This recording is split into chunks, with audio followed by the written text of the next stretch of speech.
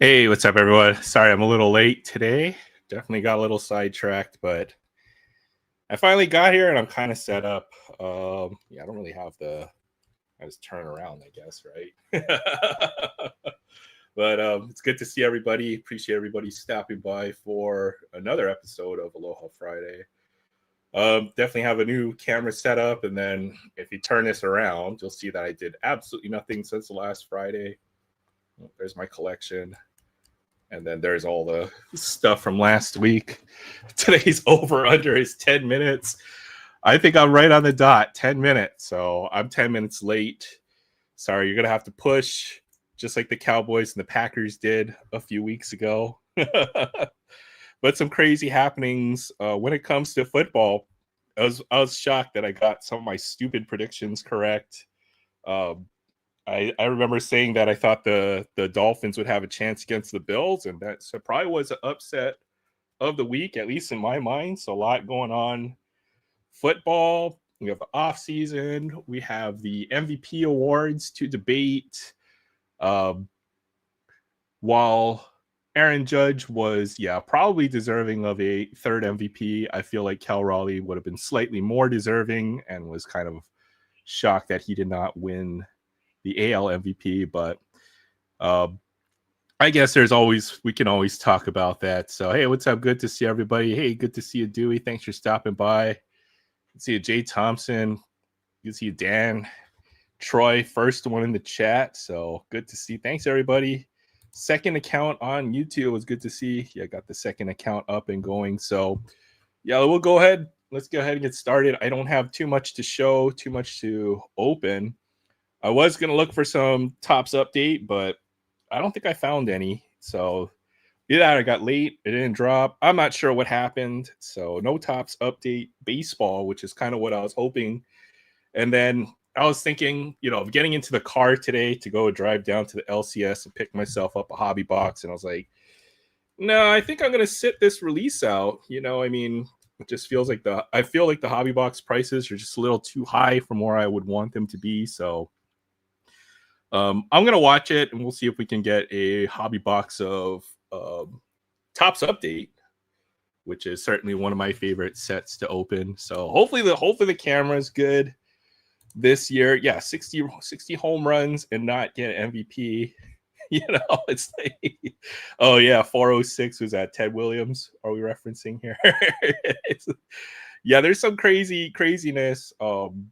They always use the advanced analytics and stats, but most valuable player to me always is most valuable player to the team. It goes beyond stats. It's more about what that person means to the team itself. I think should be better criteria versus, some kind of, plug every number into a formula and then magically decide who has the highest number. I feel is it's not the most scientific way, but I think that's how it should be done, right? Is where you actually pick the player. So, I've got. Hopefully the camera's going to hold up tonight. I switched to a different camera. We're going to put this one on the side. This is supposed to be a better camera, this Logitech camera, but I think maybe the connector in the back is a little grimy or dirty. So I'm going to have to figure this out. This camera is like 3 times more expensive than the one I've got over here. And it'll be a shame if I'm not able to use this one. Oh, you guys probably can't really tell the difference.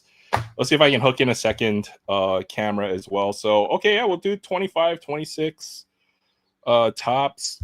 I did open a few hangers, and I don't know, I feel like retail it's like theoretically odds-wise is going to be the inferior option, but I've got a pile of other cards. I did open a couple hangers, 3 hangers. I got 2 Cooper Flag base rookies. I got a gold numbered parallel, and I got a green to 99 out of blasters. And I feel like, that's less than what you can expect out of the hobby box of this stuff. So blasters have been pretty good. We'll go ahead and try another one. I've got 2 of these, and then I think that's about everything we have to open except for the stuff I've got in the background. So yeah, we'll see. I've been sorting a lot of cards, so probably do a little sorting. I'm not sure what else, but yeah, it's good to see everybody. Thank you everybody for stopping by. We'll see. I've had good luck from this product. I'm trying to see if I can find it. We pulled a few other. Last week we got a lot of VJ Edgecombe rookie cards. I think we got like half the rainbow last week. The base, the blue, and then So I don't know. I feel like this has been a pretty decent release, at least for me. Obviously, the gold rookie auto. This guy hasn't even played yet in the NBA. He's suffering through some kind of groin injury, but first round draft pick for the Heat, probably the best thing we've pulled so far. So I can't really complain too much about this. I really wanted to get some update, but it'll have to be at the right price at the right time. So hopefully I'll be able to snag some hangers or some blasters when I run into them into the wild at some point in the future. But yeah, I was getting ready, I was gonna go and pack up and get into the car and run to the LCS, and I was like, do I really want to spend, however much to get a hobby box of the baseball for tonight? And I was like, nah, I think I'll probably just sit this one out. There's a couple other decent releases coming out. We have the Pro Debut baseball. Might want to do one hobby box of that. So yeah, it'll be, at least the camera seems to be holding up. Dylan Harper, he's a lottery pick for the Spurs this year. It's a pretty decent insert. Eamon Thompson, Bub Carrington. So yeah, still learning the names of all the rookie cards. All the rookies for this year is definitely a little different. Sold off about 16 out of 20 of my collection over the week. That's good to see. It's good that you're getting some money back out of the hobby, I would say, right? Because I think a lot of us don't necessarily have the same mindset. We're just, infinitely open, and then we don't necessarily, or infinitely collect, and then, you want to move stuff so that you're able to, get the things that you actually want in your collection. So yeah, definitely selling, and something that I've got to start doing as well. So we'll try to do a little bit of that once I'm able to sort through and figure out what I actually want to keep and what I want to get rid of pretty soon. So Chris Paul, he's a future Hall of Famer at the very tail end of his career now. I think is he back at the Clippers? Who's Chris Paul playing for this year? Alex Sarr, T-Mac, Hall of Famer, Isaiah Thomas. So I do like this set. It's got a good mix. Good to see these guys back, getting some Topps cards again. And the one thing I do like about the rookie cards this year is, Panini, you could always tell a rookie card because they use some kind of like very generic background. But at least these almost look like action shots. Maybe they're taken from the Summer League or something like that, or they're just photoshopped over it. But at least the rookie cards to me are a lot better this year. All right, we got something upside down. This will be the 35th anniversary Corey Kispert and Jace Richardson rookie. I'd imagine the Magic probably had a pretty high draft pick. They were probably just on the border of making the playoffs last year, if I had to guess. Danny Wolf rookie. This year, man, there's a lot of white dudes. Rookies. Cooper Flag, a few others I can think of. What's his name for the Con Newpol or whatever for the Hornets. Cooper Flag. So definitely a little different this year. Raptors team card. Braun, Grayson Allen. I'll get that stack over from the other stuff that I ripped, but I did finally catch up. I was getting shorted the Cooper Flag rookies from the previous blasters or whatever that I had opened previously. So I think I'm catching up on, getting my fair share of those. Ace Bailey, top 5 pick this year. So there's a lottery pick right there. Austin Reeves. This guy, him and Luka are going to be a good pair. How about this? How about Shaq parallel? Haven't pulled something like that from Topps in probably since the 90s, right? When Topps last made basketball card. Well, no, they made it into, I would say, about 2010 or so, right? So, but I had quit collecting by then. So that's like the first Topps Shaq card I've pulled since 1990s, the late 90s when I was collecting then. That's kind of cool. I gotta clean up my desk. It's different because that's not the case anymore, right? When it comes to the NBA, so there's a lot of white dudes in this draft. Kind of throwing me off a little. Kevin Durant, future Hall of Famer. R.J. Barrett, James Harden, Sion James, okay. Jameer Watkins, Magic.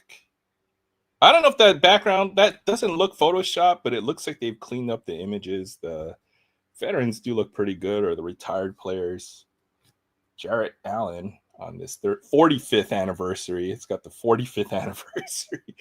I'm not sure if they'll be able to do a 45th anniversary because I think Topps stopped making basketball cards after either this year or the year after. So we'll see what they do for all those years when there's that gap between, I think, 82 to about 92 when they didn't make anything. Maybe they'll just go straight to 92 Topps where they started making basketball again, which isn't my favorite set, but oh well. Who's that? N for the T-Wolves? Yeah, so I mean, I think this is the typical blaster experience. I mean, you get the inserts, but very tough to pull parallels and stuff. We'll see. Kel Bridges, Kamara, Brunson, Eaton, McBride, Barnheiser. This guy has got a serious... See? He's got a unibrow almost. Look at that unibrow. Is that a unibrow or is that just my eyes tricking me? AI, let's go. Allen Iverson, my favorite player from the 2000s. Probably more so than Kobe Bryant. I loved watching Allen Iverson. Kobe Buffkin, Wendell Carter, Tyrese Proctor rookie card. Well, I'm getting used to this camera, so sorry if I'm not showing the cards how or holding them up at the right angle. Yeah, I'm glad they put some of the older legends as well, but they kind of have to in order to fill out a set of basketball. In the 90s, basketball sets were like 120 cards, and this is a 300 card set, so they kind of have to pad it out with a lot of those retired players. Hey, Victor, good to see you. Thanks for stopping by for Aloha Friday. Hope you're doing well. Hope everybody had a great week at work or whatever you had to do this week. And now it is time to start our weekend. Jaden McDaniels, Kasparis Jakachonis. Who are these guys? Ryan Kalkbrenner. Maybe we'll find out in a couple of years, I suppose. Liam Neeson and a Derek Queen. Is that a rookie? There's a rainbow foil. This might be one of the better rookies, I think, Derek Queen. He's going to get playing time for the Pelicans. So pretty nice rainbow foil there, Derek Queen. Or it's got that, what is that? I don't even know. It's got like that glitter foil pattern there. All right, last pack here. Let's see. Didn't get anything too incredible from this blaster. Maybe we'll get one more Cooper Flag rookie card. Okongwu, Eamon Thompson, Derek Lively, Mavericks. Yeah, there we go. Well, we definitely got another Cooper Flag rookie card, so always good to pull the number one draft pick from this year. There's a Derek Queen rookie card. Oh, we must be close to the collation. We would have only been one card off, so if I pulled the blaster pretty close, we would have got a Cooper Flag in that parallel. Neat Clifford, Ron Holland in that 45th anniversary. So what would that be? 1980 Topps, Klay Thompson, and Cam Jones parallel. So yeah, it was decent. At least we got another Cooper Flag rookie. Got a few other cool cards there. The Derek Queen rookie. I'll go ahead and grab that pile off my other desk. But yeah, it took me a little while to move, so I apologize. Had to move everything over. Don't have a whole lot to show tonight. I might just play video games depending on how it goes tonight. But I'm going to drop the link. You guys can all hop on, chill, hang out. We'll talk sports. See what Jay Thompson's up to. What's up, DK? Let's see what's up.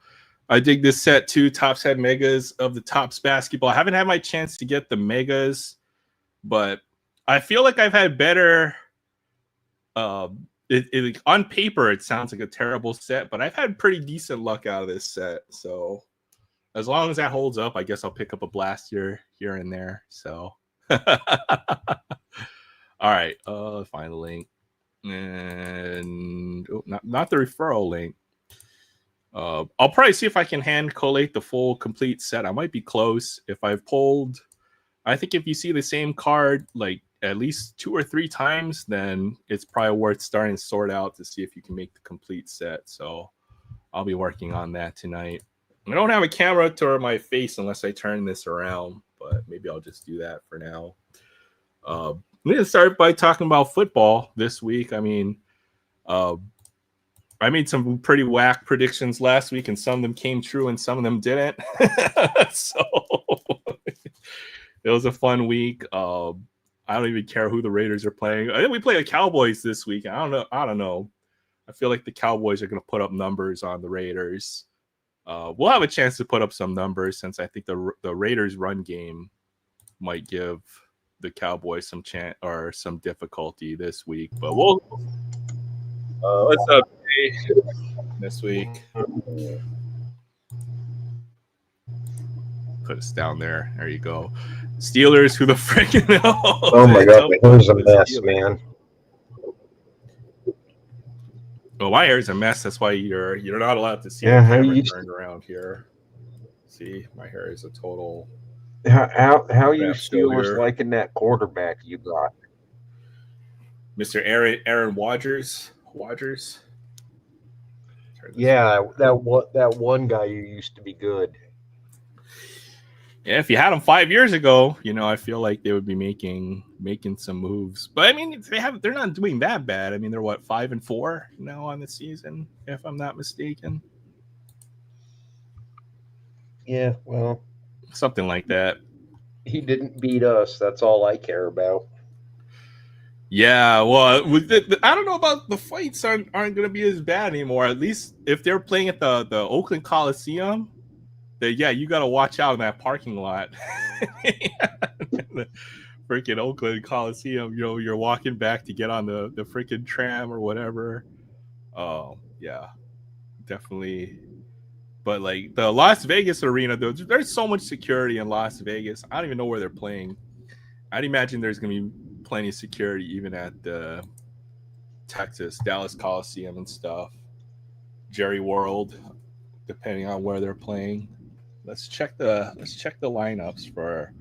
I know you probably don't want to talk about the Packers since I think they dropped a close one this past week, but they never should have. That freaking practice squad tight end ran his mouth and said, "Hey, we got this play and it's really good." And the person he told it to told his buddy who's with the Eagles. Oh, inside job, huh? Well, yeah. So we cut him.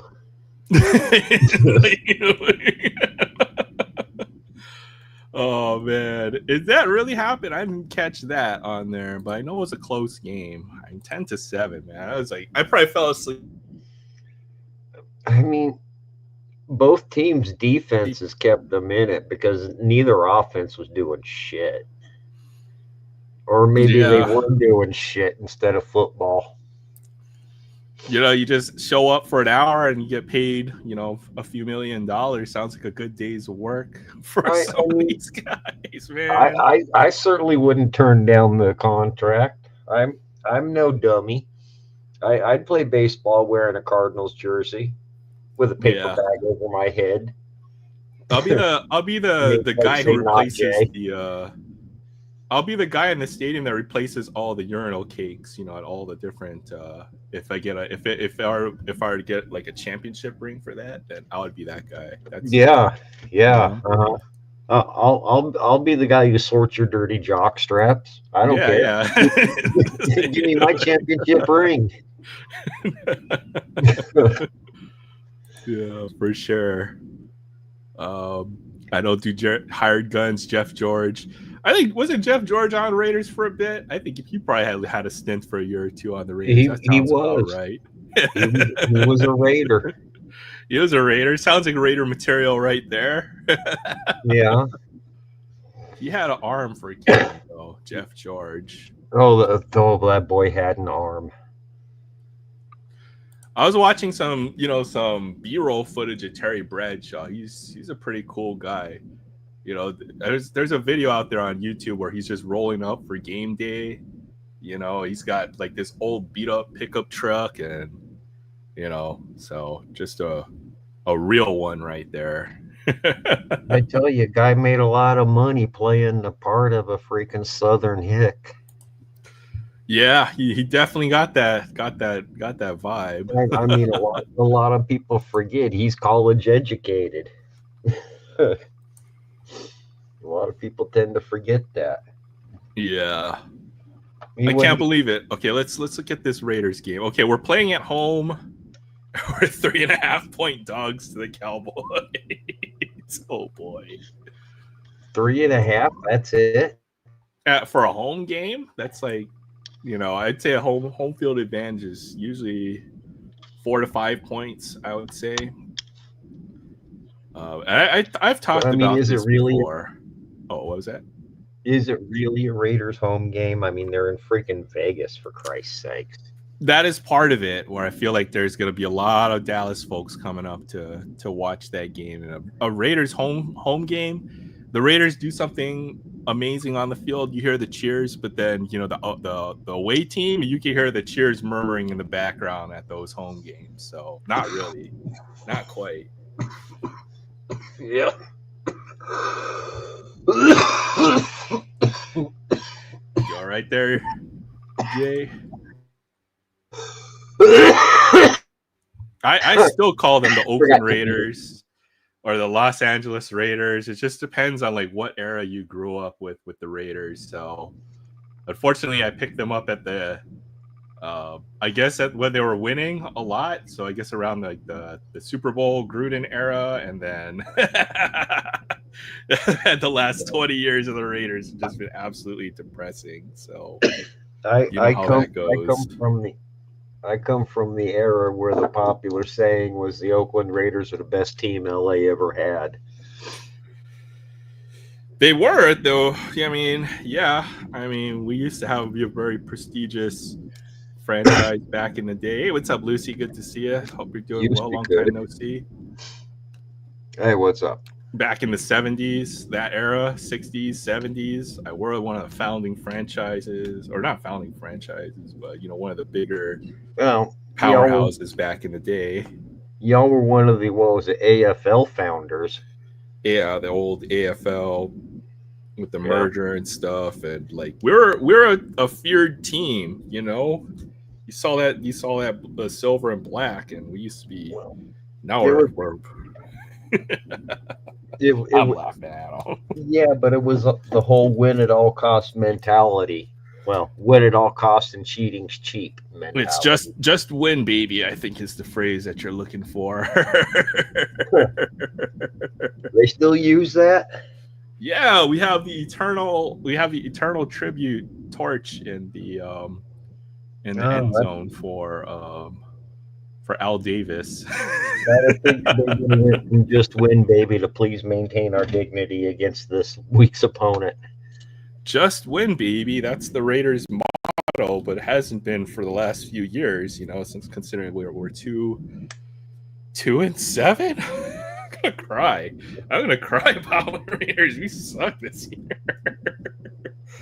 yeah, we're 2-7 this year, I guess, huh? If we win out, we could potentially still be a 10-win team. Is that how this works? The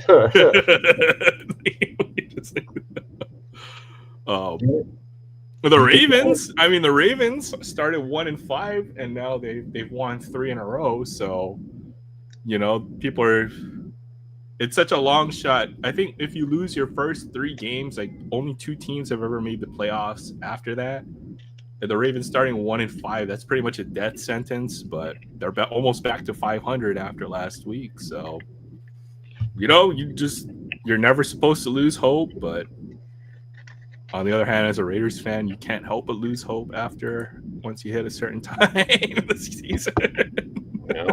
My team's trying to get to 500, and I'm not liking that. I've been reading or watching some videos on the history of football. Uh, there's a channel. It's called Hardcore College Football History. So it goes really back in time. College football was always bigger than the professional game. Oh yeah, It wasn't pro football or the NFL. It was the college rivalries. Your Notre Dame, your powerhouse schools, Penn State, Nebraska. You back know, in the days when Army was powerful.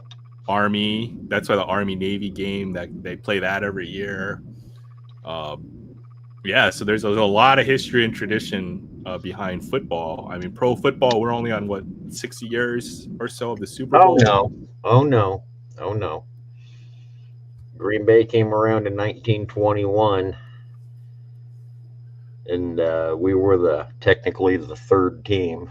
That's right. The Packers, the Browns, a No, few other no. Bears, no Cardinals, then Packers. Bears, Cardinals, Packers. And the Cardinals, see, at least you're not a Cardinals fan. No disrespect to Paul 619. But man, the Cardinals. Hey, good to see you. Thanks for stopping by, Collect. Good friend. I used to like the Cardinals, the football team. I want to make that clear. The football team. I was about to say, we'd have to check your Cubs card, and you might lose your Cub card for the next season if that were the case. Oh, buddy, the only way you're going to get my Cubs card from me is when you rip it out of my cold, dead heart. That's right. That's how Hard True Fan answers that one right there. Yeah, it's all about. I'm not even wearing nothing Cubby today. Oh my God, I'm slipping.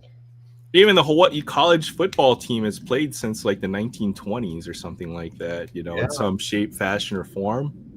So I just don't get why they don't have more big time schools coming there, man. It ain't about the competition. It's about the freaking week-long vacation you're going to get. Well, I'll tell you a little bit. All the good recruits get poached by the big name schools, right? So that's why you see folks like a Tua play for Alabama, or even like Dylan Gabriel, or a lot of these homegrown. Well, Dylan Gabriel grew up on the mainland, but a lot of homegrown talent goes and plays. You'll get scooped up by. And the other thing is the large portion of the Pacific Islander population is Mormon. All right. So all those big offensive linemen and defensive linemen, they all end up playing for BYU or Utah or Oregon State. Look at it this way. These are people who go outside on an average Tuesday, and it's Hawaii. Right. If I was a good football player and I grew up in New York State or whatever, I'm not going to go to NYU or whatever big school they got there. I'm going somewhere far away. That's pretty much what happens. And, as a University of Hawaii alum, let's just say our facilities are pretty outdated. It's like you won't go back in time about 50 years. And that's when I was going to school. Yeah, but your whole recruitment should be, dude, this is freaking Hawaii. That is. You should. Our college basketball team, we definitely recruit a lot from the mainland, and a big draw of that is, hey, look, you get to play in Hawaii. Now with the NIL money, now they, you get your scholarship and you get a little spending money to come to Hawaii to play for us. So there's a couple guys I've been watching for University of Hawaii. That's the deal they get now. So hopefully we'll be more competitive on bringing some real talent. I'll learn to play basketball. That's how we get a lot of JUCO players transfers. That's how folks like Colt Brennan or Devon Betts, they play in California, then they transfer from JUCO, play in Hawaii. That was that's how we built our 2007 team. So all JUCO transfers. So those are the days. Hey, Hawaii football is actually good this year. I think we have enough wins for a bowl to be bowl eligible already.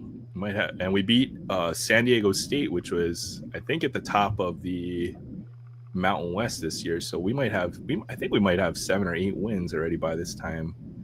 So Hawaii football has been pretty good this year. I'm gonna go look real quick.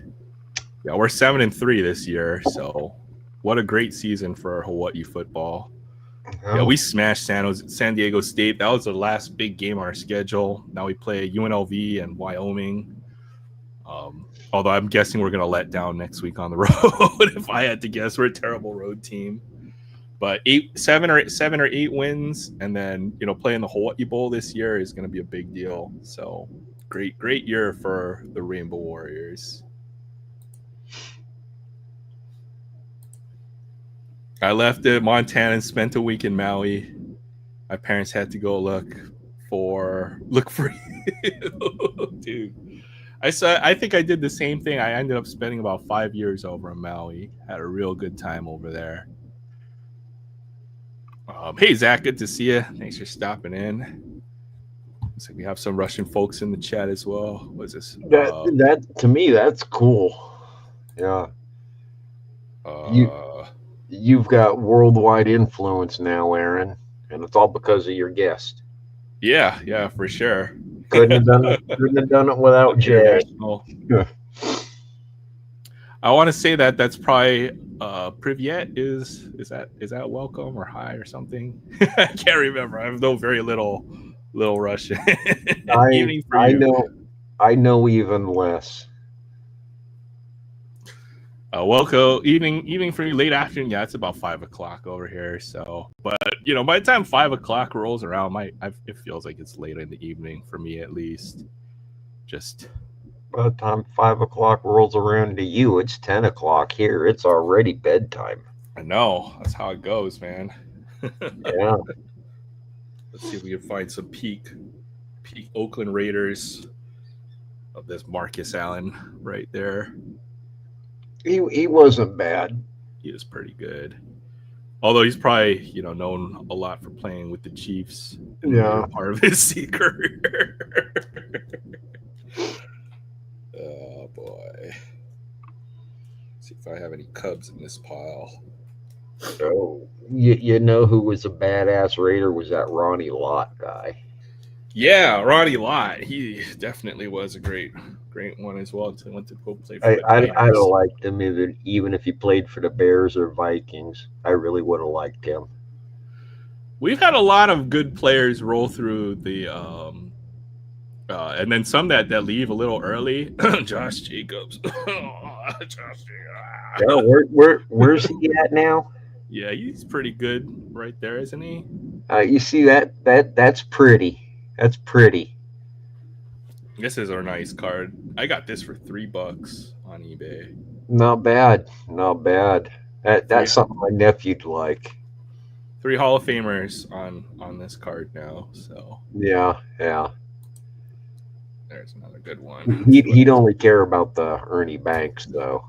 I know. How about this guy? This guy was a mean player right there. There's one for Zach. Oh, the Coke Joe guy. Green, the Coke guy.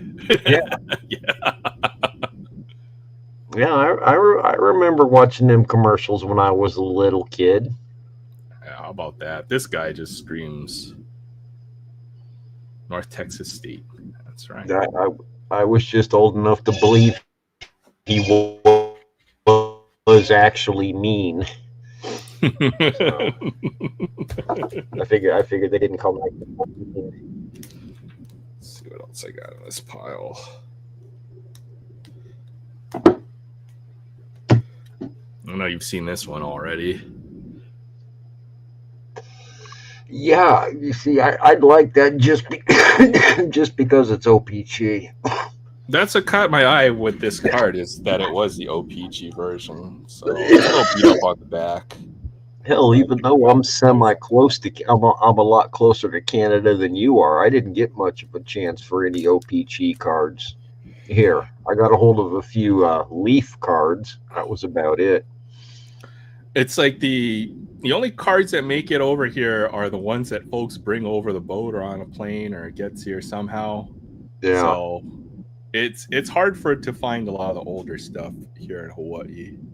I What year think is that that? is 75. I think it's. I'll check. We'll find out. What year is this Joe Green card? 19. Oh my goodness, do I need glasses? 1978. I like the design from this particular set. That's just a nice design. Sure, sure. That'd be a nice looking basketball set.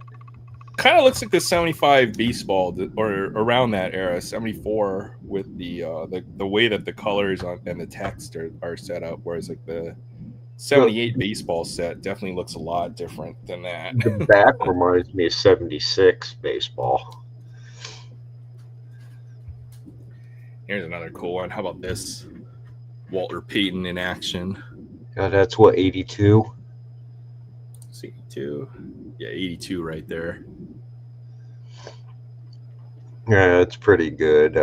My stepdad has a Joe Montana in action from that set, I believe. That would be pretty awesome since it's probably like a second or third year Montana or somewhere around there. I think it's his second year, and he's also got the Anthony Munoz rookie. Oh, that's awesome. Yeah, I've gotta start doing some football. I think it's still reasonable compared to baseball. Like baseball is unreasonable to get a lot of these older guys, but football is still within the realm of possibilities.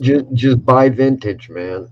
Yeah, so I mean, vintage football is definitely shooting up my list of things to acquire.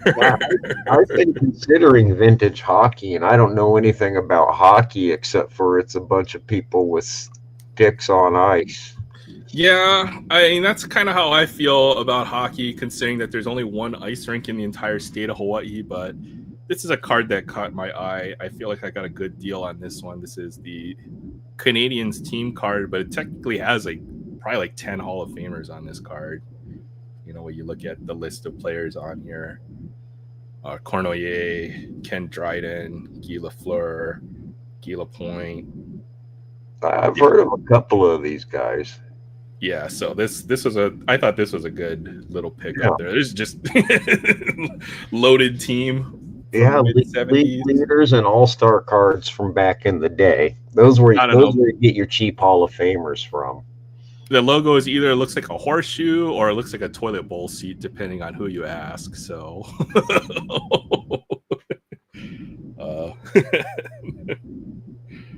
looks like the Borders that had the Lawrence Taylor rookie card. Yeah, Lawrence Taylor, greatest defensive player that ever lived. Gotta find Reggie White. Okay, yeah, Reggie White's up there. Reggie White's definitely up there. Top 5 in my book. 5? Somewhere around there. Speaking of 5, I've had 5 heart attacks, and you're trying to give me another one by saying he's only in the top 5. That's just like a general, you know. I mean, but that could be plus or minus 4, so he could be number 1. He could be number somewhere around there. Yeah, anywhere as long as it's touching number 1, I agree with.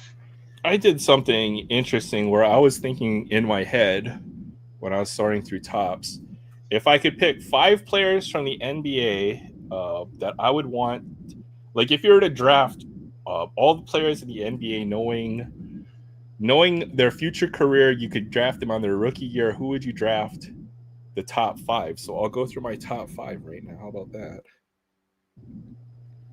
So number 5, if I had to draft anybody, starting with Victor Wembanyama would be my number 5 pick out of anybody in the league right now. You had to start a team. You had the number 5 pick. You took a player, and you got them for their entire career.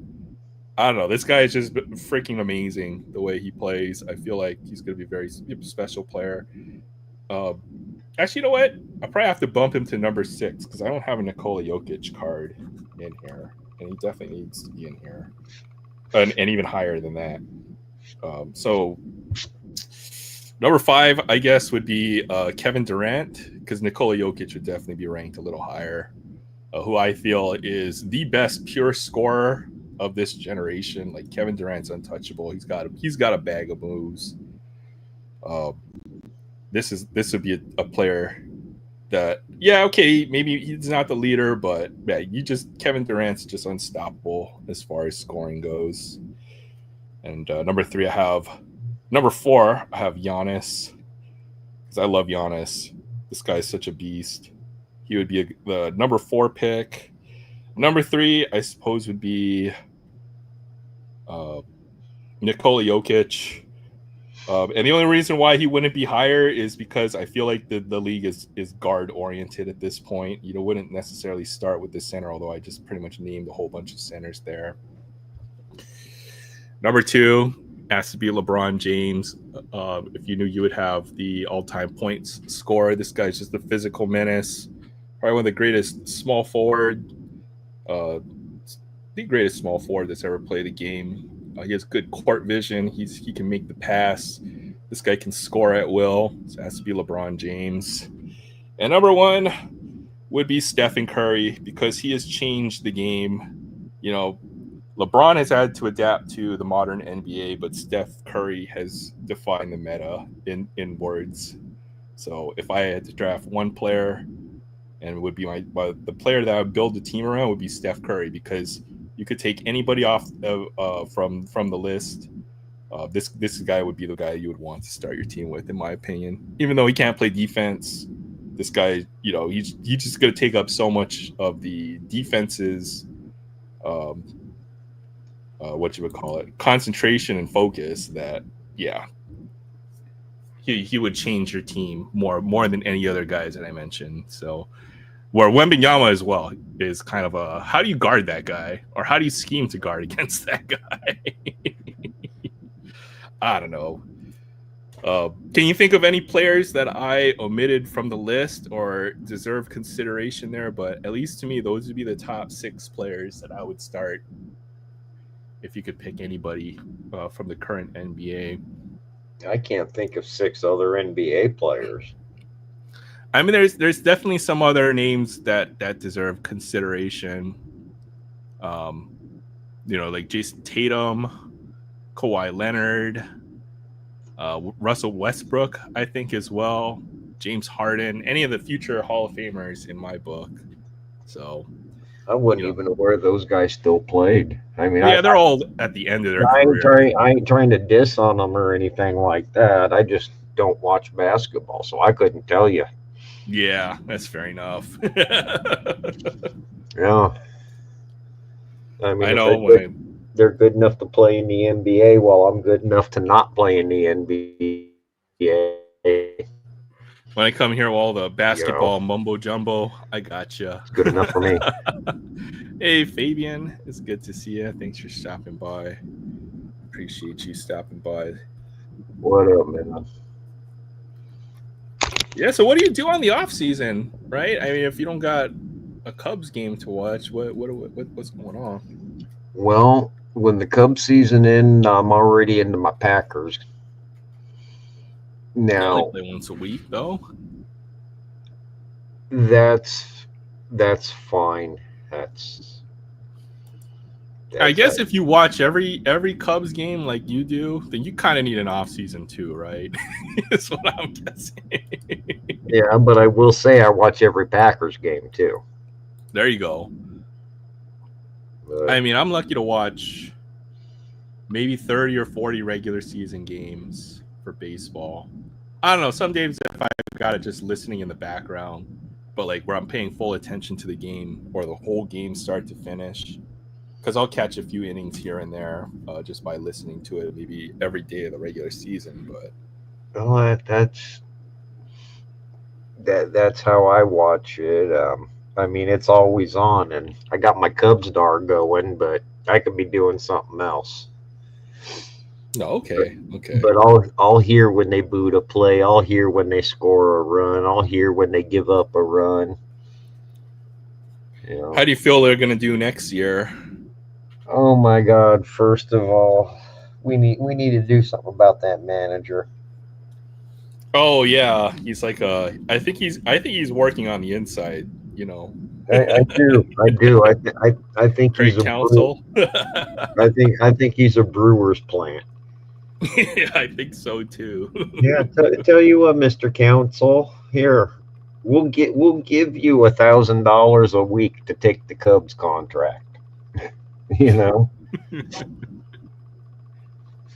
that's what I think it is. It probably ends up being a lot higher than that, but I know what you. Yeah, you know what? He's got to be a plant. That I think I'm in on that conspiracy. What's up, Troy? What's going on, man? What's up, Jay? What's up, man? Much, just chilling out, hanging out. As you can see, I did nothing since last week, so I just have everything everywhere on my desk. So, my nephew texted me the other day. He told me he wants to trade me his Optimus Prime just out of the blue. Just texted me and said he wants to trade it. Well, I still got your box with Optimus Prime and one other car sitting on my desk at work. He wants my '64 Impala. What? That's his dad's favorite car, and he wants it to give to his dad. Well, that's. I'll just give him the car, but the problem is I can't find the damn thing. I'm missing that and my pink bus. Pink bus? What's the Yeah. pink bus? Hot Wheels. Yeah, but what's it? Is it from the track fleet or is it a mainline? It's the main line. It's still on its package and all that. If I knew where it was, I'd show you. Well, better start tearing your place down so you can find that freaking Hot Wheel. I'm just kidding. Yeah, I want to, but my God, you know how long that'll take me, and I'm old.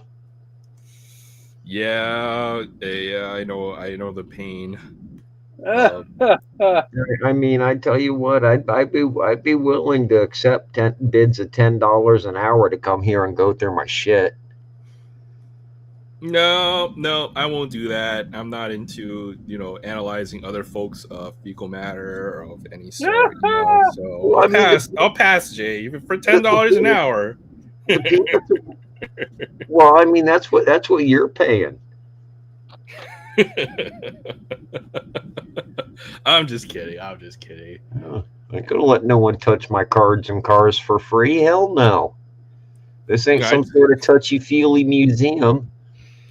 Yeah. No, I started taking stuff out of the storage locker, but it's gonna take me a while to unwind. To bring it back into the house or the new apartment? Yeah, to unwind what I put in there. Like I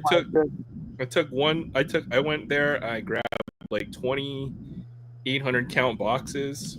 Oh my God. And then I did that twice already, so but I didn't even make it past the first row. There's like 3 more rows of stuff in that locker, so like to get to the stuff in the back, it ain't happening. Get all excited for sorting cards 45 minutes into it. I'm a complete moron for even thinking I can do this damn task. Well, if I find so that's the problem, right? So if I find a box of like 21 archives or something, right? The other box could be like 5 months away in the back. It's the problem. Yep. No way to sort, man. Man, it is an absolute disaster right now with what I have. I did manage to get some stuff sorted out. So I've told my sister several times I could adopt her son and just put him to work sorting my cards for me. He should be done by the time he's 18. Yeah. I mean, that's. But apparently she likes him, so she won't let him do it. Oh man, she'll let him come over and help me sort them if he wants. That's no problem. I just can't keep them. You have to find a way to work around that somehow. Yeah, I know.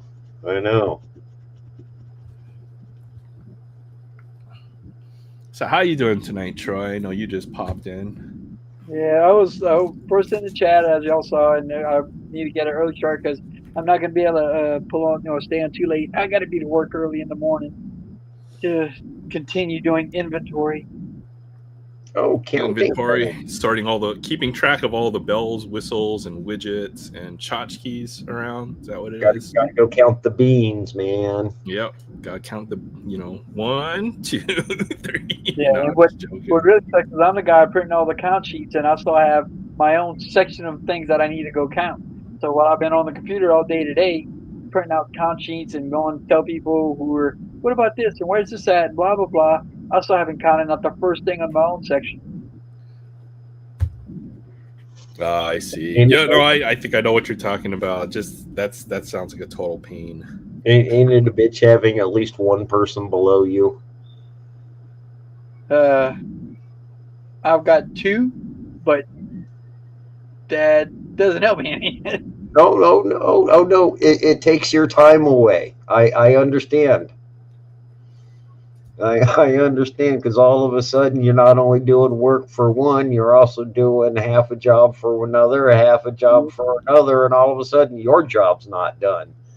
Well, yours is half. The biggest thing is everybody's counting, and everybody needs my help with something. Hey, Troy, can you blah blah blah? And I was like, come on, I'll be right back in a minute.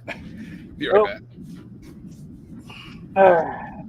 So you're going to open up a car, or you waiting to open up that Optimus Prime when it gets taken? Speaking of which, if you give away your Optimus Prime and open the one I send, if I can ever save enough money to do that, you're not going to have one on the card anymore. Jay? I'm not opening an Optimus Prime. I'm not opening any. I've got one here that's waiting. Well, I've got that one in the box to still send you. And you said you would open it when I get it. I'll tell you, but it's in the box. I'm gonna get it to you. I promise. Yep. All right, I'm back. I've got it sitting right up there. Hey, Troy. Yes, sir. Do you have any interest in a nearly complete 21 Tops update set? A 21 update? Yeah, 2021 update. Because I sorted through that and I found that I have probably like 320 of the 330 as duplicates. So 21 update. I made one complete set. Yeah, 21 update. Are those just the cards you need, or you need the whole set?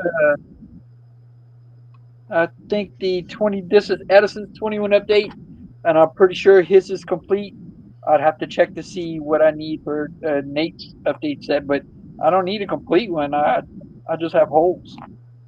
Yeah, that's what I figured. So, or I'll just send you all the extras, and you can see what and then do the rest. That set that's like one of the worst base sets I've ever seen. That checklist is horrible. The 2021, it was more than just.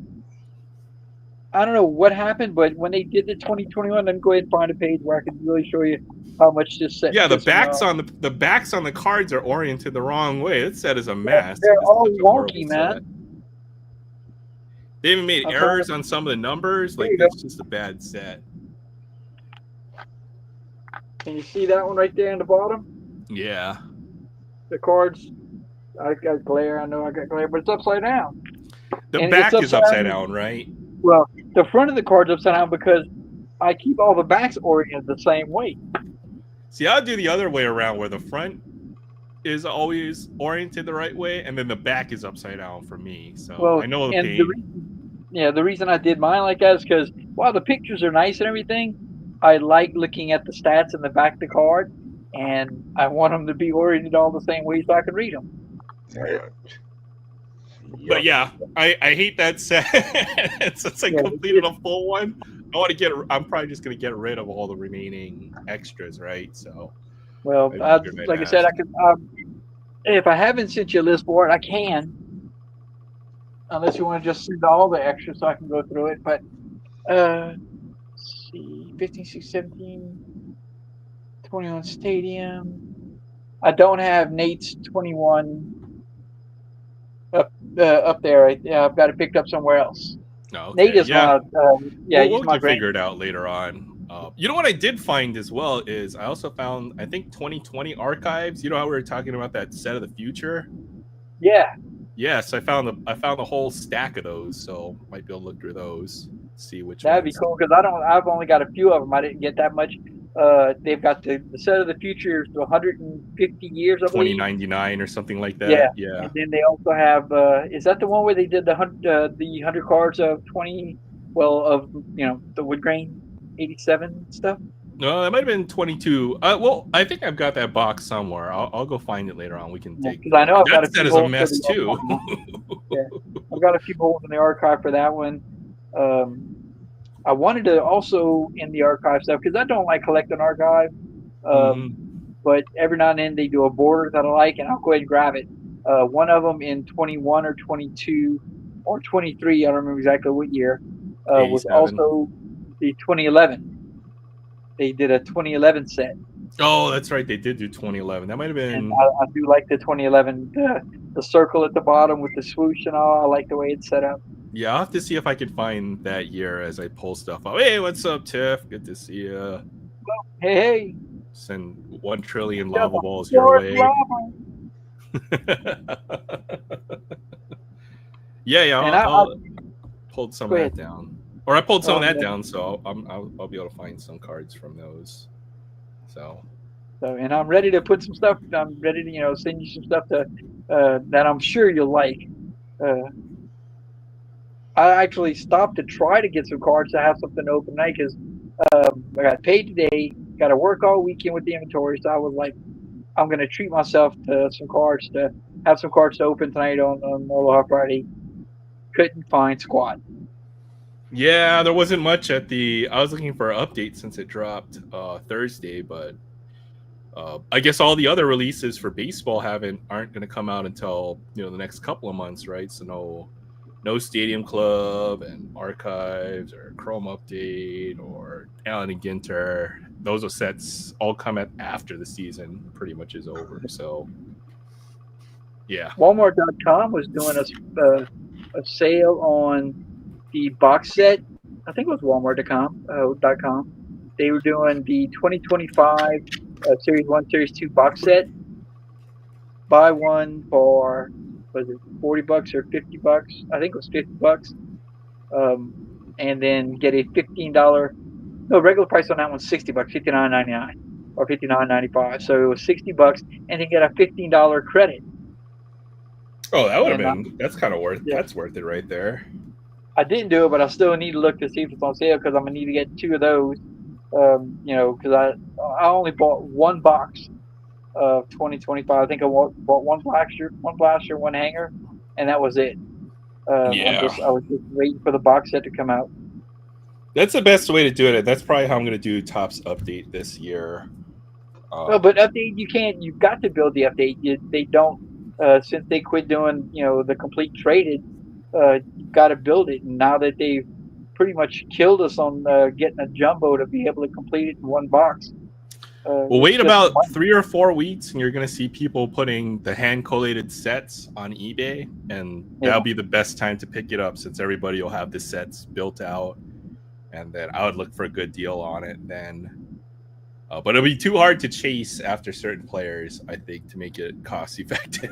So. Well, and see, that's I've run into that already, like the 2018 and 2018, 2019, or whatever, the stinking Judge year and the Otani year. I think, thank goodness, I've got both of those, at least one. I've got Edison's done complete for both of them, but I'm still short Nate. And now I'll never be able to complete it because the Otani stuff is through the roof. The Judge stuff is through the roof. Just wait a few years. I think they're just in the peak, right? So after a few years, eventually. So. Well, hell, I don't even have a Trout rookie for my 2011 update. Yeah, I don't have a Trout rookie either. I've got a few of the base Otani rookie cards. I don't have the Judge rookie, 2017 Judge rookie. Well, I've got at least one, 2017 and the Otani year completed for Edison. I've got that, including the Judge cards and the Otani. I've got a bunch of Otani rookies. I do actually have a Otani's 2018, right? 18, yep. I've got Series 2.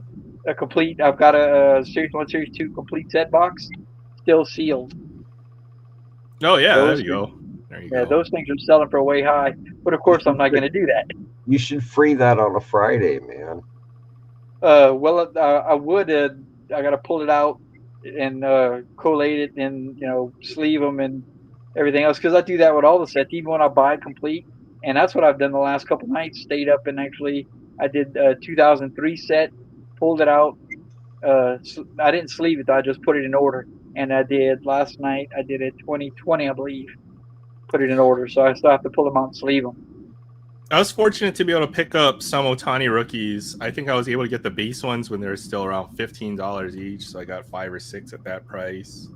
And I got the Chrome rookie card for like 35. I picked up like 2 or 3 of those, I think. So fortunately, I didn't have, and those are kind of like the core of my Otani collection, I suppose. So now I think they're multiples or certainly more expensive, but wouldn't be the worst time to. I think the base rookie is still under $100. I think, right? It's Really? gotta be.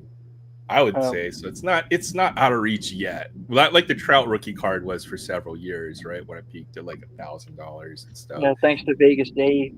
Yeah, I've got the 65th anniversary gold border, 2011 update trout card, and it's not bad. It's still pretty, and that's what I have in my 2011 update set. Oh, that's a nice card. I don't have a Trout rookie of any flavor, sort or anything, so it's a collectoraholic. 2011, that 65th anniversary reprint is not that hard to get, and it's still cheap. You can get it for like $20.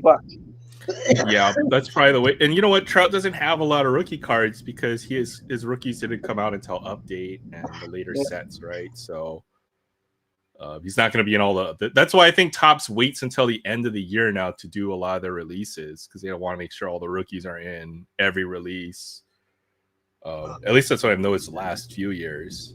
They cut out a lot of the early year releases. Like there's no Gypsy Queen. They cut out a lot of those earlier part of the year release schedule. Opening day, Big League. I don't think they didn't make Big League this year, right? So right, they didn't. They did that that amalgam set, the celebrations box that had all the Big League inserts, which was interesting. I wouldn't, I'm not collecting for kids, so we're not that excited about the big league stuff, or I wasn't. Just sell one, and then you can buy a Trout rookie card. The Fire stuff was too busy. I didn't like when they did Fire. Yeah, I wasn't too big of a fan of Topps Fire, but they also cut. There's no Topps Gallery anymore, so yeah. I didn't like the card with all the busy stuff in the background. Yeah, see, I didn't like it either. No. One set I wish I had the money to build, even just to do the base set, is a museum. Oh, museum? Yeah, that would be a very hard set to finish. Yeah, it's just so costly. You get so few base cards in a box, right? So it's expensive. You'd basically have to buy a box until you got one, good card, and you'd have to go ahead and flip it to sell that one card to buy enough to, build the base set. I'll have to see if I have a few extra doubles of museum collection. I might have a few lying around. So. They're just some pretty cards. I mean, I try to do, and I've tried to do Stadium in the past because I did always like the combination of some of the best action, photos around. And then they still do the occasional portrait kind of photo. And then as of late, they've been doing one or two kind of oddball cards. Like they did the chicken card. Not Piazza, what's his name? Ted Gillis. That with the chicken, they did the card with using the chicken coop. Boggs. Yeah, but that's it. Wade Boggs. Wade Boggs is chicken card. Just so they have some of the more funny, kind of almost comical, but the action shots and the action photos and in Stadium Club. That's what really keeps me coming back every year.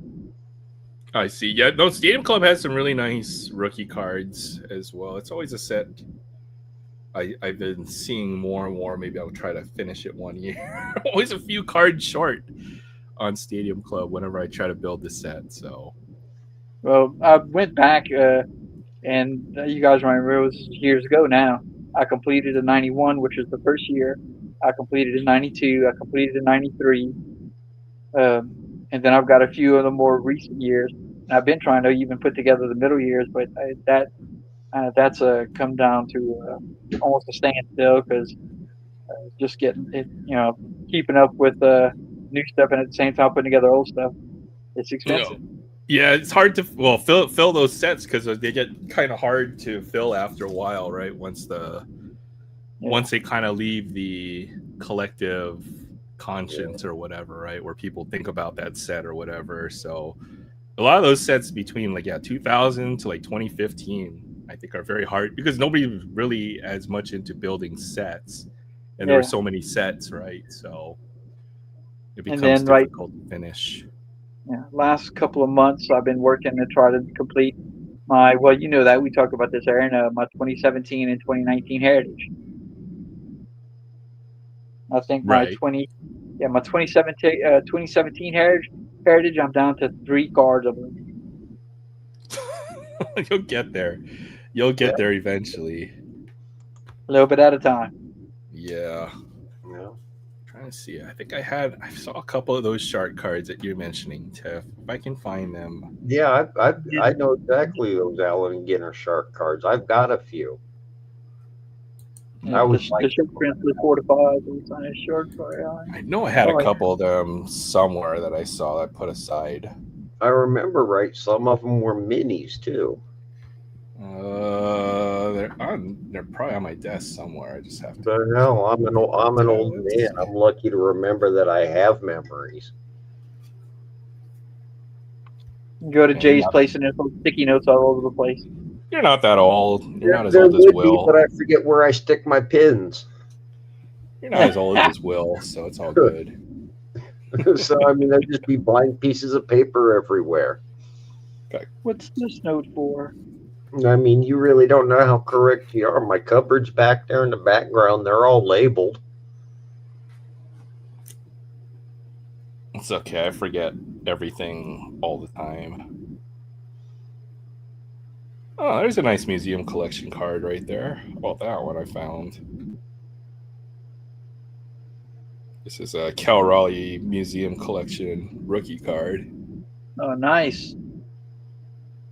So I had to find the right top loader because they're a little thicker. I think they're a little thick, yep. Top loader yet, just some nice cards. They really are some nice cards. Yeah, Museum Collection is such a nice set. I'm going to see if I can find that box with the Museum Collection stuff. I think I had it somewhere around here.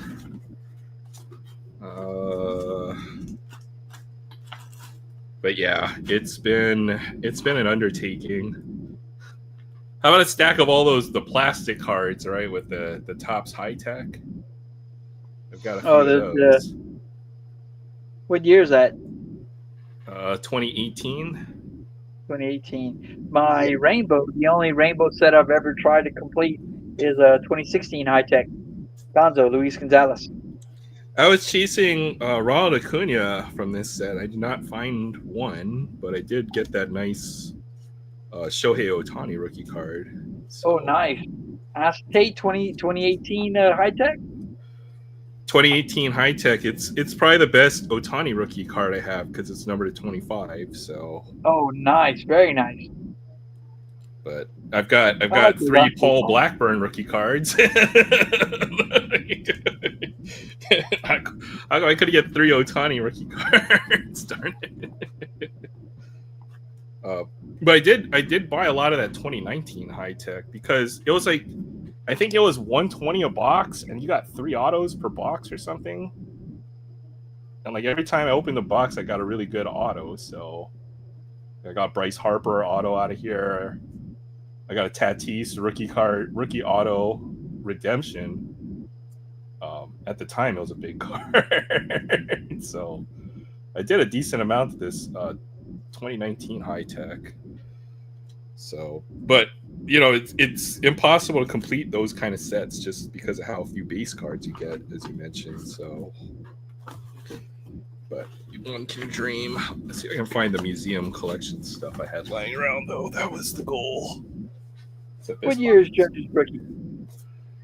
2017, I think. 2017. Here's a 2015 Panini Collegiate Connection.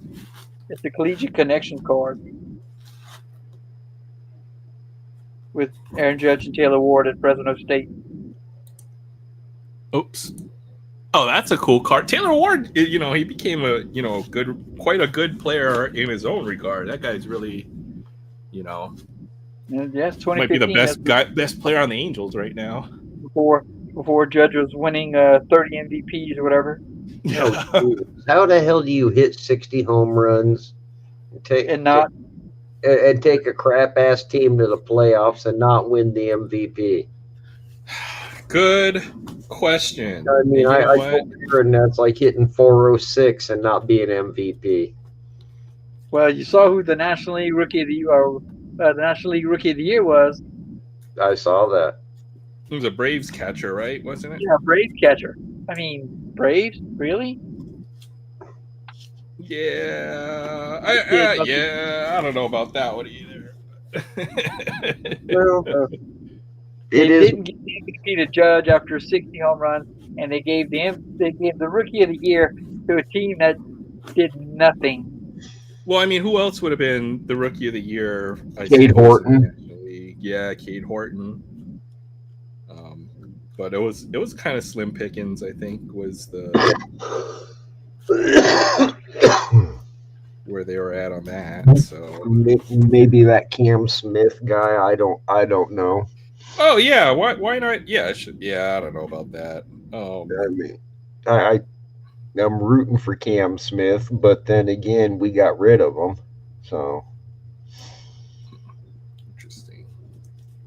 He was one of the pieces that we gave up for Tucker, I want to say. I think he was the big piece in the. Yeah, he was the piece.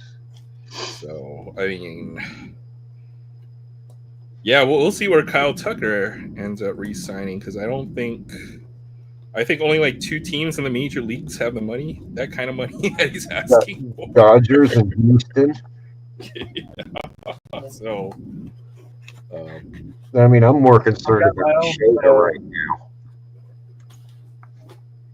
Got my own worries as far as because Zach. I think Zach Gallen did take the qualifying offer, so he's up on the block.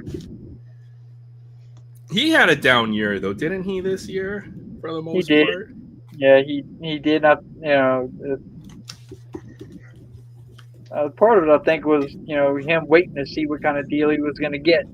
Yeah, so he kind of had to take the qualifying offer because that was the best thing on the table.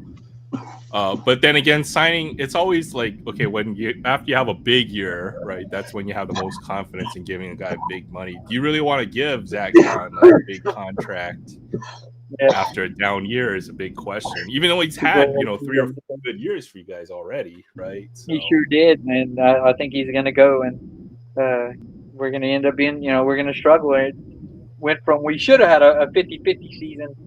This past season, the couple of losses toward the end, I don't know what happened.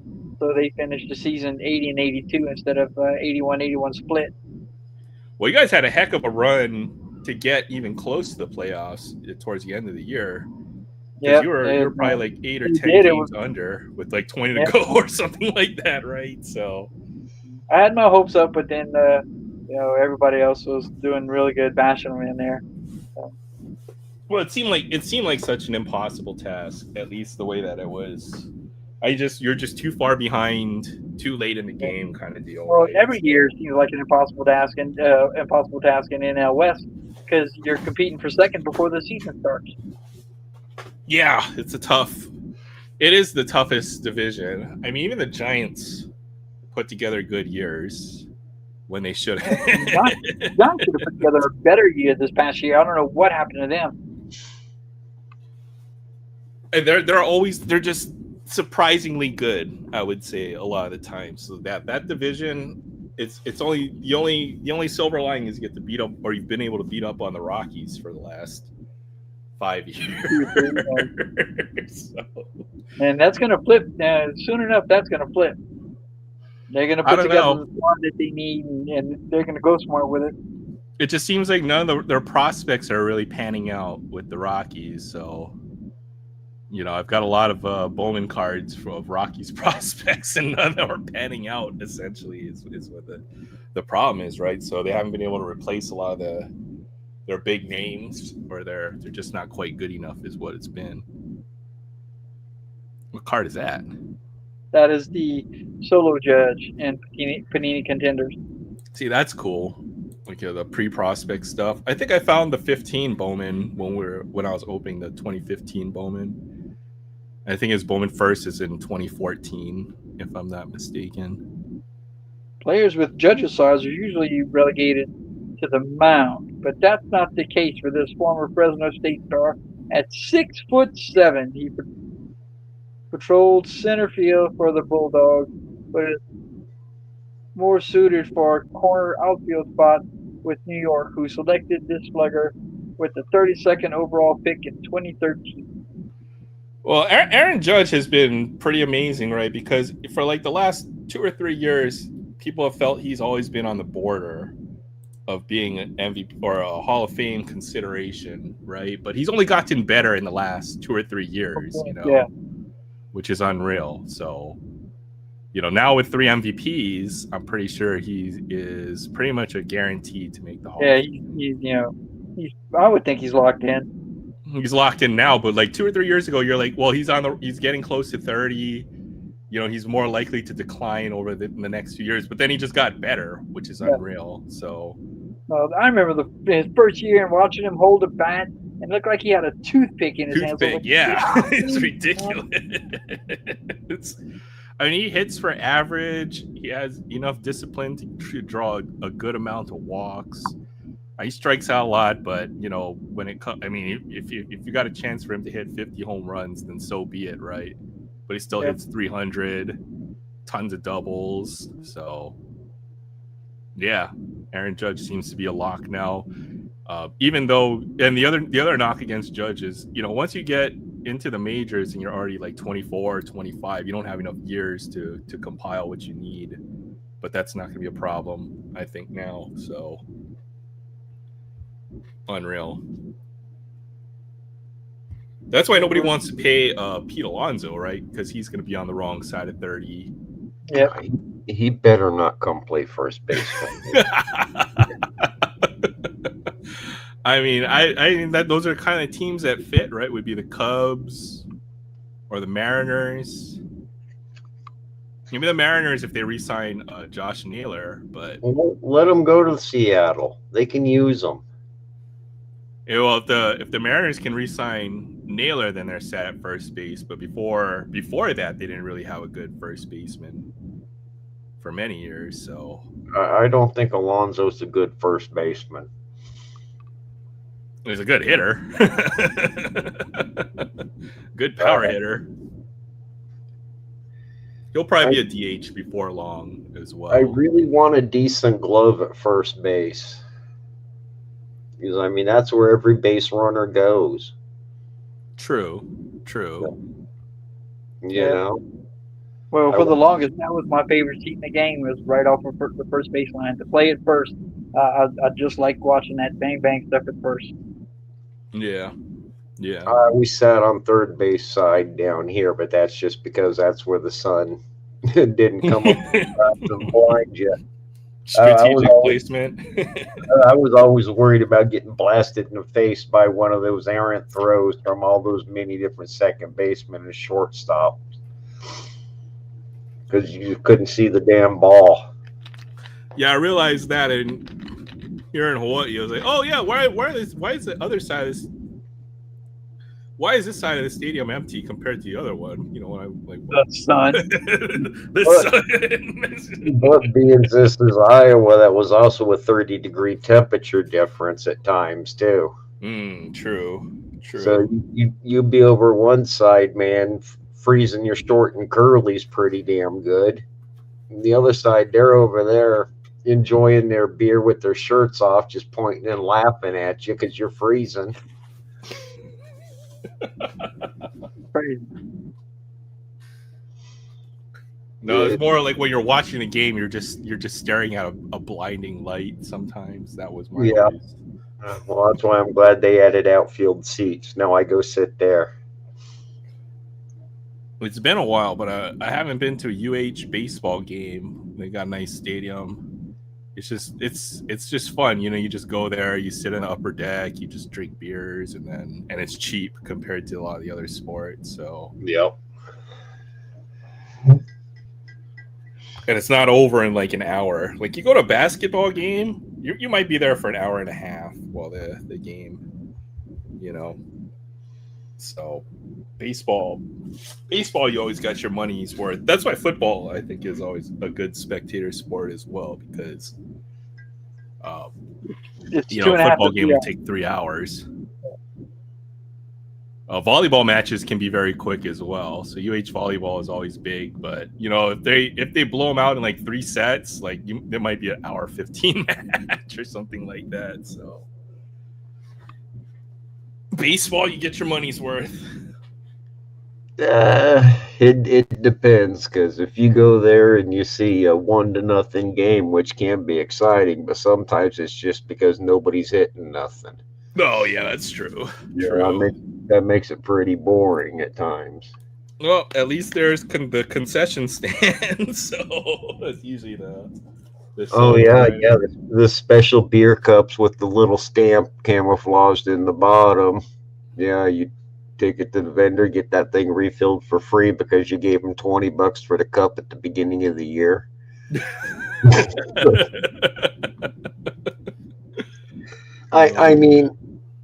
I mean, yeah, I paid full price for every beer I ever drank.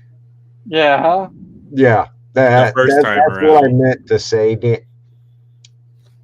I need autocorrect for my mouth sometimes. It's a free refill on popcorn. Types the wrong thing. I'm a cheapskate. I don't drink at the baseball games usually, and we'll actually bring Edison and my son and I. We'll take a plastic water bottle and crush it, and I'll put it in my pocket. And then when I get in, I'll just actually blow it up and then keep filling the water bottle up. It's too expensive it doesn't make sense to spend a lot of money at the concessions. Like there's certain things, maybe one beer but like now that's easy, like $20-$30. Yeah. And I was going to a lot when the Mississippi Braves were here, and I was going to a lot of the AA games.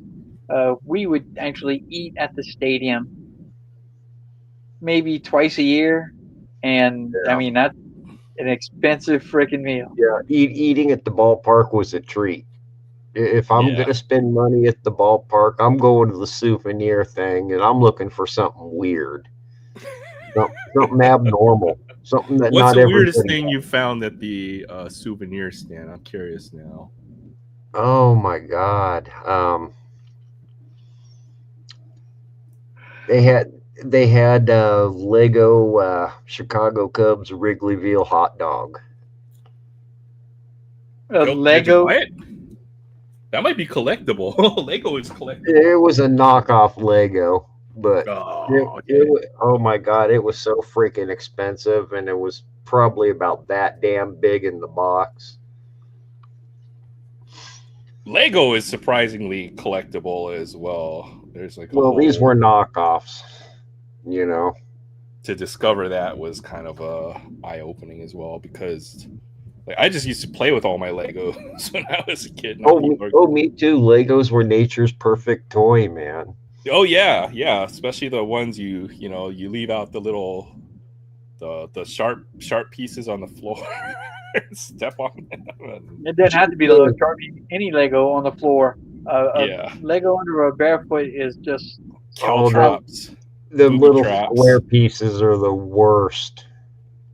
The 1x1 block is like that's like the landmine. The 4x4s were the ones that always got me. Yeah, that's what I associate Lego with.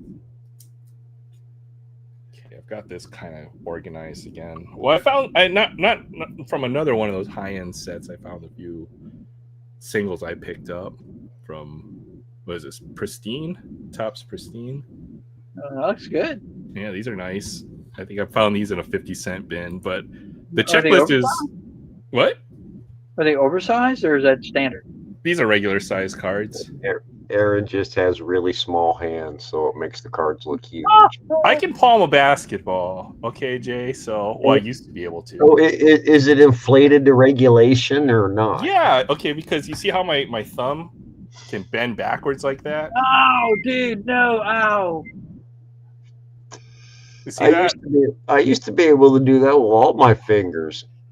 So I can palm. I have enough flexibility where I used to be able to palm a basketball, like I used to pretend like I was Michael Jordan or Shaq, the basketball. So, but yeah, just some nice cards from a high end set. So Big Mac, Lou Gehrig, Mariano Rivera. Got some refractors there too. Clayton Kershaw, Freddie Freeman, DeGrom, Arias. Pretty much I picked up every one I could find in the I like that Winfield. I love that Padres uniform. I love the mustards and yellow. Brown. Yeah. I love them.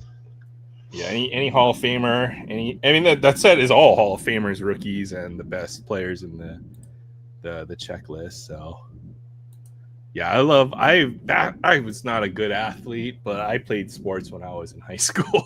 I was a terrible athlete, man, and my baseball team was full of guys who played. Hell, had one make the major leagues.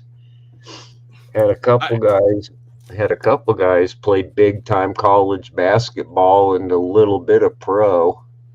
See, that's cool. That is awesome. Yeah. Or overseas. And, oh God. 2 NFL players, but we won 4 games my entire 4 years playing with them. So Iowa, those corn-fed boys right there. Well, hell, it was our damn bat boy that made the major leagues, man. Yeah, that was the same for our high school basketball team. Was our because our school was so small, we would have to take kids from 7th and 8th grade to fill out our varsity team. It was a little 7th grade kid that ended up playing Division I basketball from our high school. So yeah, our pitcher played in the Elite 8. Played for Iowa State. He played for Iowa State when Iowa State was starting to come up pretty big. Hawkeyes? No, Cyclones. Dang it. Yeah. The dude I played baseball with was Hurl Beecham. Hawaii had a pretty good collegiate baseball team. For at least in the 80s, we made a College World Series and we almost won, I think, one year. We were runner up in like 83 or 84, I think, for College World Series. Oh, that's at the pretty much the height of the LSU's reign, the Bertman years. Yeah, so Hawaii has had its era with college baseball. That was in the 80s with and the stadium's named after the manager. It was Les Murakami. So little factoid about UH baseball. Well, they used to do that all the time before big corporate decided, instead of playing at Bob Smith Stadium, you're gonna play a freaking Microtech ABC Corporation. Yeah. And even now, it was. I think has Hawaii. I wonder have we sold the rights to our arena, because for a while it was. They didn't have a person to name it after, so they just called it the Special Events Arena. Wow. And then we had someone to name it after. Then became the Stan Sheriff Center. I don't know what it's called now. So. Yeah, and I think it's bad. I think it's bad luck to change the name of your stadium or building you're playing in too. What about if we're called the Raising Cane's Arena or something like that? Then I don't know. Maybe I'll go for it. But oh man. LSU plays at the box, Alex Box. Yeah. LSU has got stadium with Skip Bertman Field. LSU has tradition, so maybe not so much for basketball, but definitely football and now baseball. Like the LSU teams have always been they good for played years. as far as basketball. It's a Pete Maravich Center. Yeah. I mean, why not? But if you try to think of the best player from LSU, it would either be Shaq or Pete Maravich. Yeah, are the two Peter that come Shaq to and mind. Shaquille O'Neal. And it depends on your age. If you're my age, you won't even know who Pistol, or anybody not my age, let's say, won't even know who Pistol Pete is. The only reason they'd have heard Pistol Pete's name as of the last 5 years is because Caitlin Clark beat his record. If you know the history of basketball, you will know who Pete Maravich is, though. So, and then the other, obviously, Shaquille O'Neal, who only played, I think, 2 or 3 years at LSU. Yeah, but he was better than one and done at least. Yeah, I like that movie Blue Chips, where he plays a college athlete. I think the NCAA needs to do away with the one and done for basketball. I think I think they should do away with it for any sport and quit drafting high schoolers. Well, it works. That's the thing, though. Some sort of minor league system. That's what probably should happen. It's same for football, right? So Hawaii has having a good year this year, but some other bigger college is gonna come and poach our quarterback this year, probably, right? So, he won't be. I'm guessing Aloha is not going to stick around for much more than either this season or next season. He might be gone after this year, and that's the big thing with college football now is all the best players will just transfer out from the smaller schools every year. That's the bigger problem with the image and likeness thing, and then the NIL money along with the portal. The way they played the portal out, it's almost Major League or NFL type contracts, basically with NIL money in the portal. Yeah. Whoever's got enough money. You know what? I tried to play golf, Tiff. I'm really bad at it. I can't even hit the ball straight. So I've got a set of clubs downstairs. I can't do any more because of my left knee. I just can't get the twist to keep my, just split my weight over it. But I have a baseball swing. My hands are in front of the ball before the club face hits. So I'm swinging across the ball, which gives it a spin, and just that sucker goes out to the right like there's no tomorrow, just straight turn. Is that a hook or a slice? I can't remember. I don't remember what it is. I think that's a slice. Oh, okay. Yeah, I mean, I always have to stand crooked so I can hit the ball straight. I feel like I might be hitting it either the same way or something like that. So, Lee Trevino, they said Lee Trevino played his. He had one hell of a slice and couldn't correct it, so he would draw crooked. Yeah, that's how if I'm at a driving range, that's how I'm hitting the ball. If I'm not throwing my club onto the driving range either. So. I mean that's about the only thing I could do in golf. Loosen up your grip. Loosen up your grip, and then whoosh, club goes flying out of my hands. God, I got the language down, and I've got the temper down. And I've got the heart to have a heart attack during one of them fits where I'm throwing my clubs all around and using some of that golf language. I'll just be the guy who hauls the bag around and drinks beers. I'll be your caddy. How about that? No, yeah. I was never good enough to actually go out on the course with other people. I just go by myself to see if I could get any better. The last time I actually went and played just the back nine, I'm still counting. I don't count strokes. I'm counting how good I did and how many balls I lost. I was going to say, golf is expensive. Counting how many balls you showed up with, opposed to how many you've left with. It's a sport you get penalized in your pocket the worse you are. Yeah, but I'll still pick up balls along the way. If I found a ball out in the rough, that went in the pocket. You're not supposed to be using those range balls out here. Yeah, that's why I never picked up golf. I've got already too many expensive hobbies. I can't putt for shit because of my shoulder, which also means I can't chip, drive, or any of that.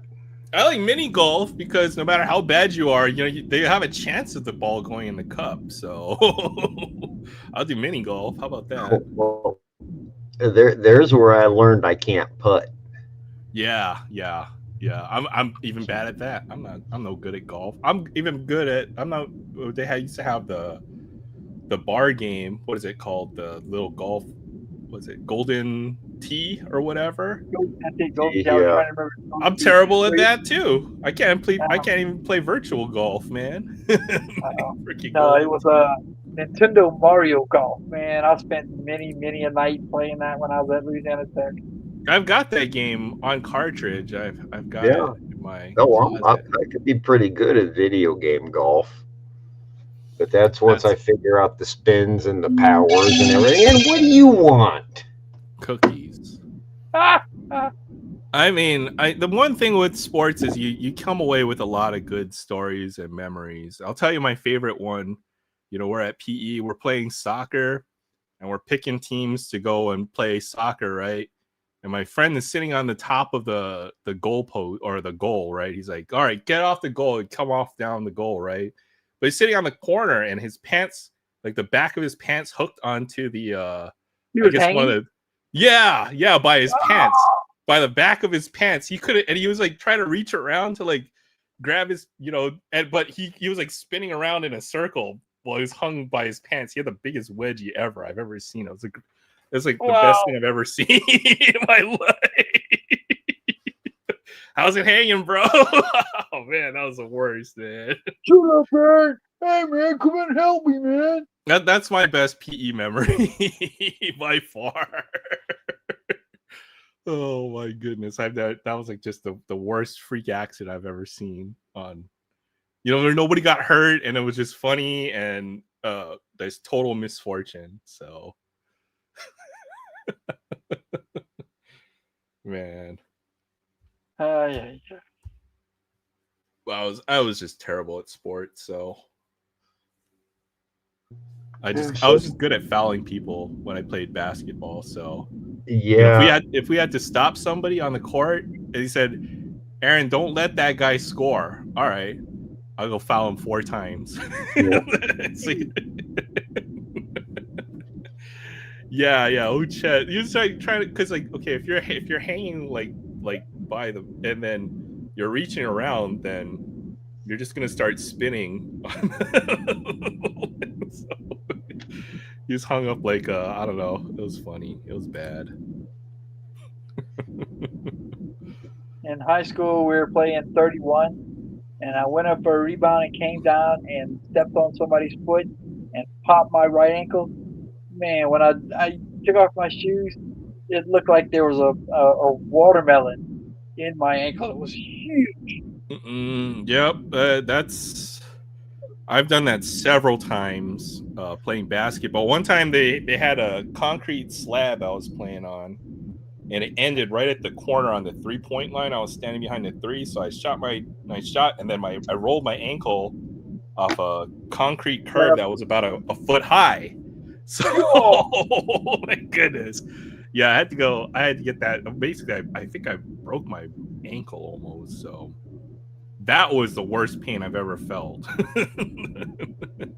playing sports or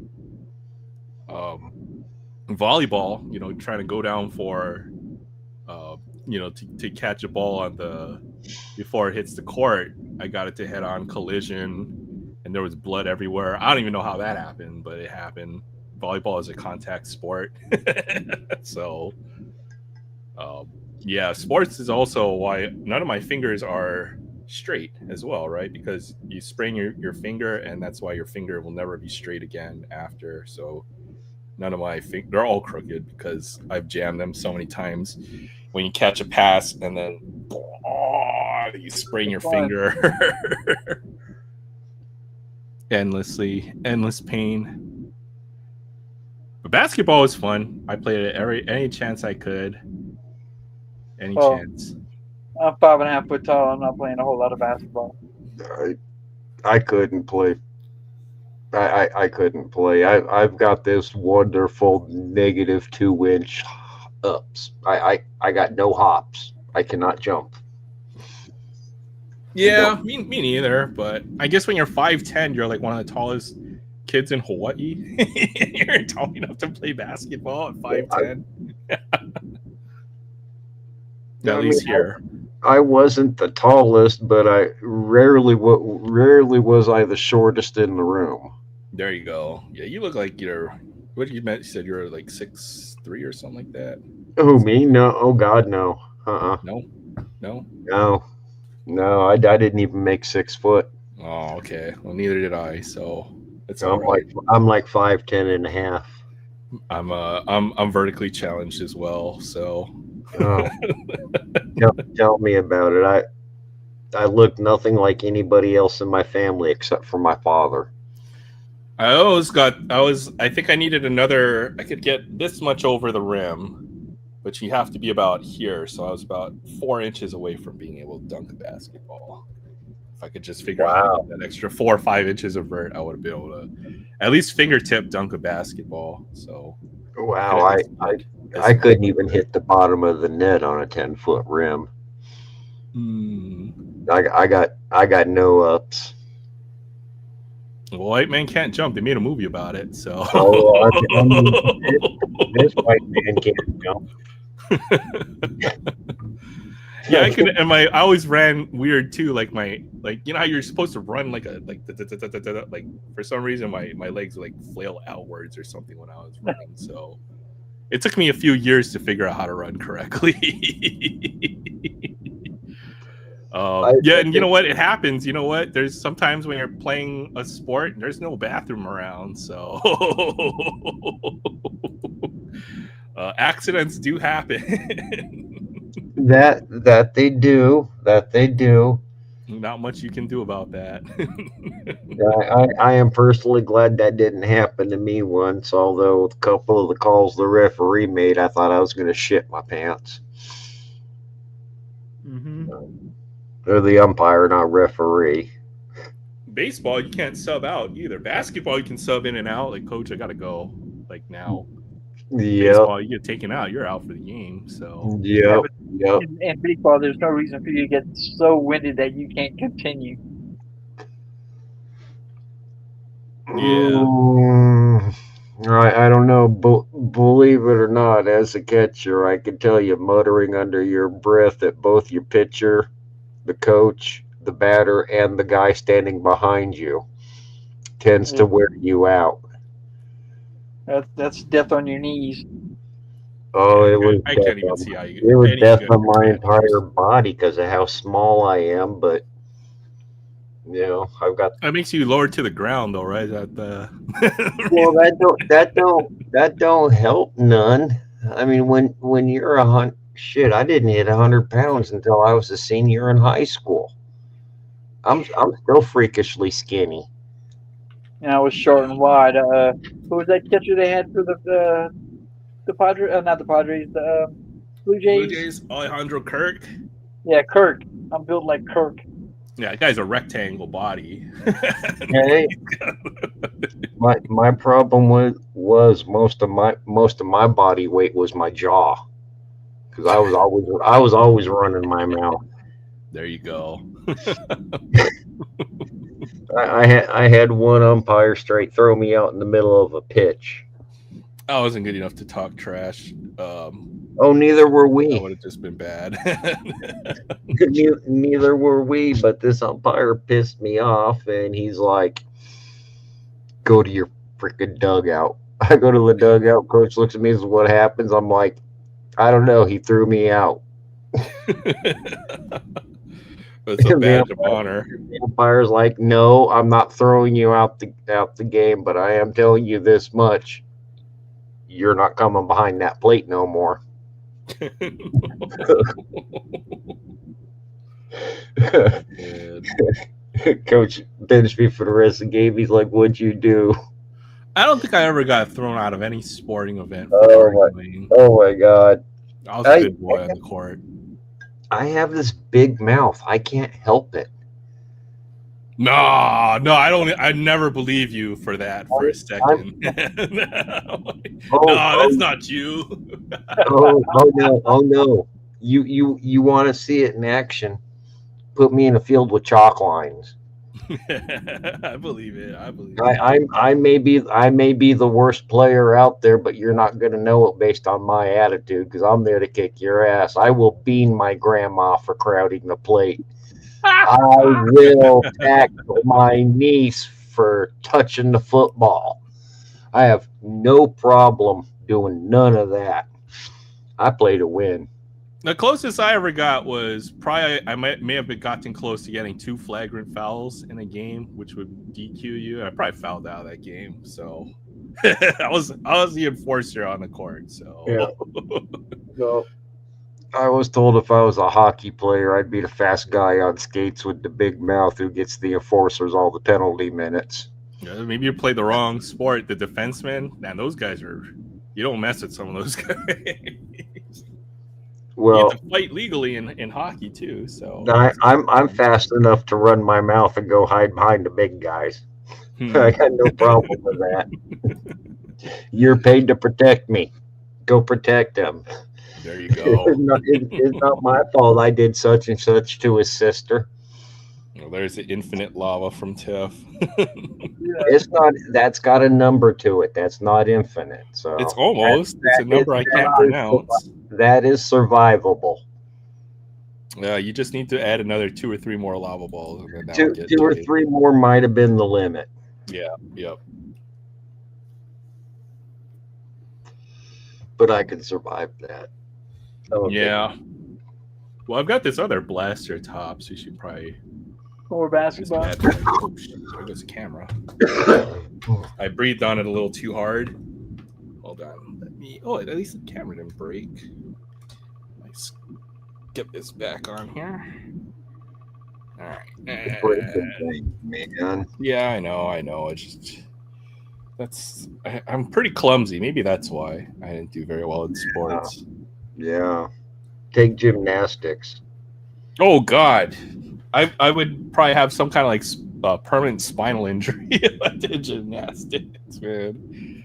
It's harder than it looks, man. You have to have some really good physical strength to be able to do any kind of gymnastics. Well, I mean, you don't learn to do a triple backflip on your first day. Well, I that's the other thing is I was just probably physically pretty week, I would say. Definitely was not. That's why I played dainty sports like basketball and volleyball. Yeah, that's why my dad and my mother wouldn't allow me near the football field. Oh yeah, if I played football, I might probably wouldn't be here. I almost lost my right arm as a child. Really? Oh God, yeah, I broke it that bad when I was a kid. I turned that sumbitch inside out and ended up breaking a bone about the size of your dime in 3 places right underneath my elbow. Yeah, I just about lost it about an inch above my elbow because they almost couldn't set it. I was in tractions for weeks and weeks. I mean, well, I'm glad you came out of that. Okay, see that scar right here. Oh, geez. Yeah, that's crazy. Yeah, go ahead. I folded that sumbitch inside out, man. Yeah, any kind of compound fracture, I mean, that's got to be like the worst nightmare. Oh, I didn't break skin. This is where they went in to fix it. Oh, so it was like sticking out or protruding or something like that? No, the bone I broke was so small. I'd had to have moved it real far for it to come out of even my skinny arms. Oh, okay. So there's like more bones. Yeah, everything else just moved. I remember going to the hospital and telling my stepmom, because I was looking down on my arm and I'm holding it up against my chest like this, but But it felt like it was over there. Oh my goodness. Which was really weird. I mean, way over there. Like, about like that. But I'm holding it like this. That sounds terrible. It didn't hurt. How? I don't know. I may have been in shock. I remember the first tears I cried were out of fear because the doctor said surgery. Oh yeah. Well, yeah. If I pedaled my bike another half second faster out of that driveway, you know, when I ran into a car, it was good I ran into a car and didn't get hit by the car. Yeah. Yeah. So I guess count your lucky blessings. That's insane. I was one of them stupid BMX riders too. If my wheels were on the ground, I wasn't riding it right. Yeah, it's surprising what you can survive as a kid, though. I'll tell you that. Oh God, I know. I know. It's like a badge of honor to make it this far in life. Well, my biggest badge of honor is both ex-wives and like my last 5 girlfriends have all banned me from BMX bikes. I have been banned from them. I didn't ride a bike much after a certain age, but that's because I probably even my sister won't let me ride it because she's afraid I'll show my nephew what I used to. Yeah, maybe probably better for the better that you're not allowed to do that. The amount of injuries, yeah. Bicycles, I was never meant to ride a bicycle. I'll put it that way. That's why I never got into skating either. That was my sport. That's where I shined. The only problem is we were so damn poor. It would have cost way much more in equipment than I'd have been able to make right away. So Dad's like, no. My dad pushed me and pushed me and pushed me until he found out he had to have insurance, and you don't just show up and someone says, I'll buy your gear, now go win a race. You gotta have your own gear and do it and travel, and then somebody will do that. I was good. You wanted to do like that kind of like actual like the that kind of BMX riding. Okay, I see. Yeah, that's actually dangerous. So you were probably pretty decent at riding. I was doing stuff like they were doing in breaking too. I mean, I could race and I could jump and all that. I had fun doing that, but I was a flatlander. I was the wheelie rider. I was the guy that ride by with his bike backwards on his front wheel. Oh, so you know all the cool bicycle tricks and stuff. Oh, in theory. I can't really perform them now. Muscle memory. It all comes back. Oh yeah, I mean, I could still pick up a BMX bike and still ride a wheelie well enough to impress. That's impressive, man. But I was never meant to ride a bicycle. Spud Webb. Okay. Oh God, I want a BMX bike now. See what you started? All right. Well, I will show you 9 different ways to break your neck before my first wreck. That'll be the next thing, I suppose, for the channel. Maybe we'll do instead of feeding squirrels, it'll be Jay Thompson freaking doing BMX tricks. Oh no! I'd be signing my death warrant. Everybody be come looking for me. What the hell you doing? You've been banned. It'd be our first and only YouTube short on the topic. Blazers. Jaden Ivey. Who are these guys? Edgecombe. Yeah, last week it was a VJ Edgecombe box, so guess I'm good at him on every rookie card of his. Dylan Harper, top 5 pick this year, I think. Kyrie. Yeah. I think the other I think I might be close to being done with this set, but this was like the other blaster I guess I had lying around. So, what is that? PP. It's like a power player's insert is backwards. So, all right, it's a numbered card. Paul George. All right, let's see what this is. Oh, it's a hollow power players. All right, that's kind of cool. Guess it's a parallel insert. Cody Williams. Kaman Malik, rookie. I don't know who that is. Maybe I'll know who he is in a few months. For the Suns. All right, that was probably it from this one. Draymond Green. I hate that guy. Kobe, Bill Russell. So what's going on with this basketball and baseball betting thing? Oh, that dude who got basically. So they had basically he basically signaled when he was gonna pitch a ball or strike, and you can bet on that. I don't even know how. Oh yeah. And then basically they have him on camera, taking money out, handing money over, and then that person making the bet for him. So basically he's betting on the outcome of whatever, not necessarily on the game or but it's big enough to catch charges. So they're facing like big time charges. Hey, what's up, Budget Rips? Good to see you. So I'm not even sure. I think. Well, what I had heard,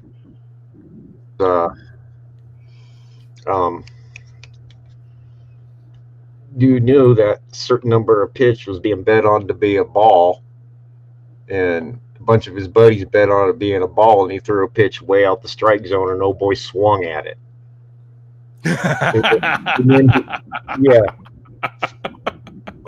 And then he tweeted, "I bet that pissed off a lot of people," or something like that. Made some so he knew. Yeah, he must have known then, huh? Yeah, he knew, and he tweeted it or put it out on one of them damn social network things. So it's what happens when you get greedy, I mean, these guys make enough money where they should never have to bet on baseball, These guys are freaking making millions of dollars a year to play a kid's game, and they're taking a $20,000. They're making a $20,000 bet and cheating to get that win. It doesn't make any sense, but it makes no sense to me. That's what these guys are doing. It's crazy. And Clase was a top, a really good reliever. He probably would have got a big contract once he made it out of his rookie contract, right? So, well, he's kind of fucked now. Yeah. I don't think he'll ever play baseball again. I heard they arrested him at the airport. Was he trying to go to another country? They didn't say. I mean, any answer I give to that would be pure speculation on my part, and I don't spend a lot of time on the computer, and I sure to hell haven't been to an airport anywhere. I love to speculate. That's what we're here to do, is to talk trash. So yeah. Probably on his way out to go hang out with his boy Wander or something. I don't know. I got no clue, but what was it? 2 people on the Indians got busted, and all them basketball players. Oh, the basketball was even more egregious. If you watch the video, have you seen the videos for that? Or Shaq's reaction was, "Oh my God, I'm not going to say anything because I know some of them names, and I think one of them's named Shaq." No, like this guy's Shaq. Yeah, I think he was involved somehow. Look at that, Orlando Magic, the old school Orlando Magic jerseys. That's dope. I remember when he played for them guys back in the old days of basketball, when it wasn't an inflated bladder, it was a rock. Oh yeah, and what, you shot it through a peach basket, and you had to go get a ladder every time you wanted the ball out of there. Is that what it was? Basket. We just had some guy standing there with his finger up in the air, waving it around like this, and you had to put it in that hole. Was everything in black and white back then? I don't know how it Oh, Not exactly, but that was only because the color black hadn't been invented yet, so everything was in white. They do make Topps Chrome tennis. I don't have any, but I know that they have golf. Well, They used to make golf cards. I think back in the early 80s, I had a whole shit ton of them one day. Upper Deck still makes the golf cards, so I don't have any though. I've got a few, but not sure how I got them. They just trickle into your collection, like when you're not looking. You know, they just sneak into a box, and then you magically open it, and then that's how your cards disappear as well. By the way, you know, when you put them in a box and you close the box. I tell you how surprise cards end up in your collection and how cards end up missing out of your collection, and it's a simple little word: siblings. Oh yeah, yep. So, you know the nine card pages and stuff. I put them upside down so that kids couldn't steal my cards, because they had to go through the back, and then all the cards were flipped upside down on the page. That was my security Scotch tape across the bottom until my dad and stepmom figured out that's where all the Scotch tape was going. I learned my lesson after somebody took one of my really nice Michael Jordan cards. Oh my God, yes. Freaking out. Yes, I can even still see his face. I know exactly who he is. I know exactly what card it was he took. And I can also remember him being all kinds of butthurt because a week later when he tried to trade it back to me, I stole it from him. There you go. You're damn right. 1959 Joe J card. Wow, he's taking the good stuff out of your binder. Anything from the 50s. Well, I mean, we were middle school kids. That card was ancient. Yeah, I mean it is ancient. That thing was ancient in 1980, 82 when I was a kid and trading. Oh yeah, you had to watch out. You had to watch your, people taking stuff out of your binder or your collection and stuff. Yeah. Those are the good old days. I know what you're talking about. Well, my brother didn't collect, but his friend did. So my brother just go in, grab a bunch of cards off of one of my stacks. Didn't care what they were, take them and trade them to his friend. For candy money? For Hot Wheels, you can borrow my hat for a week type trade. That's probably how I lost all my good Pokemon cards as a kid. Yeah. They do have Olympic cards they've made a few sets in the past. I'll have to go see if I find a few of them. I know I had a few lying around. That 92 Olympics, not Impel. One of the Olympic sets. I have a few cards from that. Topps does Olympics and they do Paralympic cards, actually. If it's a sport, there's a card for it. There's pickleball sports cards out there. There are. Yeah. I don't know if they haven't midget wrestling or midget tossing yet, but it's coming. I'm surprised I haven't seen video game golf cards. Panini's going to get the license for that. So. I've seen it on ESPN. No, but I think they made Fortnite cards as well. So I mean, they do. Actually, if you can think of it, there's a card out there for it. I'll put it that way. Minecraft. They make Olympic cards. Where's your Olympic card out of your Hawaiian surfer? Oh yeah, I know I had that card somewhere. I put it. Well, I had to put it away when I moved everything, but I know I have the Duke Kahana. I thought I saw it the other day, so I could be wrong. Nah, yeah, you're right. You have a good memory. I do have that card. That's what I was thinking of. I've got most of that set. Yeah, I think anybody who collected in the 90s has that set. Well, I didn't buy it. It just ended up in my collection. Yeah, that's kind of how it goes. It's those cards Yeah. sneak your way into their Yeah, collection. it made its way to my collection somehow, like a bunch of Pokemon cards that my little brother had, the youngest brother. Hey, who's that guy? Wrong jersey. No, I believe that's the correct jersey. Wrong jersey. I mean, he did play for the Packers Sunday, right? Wrong jersey. Supposed to be gray with black. Found this one. That might even be a little dirt on there. I'm not sure. That's pretty.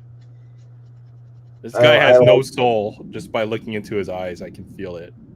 He's a ginger. He looks like a ginger to me. He kind of is. Those eyes look very soulless to me. Is he a ginger? He might be. He looks like. Well, I mean, he gave his hair the whole Rodman treatment for quite a while, so. He probably is a ginger. He has no soul.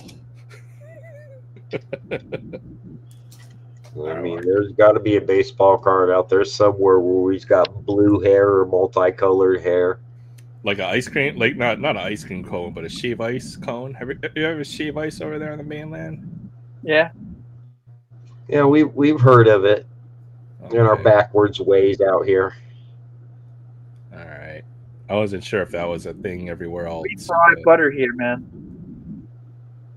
I've never had fried butter. I've had a fried Twinkie. I want to try the fried Snicker bar at some point, but deep fried butter was basically invented here. How do you deep fry butter? I just don't get it.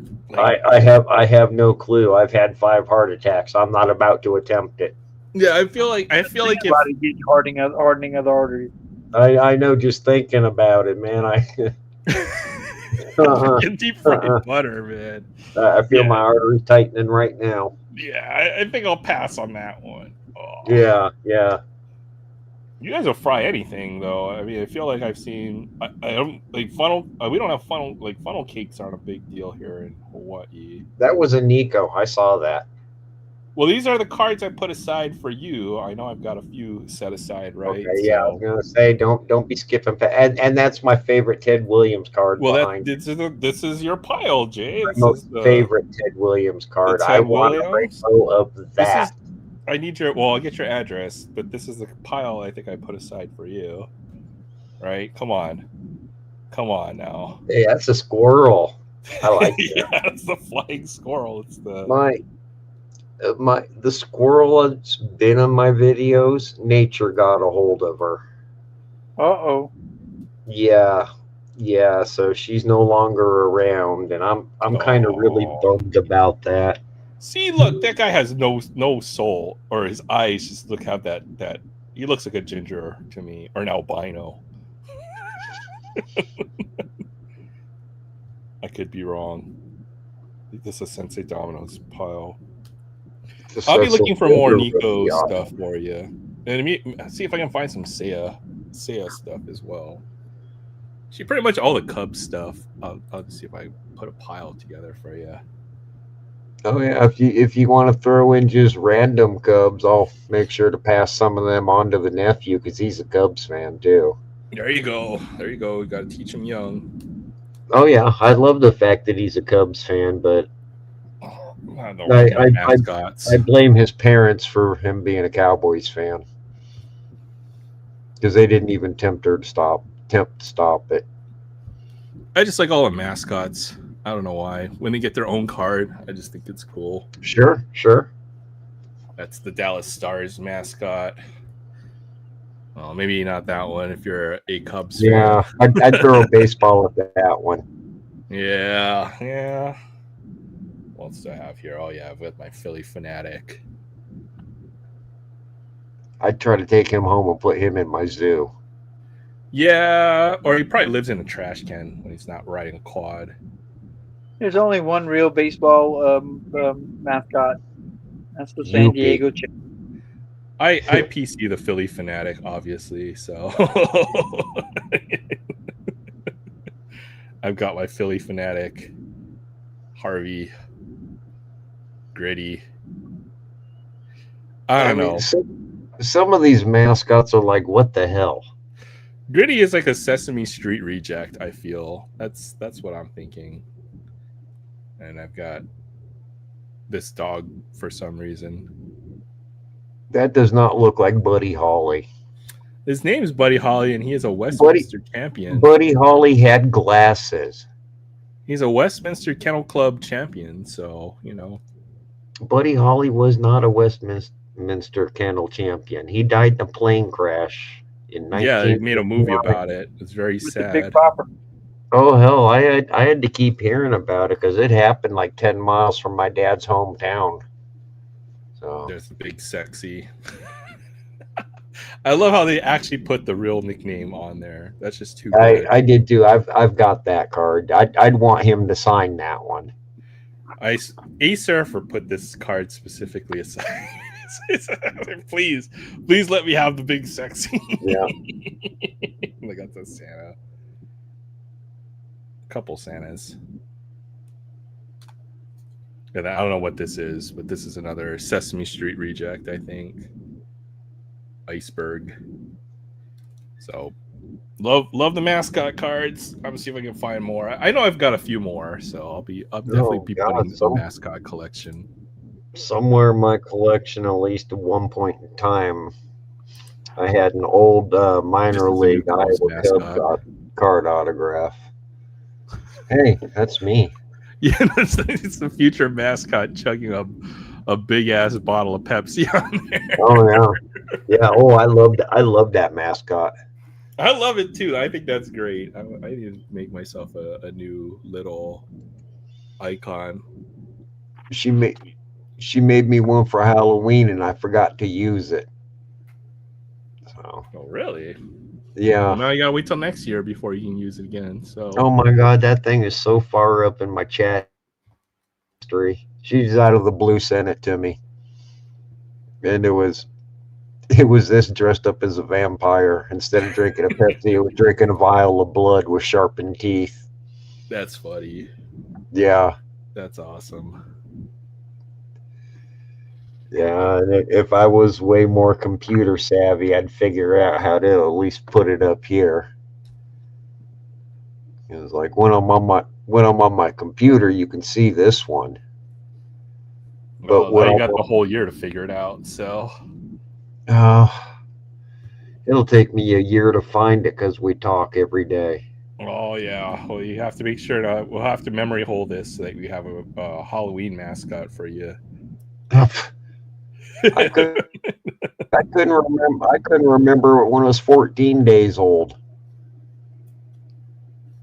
That's the thing, yeah. So I mean, we're just gonna forget, and then you're gonna remember. Yeah. Like you're gonna remember around next year Thanksgiving, and then it'd be like, oh, yeah, we gotta wait till next year.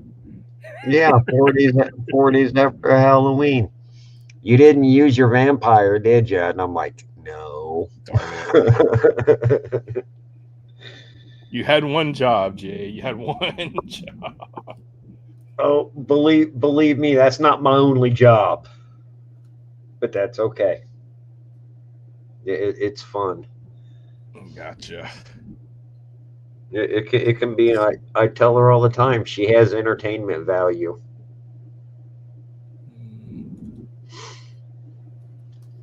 This on the side. Let's see if we can find some Seiya or PCA. Oh, there's a Seiya Suzuki card. Well, I did find Nate's 2021 update, and I'm actually going through it and checking out the shorts now. Oh, well, while I'm thinking about it, nephew likes Arietta. Okay. Arietta signed an autograph for him, and he's just over the moon with it. It's funny because I knew a guy who was really the thing was he was a Giants fan, but his last name was Arietta, so I always would think of that player as well. Just a weird coincidence. Arietta was the first guy to give him an autograph, and he saw Ivan just standing off over there, too shy to ask, so he called him over. Oh shit! I said his name. Yeah, that's cool. We'll just Yeah, memory well- hole it. We'll forget by next week. Well, you might Well- not, but I know she's not watching, but if my sister's watching, she's gonna punch me. no, yeah. Well, sometimes you got to take one for the team, I guess. Oh my God! I tell you, hitting people is wrong. Siblings Pain is a good don't count. pain is a good way for muscle memory, you know. So if you forget the Siblings next time, are not people. We live by that rule. If I piss my sister off good enough, I expect her to come up and pop me in the nose. Cuts deep. It's numbered. Oh, I'm proud of her. She listened. We toughened her up. There we go. No, I'm very proud of the work we put in, although she uses it on me more than anybody. But that's fine. Okay, that goes in that pile. Yeah, I'm just moving things into the different piles on my desk, apparently. So, without any rhyme or reason. Oh yeah, move pile A to pile B. Call it sorting. Yeah, and then pile B will go back into pile A magically, and we'll do it all again next week. Yep. And you will not know how pile C got in there. There's a cool one. I found this Stadium Club Chrome of Buster Posey. I mean, Stadium Club used to have the best photography. Now I question some of them. Yeah, Like that one. Who watches baseball from that view? Bat Boy, No, the Ball Boy. The Bat Boy is not knee high. True. Maybe if he's standing in the dugout, he would be at knee high view. But well, still, what pile does that go into? Baseball. Probably this one. What else is in this pile? Yeah, by sport. And I've got Yeah, you can't sort your cards out if you ain't got them sorted by sport at least. True. Very true. Oh God, that's only the beginning of sorting mine. Yeah. That's the first level. It goes in box. It must be put away. Yeah. Well, that's the thing, and then you got to bring it out of the box to start sorting, and that's where I'm at. Where it's like, okay, now I have to sort by at least sport, and then I can sort by team and player. Set, team, and then player, probably at some point in the future. You see that's where I'd want my nephew to help me, but then he'd run into some of my cards like my All Sports and Classic 4 Sport. Hey, what's up, Barrett? Which will really screw things up because all of a sudden you got a baseball card set that has a hockey card in it. So, I hate baseball cards so much.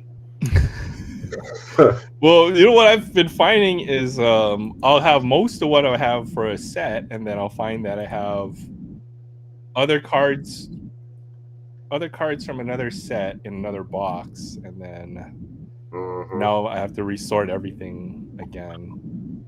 So yep. I'll get there eventually. It's going to take me a little bit, though.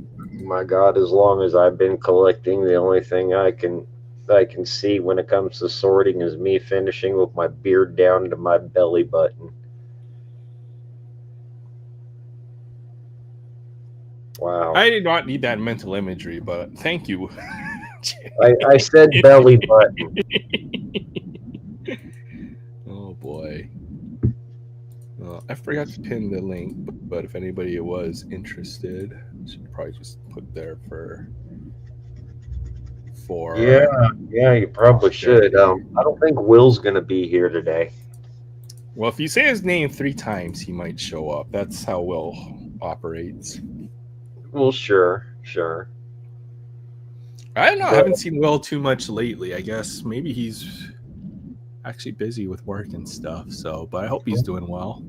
Will's probably doing Will things. It's football. It's football season, and Will's probably in 100 different football leagues too. That's true. I think he's been beating me this year in fantasy. I'm not very happy about that. So I mean, that boy knows his sports.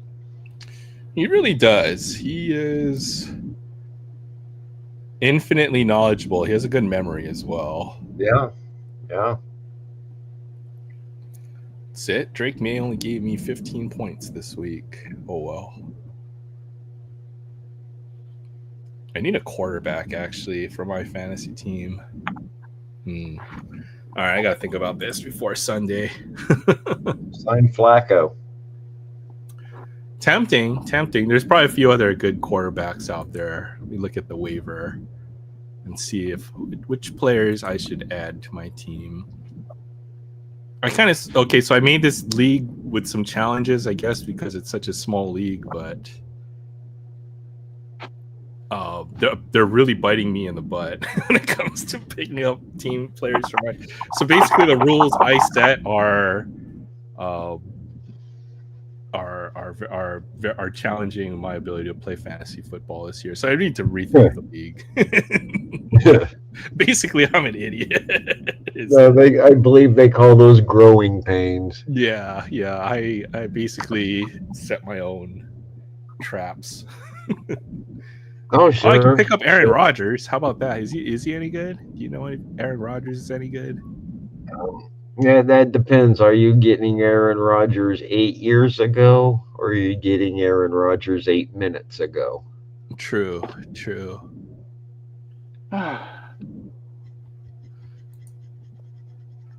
It would be Aaron Rodgers 3 days from now, I guess. So, Aaron Rodgers is a little flaky now. A little? Well, a little more. He was already pretty damn flaky in Green Bay. He's gone down the Packers quarterback trajectory, where after you have to leave your team that you've been with, then I mean he hasn't joined the Jets or the Vikings yet. Oh no, he did play for the Jets. He went to the Jets, yeah. Oh no, he was on path, and apparently the Vikings didn't need him as a quarterback. That's true. They might need him next year. And that would be hilarious if he played 1 year for the Vikings before he retired. I honestly think every member of the Hallis family would roll over in their graves if he went to Chicago. Yeah, but then he might. Yeah, well, Chicago needs a quarterback is the thing. So I wouldn't necessarily be that opposed to the idea. Oh, I would, and the fan base would kill him. I really don't think that they would want Aaron on that team.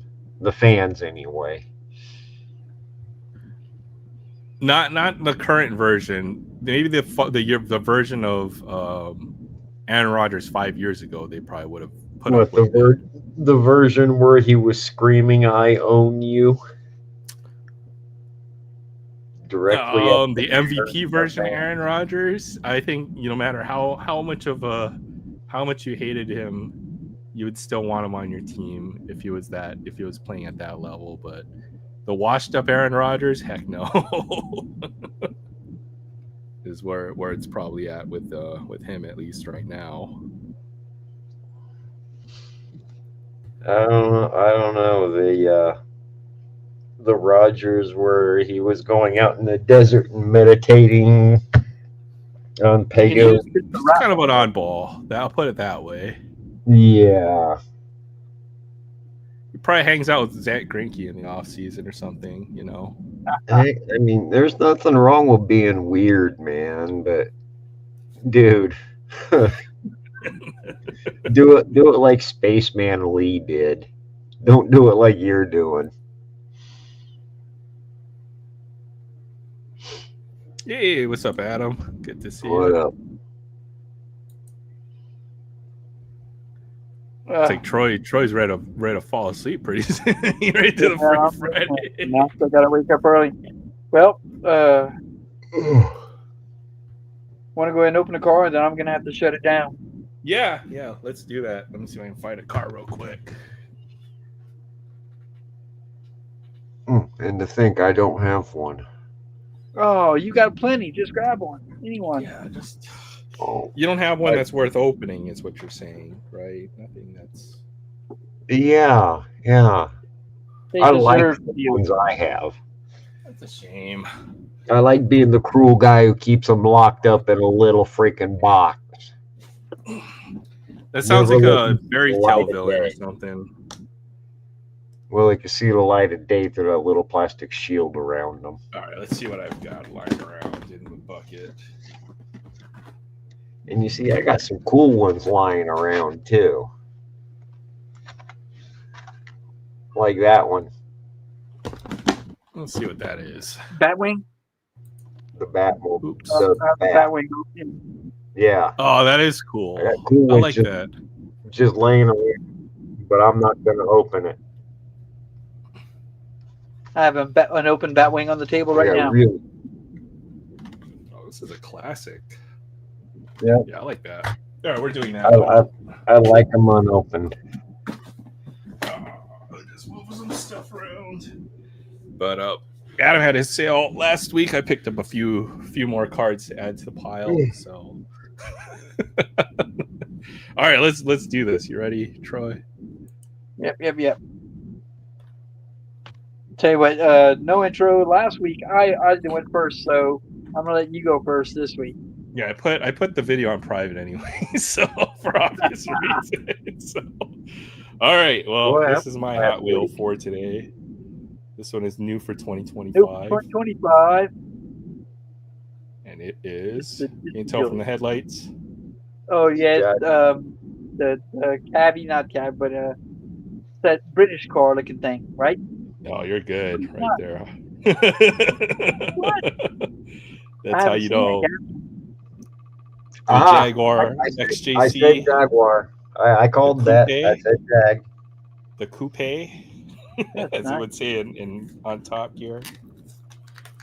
But this Jaguars are just always cool cars, especially from this era, the 80s and the 90s. This is like a late 70s, but they didn't change too much throughout the 90s. But man, this is like the British refined muscle car, I guess you would say. It's got a V12 inside of it. It's just ridiculous. Jag V12. Yeah. Look how far the front wheels are just compared to the rest of the body. It's insane. So got me a little Jaguar.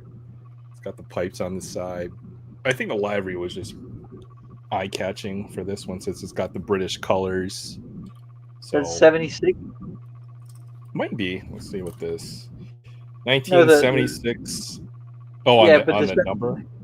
Yeah, the number 76, which is interesting. It's got all this British stuff around. It says 76, as in 1776.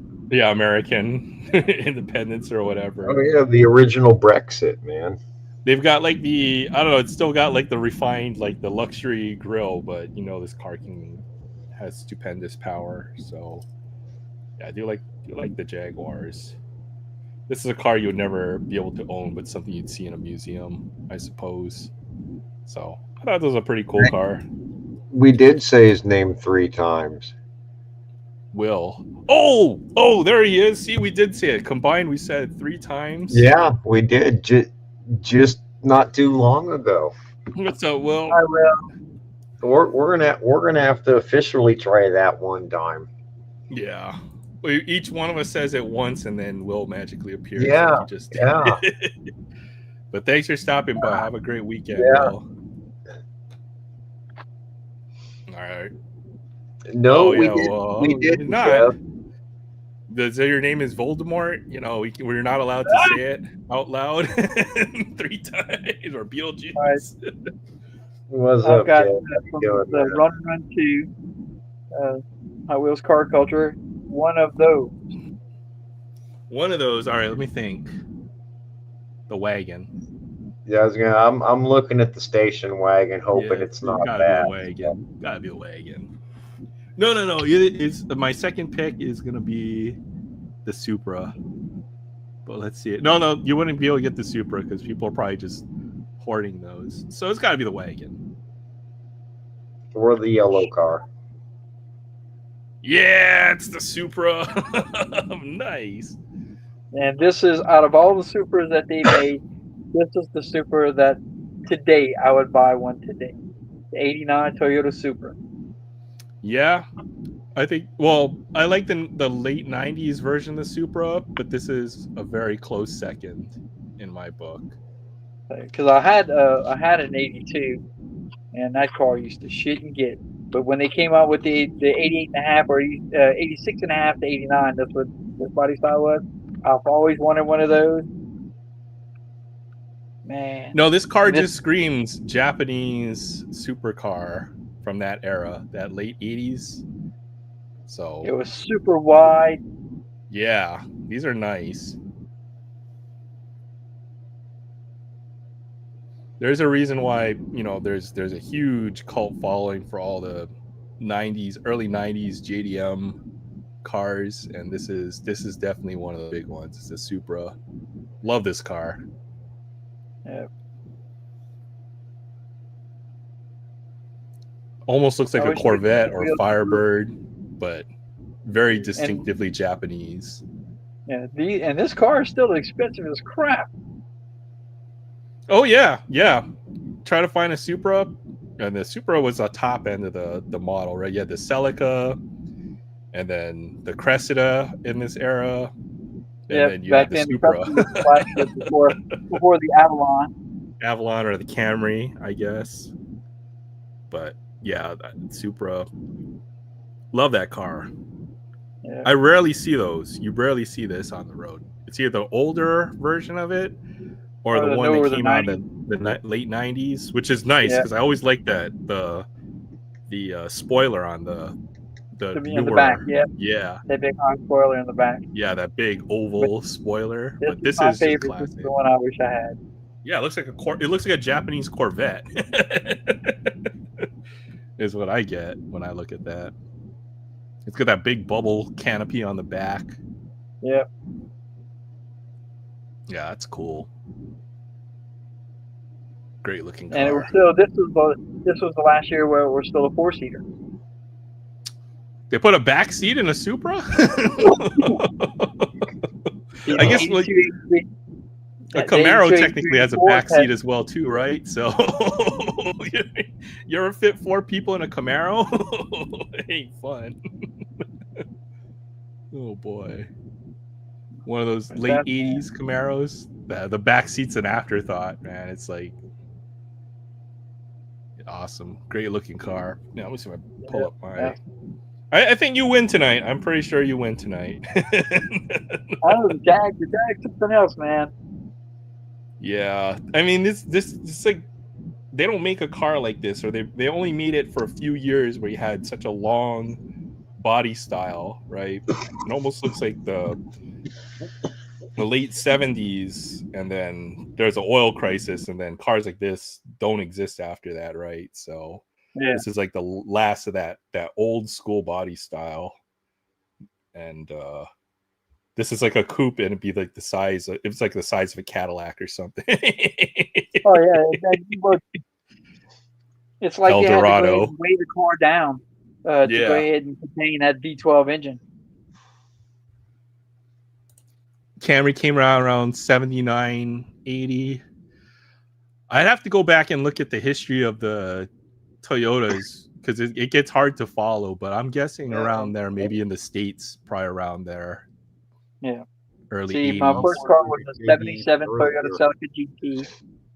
In 1980, you had the Tercel, which actually... I forgot about the Tercel. Yeah, Tercel. The Tercel was before the Corolla. And it was the lower body style. So in terms of financial or cost-wise, it was Tercel, then the Corolla, then the Celica. And then, of course, the Supra was the sports side of it, whereas they went to it was the Cressida. Then they came out with the Camry, and the Camry still carried the Cressida for a while. Then he dropped the Cressida, went to the Avalon, was it? The Cressida, I remember that Cressida because it was a high-end sedan, right? It had Yeah, it it had was a flagship electronic sedan before tack the and the Camry. speedometer and automatic seat belts.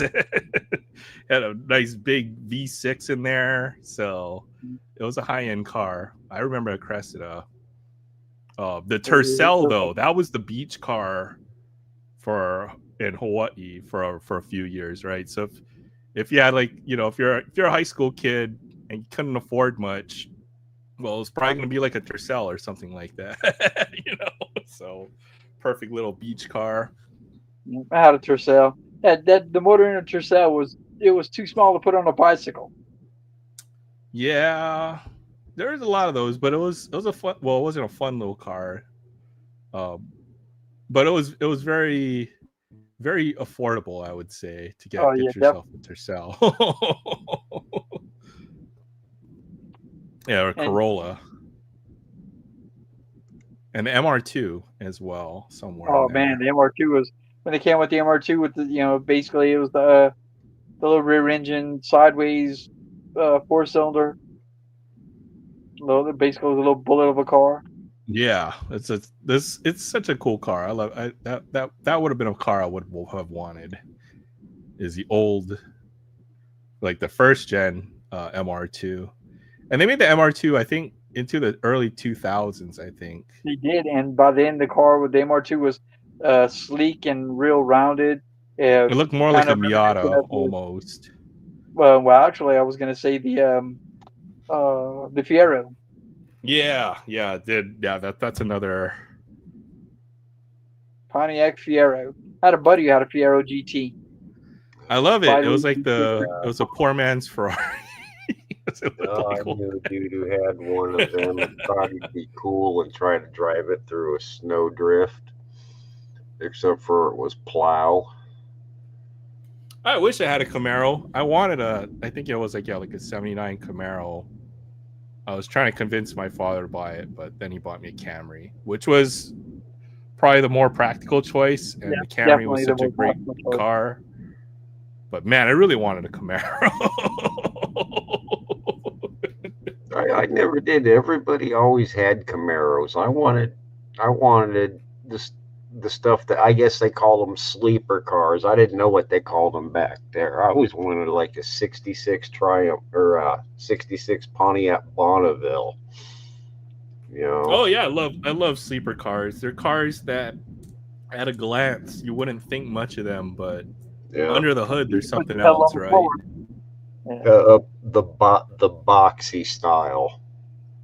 There's a few sleeper cars I still have on my list of if I had the money, time, and space.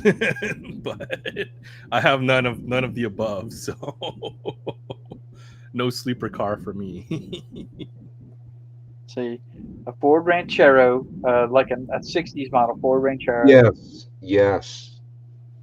Because everybody's got a Camino, or at least have seen or been in, but not a Ranchero, not an old Ranchero. A Corvair in Chevrolet. Have an old Corvair. Yeah. Yeah. That was rear engine. Yeah, Tiff, I think that would be great. I'd love to see your Hot Wheels and your Jurassic vehicle collection. If you got the Jeep, like the red Jeep, that's cool. That would be really cool. Yeah, there's some big games this week. I'm looking forward to. We can go through the list of. Well, Saints are on a bye. Not that it matters, but Saturn. That's a car company I haven't heard of in a while. That was a casualty of the financial crisis. They stopped making Saturns. I remember when they first came out. One of the Marines I was stationed with bought one. Biggest mistake he probably ever made. Yeah, it's a GM car, and GMs weren't all that great in that era. That's probably the reason, if I had to guess. I think it was Pontiac. I was looking at Pontiac. Was one of them. Pontiac was Dr. Mantis. What's up? Oh, what's going on, Aaron? What's up, Doc? Not much. Just hanging out. Good to see you. I know it's been a while. Oh, I've been lurking. Yeah, I bet. What you been up to? Oh, I've been lurking. Not much. Right on. Good to have you on. Turn it down so I'm not getting echoes here from you. Mm-hmm. Or creaking echoes or whatever. Usually just put in the, if you got headphones in that, that's usually the best way, but yeah, that's what I got. I just had the TV on in the background watching. I gotcha. What is this, hockey? A Metal Universe? Yeah. We got mounting that stuff in the background. I got picked up a cheap case. I was thinking there's some good deals on hockey. That's kind of one of the appeals of it. I do enjoy opening up some hockey from time to time. What's the Jeep? It's U.S. mail. Oh, that's awesome.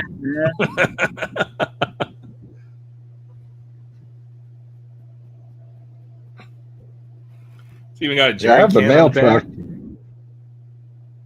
Yeah.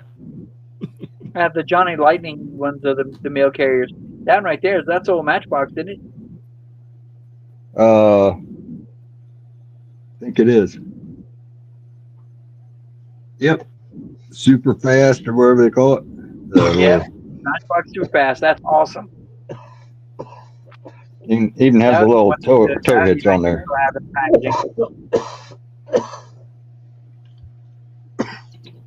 That's sweet. Yeah, I should have like a little mail truck, but I think one of my brothers latched onto that. Oh, like the actual postal one that they've had running for like you always see driving through your neighborhood. Yeah. Yeah, they got the steering wheel on the right-hand side.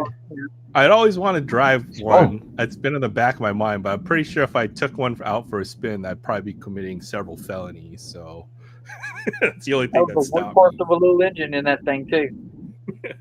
They'll probably be selling them things off here in the next couple of years once they replace them with their new little ugly EV version. No, that's true. They're gonna go like they're gonna look like Amazon vans or whatever pretty soon, won't they?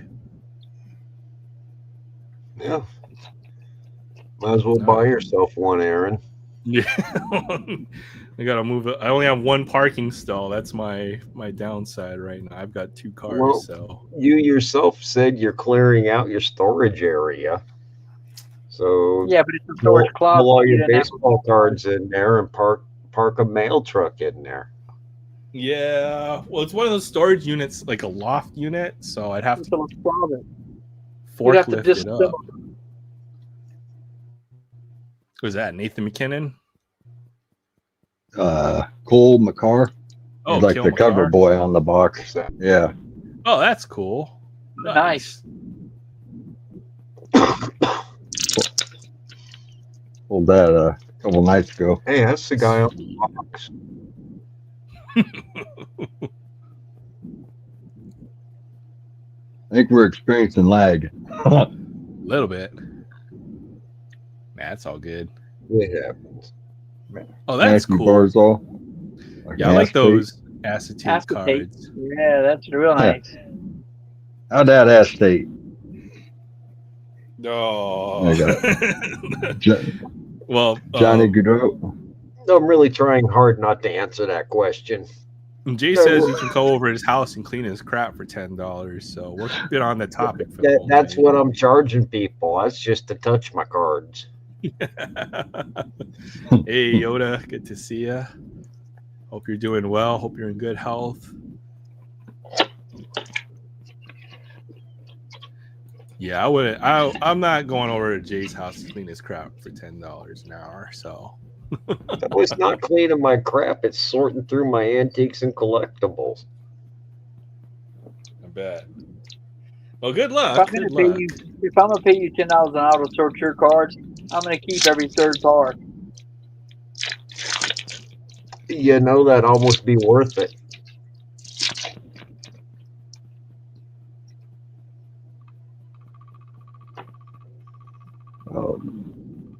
Mark Scheifele or Schiffelli.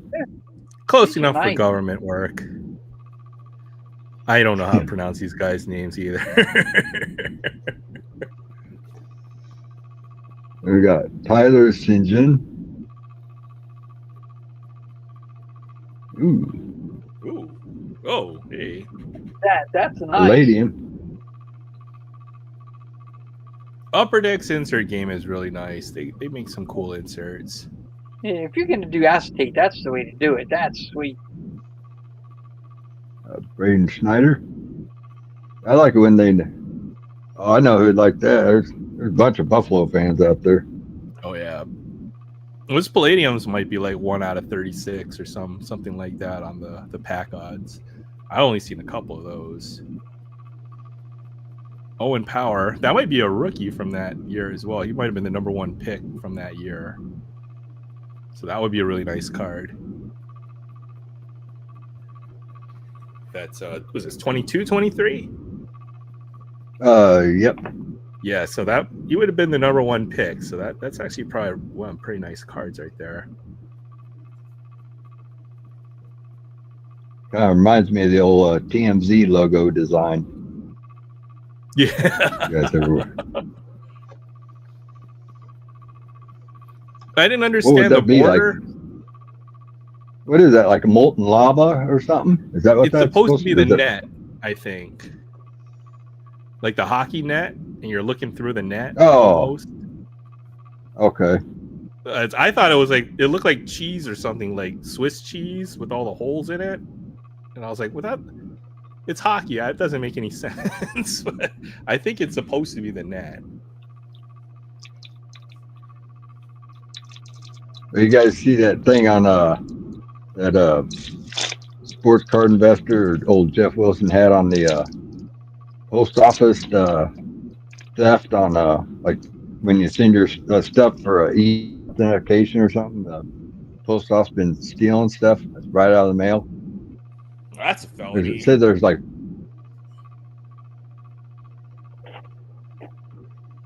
I mean, I suppose it happens in every freaking profession.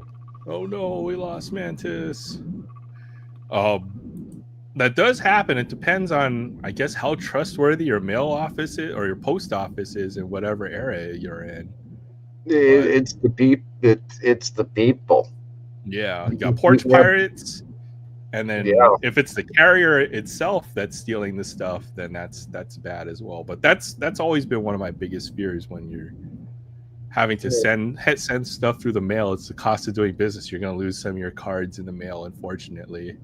I mean, if you think about it, a lot of human hands touch your mail from point A to point B. A lot of them. That's a good sleeper pick for the World Series would be the Orioles. If they can figure out their pitching, they would have a chance to make it out of the AL. Yeah. My problem with the way too early pick is it's not the Cubs. Well, they play in a different league, so you can predict the AL. I imagine the Blue Jays are going to be a big favorite next year, just the way that they had a good postseason. But it's hard to put together back-to-back years, so I think the Orioles are a very underrated sleeper pick, because people would be likely to pick either the Mariners or the Blue Jays after their run, but it's hard to do it year after year. You saw it with the Orioles this year. They had a down year, but that's just because I think their pitching staff just couldn't do it. And then a lot of their young players had down years on the batting side, which turns into where they win like 75 games this year or something like that. So, yeah, it's the post office taking your see, that's terrible. Yeah, it's like the mail carrier, between the mail carrier, the porch pirates, and all of that. Deal with all these There's guys. a bunch of hands that touch your package. Yeah, no doubt. Yeah. Welcome back. I think the USPS is monitoring me.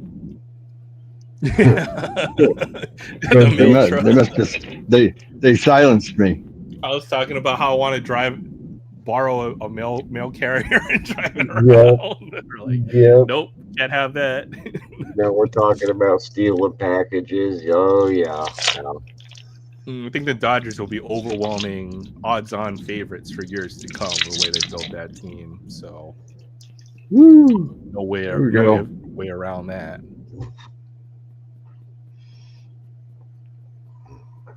All right, Aaron, it's 11:30. I'm gonna bug out. All right, Troy, Oh, thanks for sounds good. popping in. No, I'm close myself. Right on. I got a few more minutes in me. Oh, that's pretty.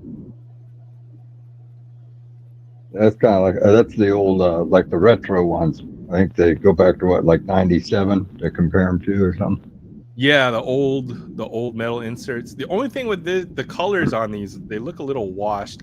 Like I would like the metal cards if they had all kinds of like bright colors versus and then the metallic look on top of it. But Oh, the inserts look good. yeah, it's I'll get probably one of them light blue ones here. They look the light blue ones look a lot better. That looks really good. Yeah. They put more of the colors instead of the metallic, like grays and silver. Then the set would really look nice, I think. I think he's on what, Islanders now or something, or no, Florida Panthers or something. Riley? Yeah, I think so. I'll have to get you one. I think I just gotta find the shark cards from Allen and Ginter. When I find them all, I'll put them in the mail for you too. Kramer did that on Seinfeld with the mail truck. Yeah, there's that one, and then there was the one where he's trying to get all the cans to Michigan because they pay more for the redemption. They do, but they don't tell you the cans are marked. Oh, okay. Oh yeah, because you live in a neighboring state. I lived in Toledo, Ohio for a minute. It was like a 10-minute walk across the state line where I was at. Yeah, see, like that light blue. That's what I'm talking. That's nice. Yeah, that goes good with the San Jose Sharks there. Yeah. Team color match here. I like that Seinfeld episode where Newman comes up and that lady's at the postal clerk station. He goes, "Okay, Violet, it's time for your 3-hour break." Yeah, this is probably the one where Kramer was like getting interrogated or whatever because he didn't want his mail anymore. He's like, I don't want my mail anymore. It's just all junk anyways. You can't do that. You can't stop your mail. People need the mail. Oh man.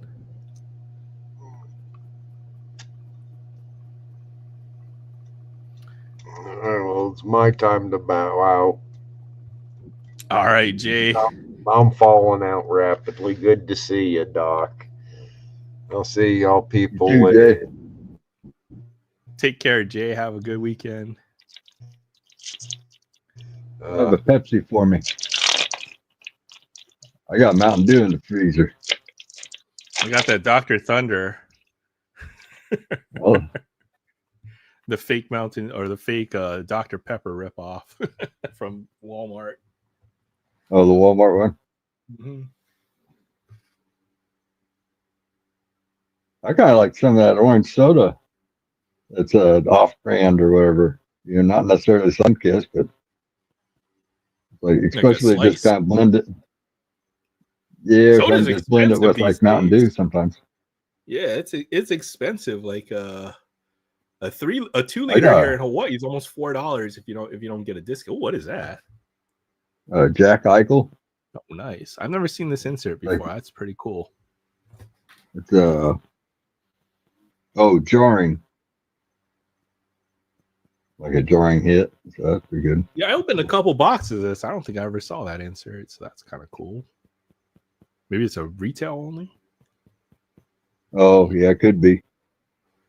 Yeah, I got this case super cheap, like less than 200. Yeah, it's fun. I mean, $10 a box. Yeah, it's like I wasn't happy about the design, but just the inserts and stuff. The inserts and then the edges on these cards chip really easily, so or the corners. So I always keep it in good shape. I always clip my corners on the old paint sleeve there. Yeah. Yeah. Yeah. Get the old Upper Deck fingernail owns all the clippers and- Skybox brands. Just like Panini owns like Pacific and Donruss and Score and a few others. So they also own Fleer. Upper Deck owns all the Fleer brands as well. Well, I didn't like that box very well. Oh, we got two acetate cards though, didn't we? Yeah, We yeah, didn't that was do too actually bad, pretty really. decent, I think, with the acetates, and then that blue one's really nice. Usually you get more of the blue ones. Seem like you usually get like but you only get 5 packs in a box, so it seems like you usually get like 3 of them blue ones, but they would probably just replace. Yeah, maybe replace the extra acetate insert. So I think I finished this set. Boy. I think from this. These I aren't too managed to bad. sort this out recently. Flash of the glove. Yeah, the cards are nice. I just wish they wouldn't use all the metallic colors like bronze and silver, and I wish they would use like more of the other like the blue is really nice. I'll have to see if I can find that first 94, 95 metal basketball. I really like that set because they even did all the players in metal, or they metalized all the players. It was a cool one. Back in the day. I remember going in card shop, and then the guy had all the subsets, so I'd bought all the subsets of that one. Yeah, just so I'd have it. It was one of the first things I ever opened up when I was a kid. Those cards were really nice, at least until I learned all the other sets. So Fleer Metal was one of my favorites. Yeah, how about them Chiefs, huh? Just crushing my Raiders' hopes and dreams. Those are the worst games I've ever seen in my life when they played the Raiders.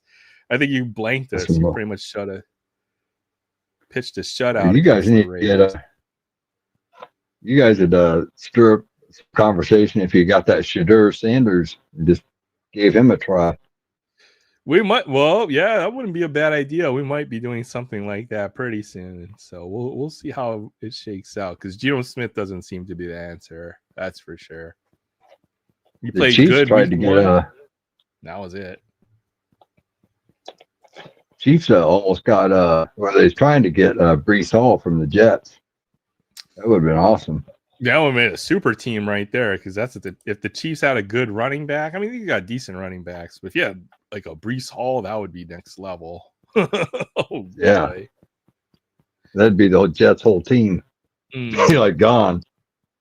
Didn't they traded like Sauce Gardner? Did he get traded? I know the Jets made some moves. But yeah, I collect anytime. You're welcome. The link is always pinned up in the top. You're always more than welcome if you want to show some comic books. Because I know you got some good. I'd love to see the Teenage Mutant Ninja Turtles 1 or any of your comics that you may want to show. I know you're a big ASM collector as well. Is this year's Mosaic? I haven't seen the new Mosaic yet. Yeah. Yeah. Over $1 a card. Might be the last year we see a Panini football, I think, right? So yeah, that's kind of why I'm getting a lot of the Panini stuff right now. It's just last chance to pull a honeycomb or whatever rare insert. They had the basketball blaster boxes. They had that for $300 for a case. I should have jumped on it, and I didn't. It makes me mad. I got the hockey ones instead. Which Panini set depends. If it's like Chronicles draft picks, I would pass. But if it was a decent set, yeah, $300 for a case of blasters sounds like a lot of fun. Green Prism. Green. I got him on one of my fantasy leagues. He's all right. Yeah, Etienne's pretty solid. I think I've got him on my fantasy team as well. Then I've got all the Dolphins. I've got Achane and I've got Jalen Waddle. So if the Dolphins do good, then my fantasy team tends to do pretty well. Oh, Jackson Dart rookie card is not bad.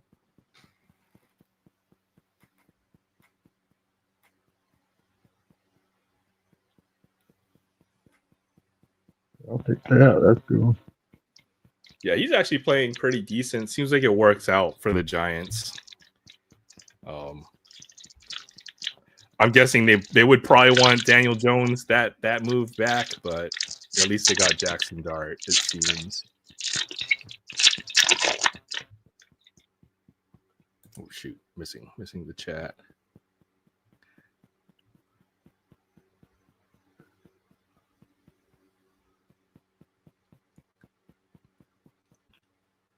That's the classic Infinity Wars, Infinity Gauntlet, especially with the MCU focused around that. So that's a good run to pick up.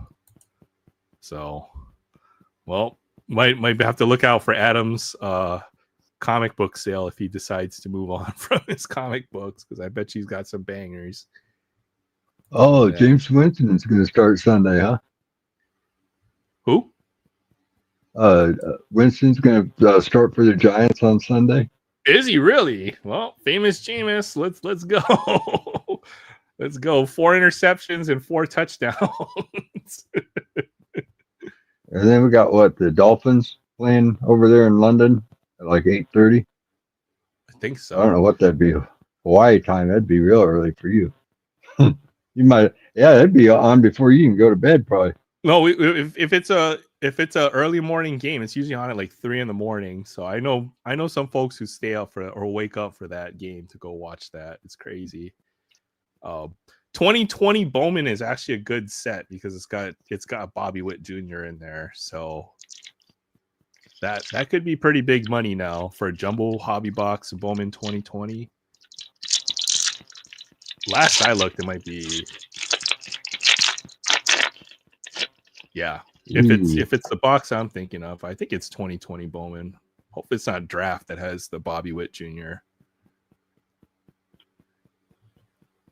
It's got a few other pretty big names in there. James Pierce. Okay.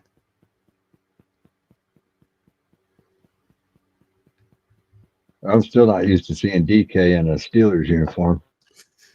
Yeah. Rodgers. Seems to work out for the Seahawks because Jackson Smith and Jigba is having a pretty monster year. Oh, nice Patty Mahomes. Dolphins, will they make the playoffs? Well, they won last week against the Bills. They're not quitting yet. So all they have to do is win 7 out of their last 8. They'll make the playoffs. That's how they roll.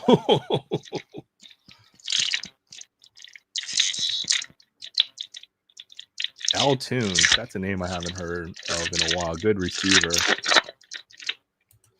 So that's Jameis Winston's stat line. He's going to have 350 passing yards. He's going to have three interceptions and 2 touchdowns.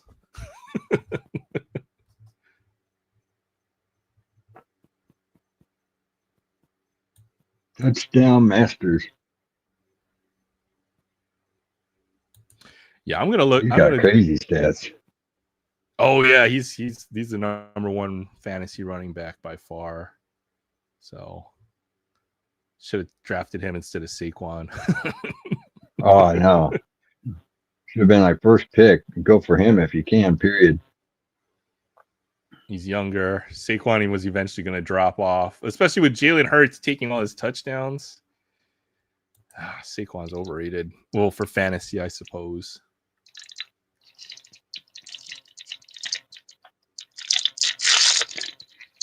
Yeah, 2020 was a good year. I think there's, especially for football or baseball too, even too.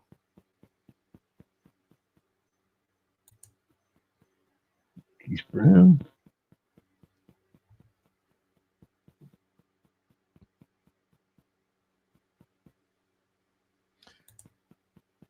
Bo Bichette as well, 2020.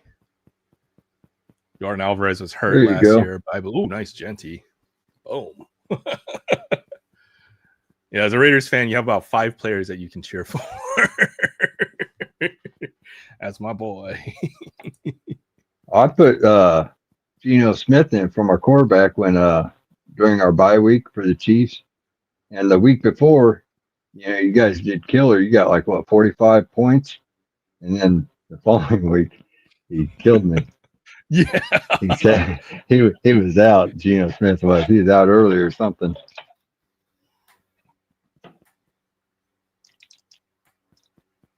he played good on week 1. I was like, all right, let's go. That's the guy we want. And then I don't think he's had a performance like that since week 1, unfortunately. So,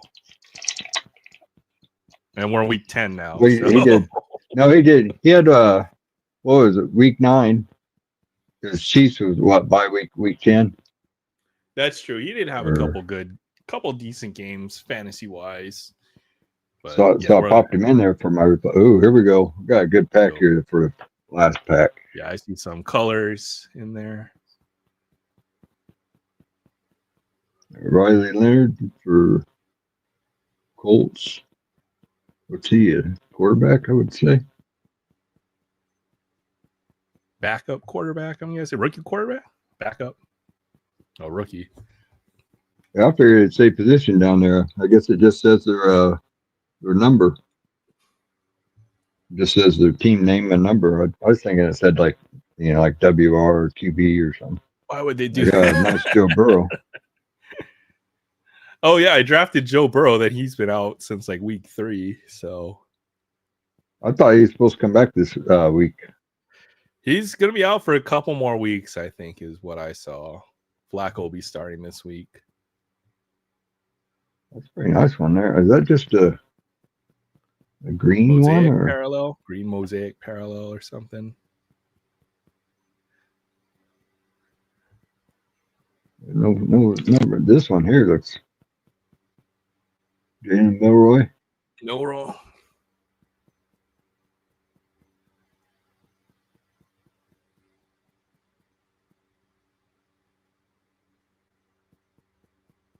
Oh, Dobbs.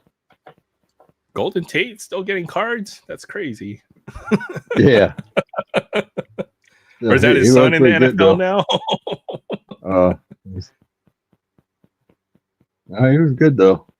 He's been out for a couple years at least. I watched Hawaii play against Notre Dame. They came down here for the Hawaii Bowl. And then Golden Tate and Jimmy Clausen burnt Hawaii for like infinite number of yards. We're out by the third quarter in the parking lot drinking our beers. That was pretty decent. I might have to see if I can scrounge myself a blaster or two, a mosaic. Yeah, they had 2 of them left. I would have got the second one, but man, 35 a box. I was like, ugh. Yeah. I was trying to hold out and find some Topps trade update. Topps update was I was absolute. looking for that. But I didn't find any Topps update, so hopefully we'll find it in the next few weeks. But Nick Kurtz is the rookie of the year for the AL, so he had a really strong year. I suppose that would be a good rookie to try to chase out of update. But yeah, the Bowman 2020 jumbo is around 600. Yeah, that's what I thought. There's some pretty big prospects that came out of that set.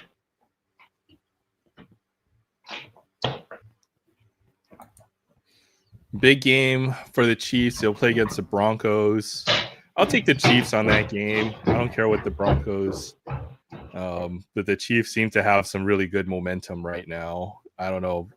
It's like they started off so poorly this year, and then now it's like they're the team again that you have to prove that you have to beat them, this season until somebody beats them. So I'll take the Chiefs. I got that James Worthy on my fantasy league, and he's kind of killing me. He's not doing too good. Yeah. Xavier Worthy or Xavier Worthy? Oh, Xavier Worthy. Yeah, I said James Worthy. I meant Xavier. I drafted him and I dropped him, and I've had regrets about dropping him, but I guess it worked out okay. because he was No, I don't want to suspended drop for him. or something. You got Man, hurt. I For drop him, then he'll start doing good.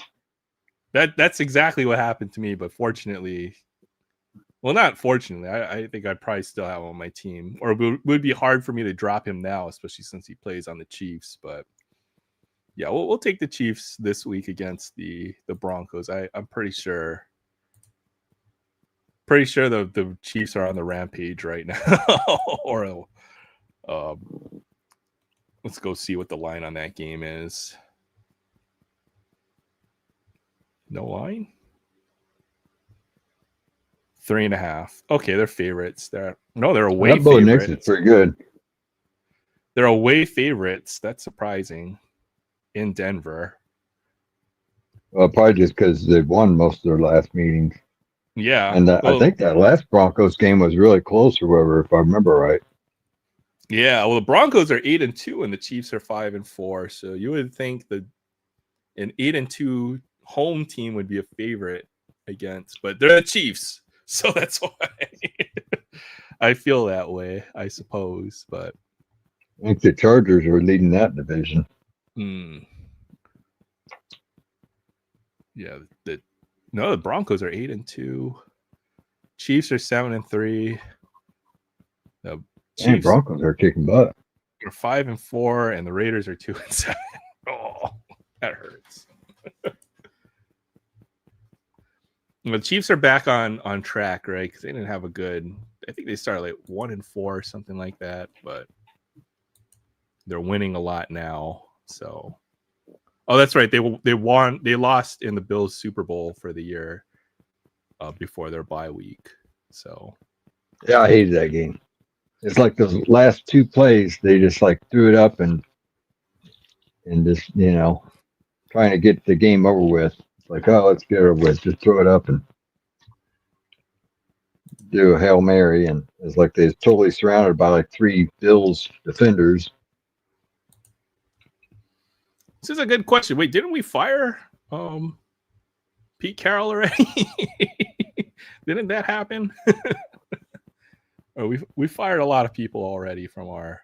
I thought Pete Carroll didn't get fired. Let me check. Or did I misread the headline?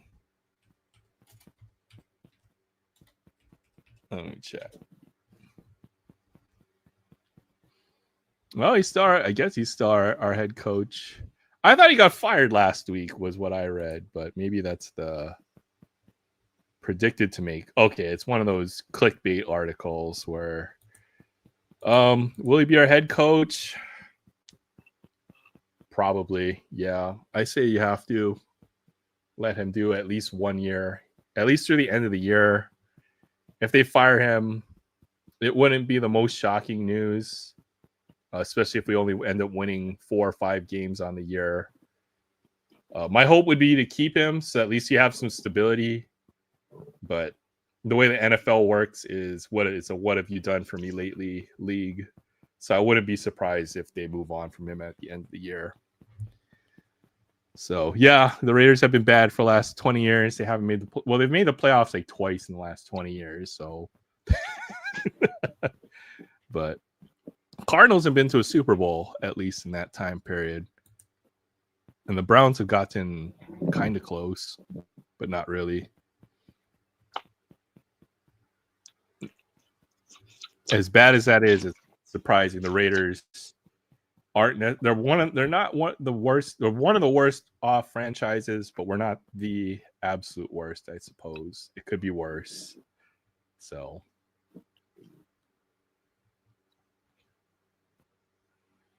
seems like they're making decent draft. They just can't put together a team that's going to win consistently. Has been the problem.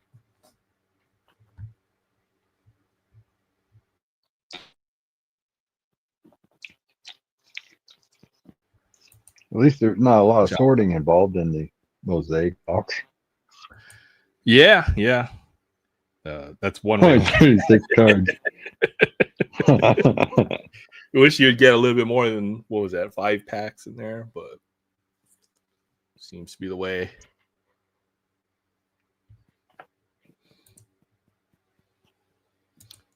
Yeah, the last time the Raiders went to the Super Bowl, I was in high school. So I'll tell you how old I am now. It's been about 20 years.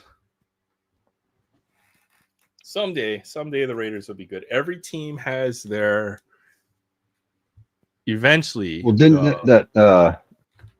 didn't your rookie receiver get hurt that one last year? That was so good, Bowers or whatever, Brock Bowers.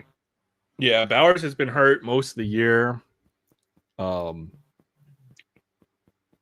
he really is the big offensive weapon. I think that's probably why Geno Smith isn't doing all that great, is because he doesn't have Bowers as the backup plan, right? So we don't have a number one receiver. I don't think we even have 1,000-yard receiver in the last few years, which has been a big problem. All right, Jim, take care. Have a good night. Bowers led the league or something, didn't he, last year? For rookies, at least. As a rookie tight end, I think he had the most catches for a tight end, and then also yards for a rookie tight end. So yeah, like 12 or 1,300 yards or something like that, I think, by the end of the year. But that was last year. And then our run game has just been absolutely horrible for the last few years. So bad that Josh Jacobs, had like this worst season and then moved on to Green Bay. And look how good he's doing. But we have Ashton Genty, who I think is going to be a really good running back for us for years to come. So there's hope. Small little glimmers. Max Crosby does his thing. We just never have a good receiver. Never have good receivers, and then we never have our secondary is always pretty trash as well. I only know Geno Smith on the Raiders. Well, he definitely played for a bunch of different teams. I didn't think Geno Smith was going to last very long. He had the whole Jets thing. He had some locker room controversies where he fought with some of his other teammates. I thought Geno Smith would be out of the league, but he really did resurrect his career when he went to Seattle for the last few years. And then the Raiders traded for him and then signed him to a pretty big contract. So I thought it was the smart move to do. But yeah, he hasn't been all that great for us this year. I'll put it that way. Just throws a lot of interceptions.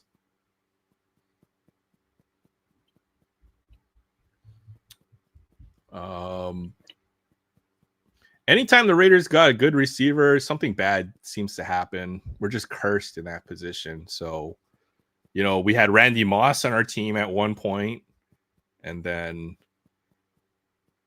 he wanted out from Oakland so bad at the time.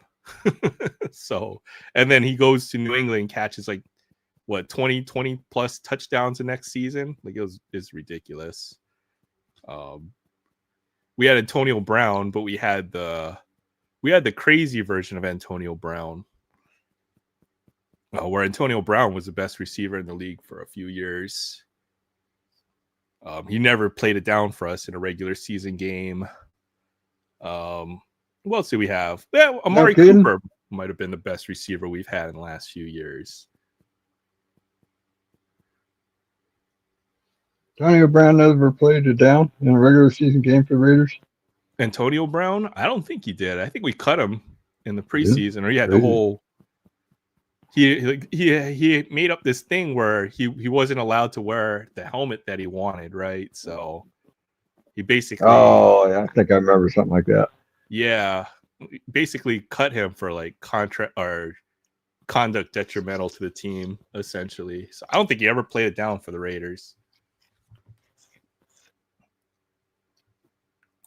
Tim Brown, and we had Jerry Rice for the last Tim part Brown of was the awesome. Years. And then you had Randy Moss there for a little bit, even. Yeah, so that's what I was saying. We had Randy Moss on our team. He wanted out. Then he went and caught like 20 touchdowns for the Patriots the next year or something like that. Something stupid. Amari Cooper. I got the I like that Topps Heritage card that kind of looks like a 55 Bowman or something. I mean, yeah, I think I know. That's like one of my favorite cards of in a Raiders uniform. Yeah. Well, what could have been? Because Randy Moss, I think the second best receiver of his era. I think I like Calvin Johnson a little bit more, but Randy Moss, it's probably in a lot of books would be number one. And then we had what was his name? Henry Ruggs. And he looked like he was going to be the next big Raiders receiver, but obviously that dude's just an idiot. So I think he's out of jail now. So hey, we have our own idiot that just got off suspension. That's right. That guy's an idiot too. I mean, he's just lucky, He's lucky he was just on the on ramp trying to speed and get nuts. Yeah. Ruggs should be in jail for the next 30 years. He got off very lightly for what he did, but terrible. But he looked like he was going to be our next 1,000-yard receiver. But yeah, I think we went over the Raiders how we can't draft either. We looked at all the first round draft picks for the Raiders in the last 20 years. It was pretty bad. There's like 4 notable names on there. Most recent Raiders where the Bengals beat them in the playoffs. Yeah, we had a year where Derek Carr, had a good year, and then he got hurt like in week 16 or 17, and then he didn't even start the playoff game. So I think we won like 11 games that season. That might have been the best season we had in like the last 2 decades. Yeah, Rich Gannon. Raiders quarterbacks. I mean, name. Okay, Derek Carr was the best quarterback the Raiders have had in the last 25 years, and he gets a lot of flack, but I really think Derek Carr did a good job for the Raiders while he was our quarterback. Best quarterback we've had.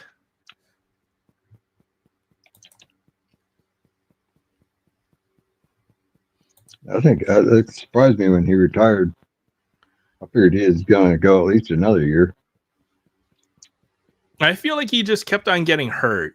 He did end up having a lot of injuries, and probably at that time he was like, well, I'm just going to hang it up a little early. He probably could have played on for another 4 or 5 years,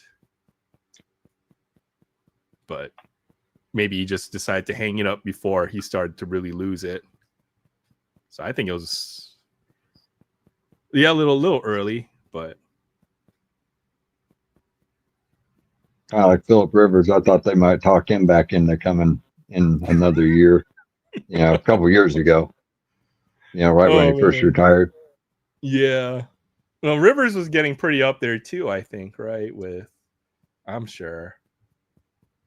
See, who was the last team he played for? The Colts, I think. 1 year for the Colts.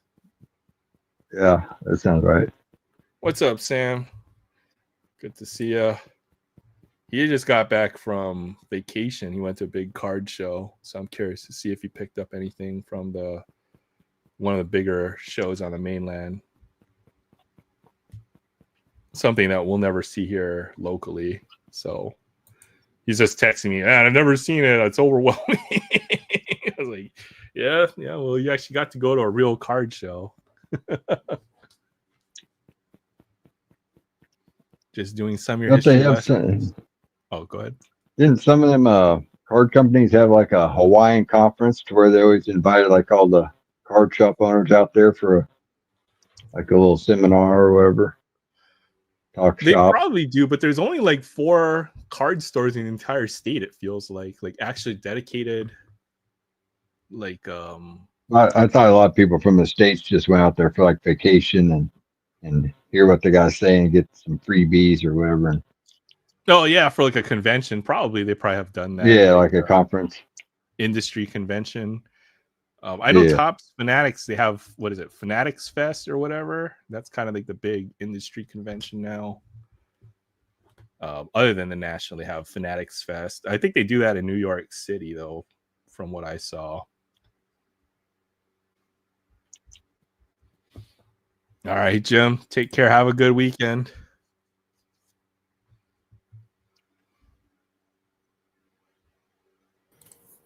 What's up, Sam? How's it going? Pretty good.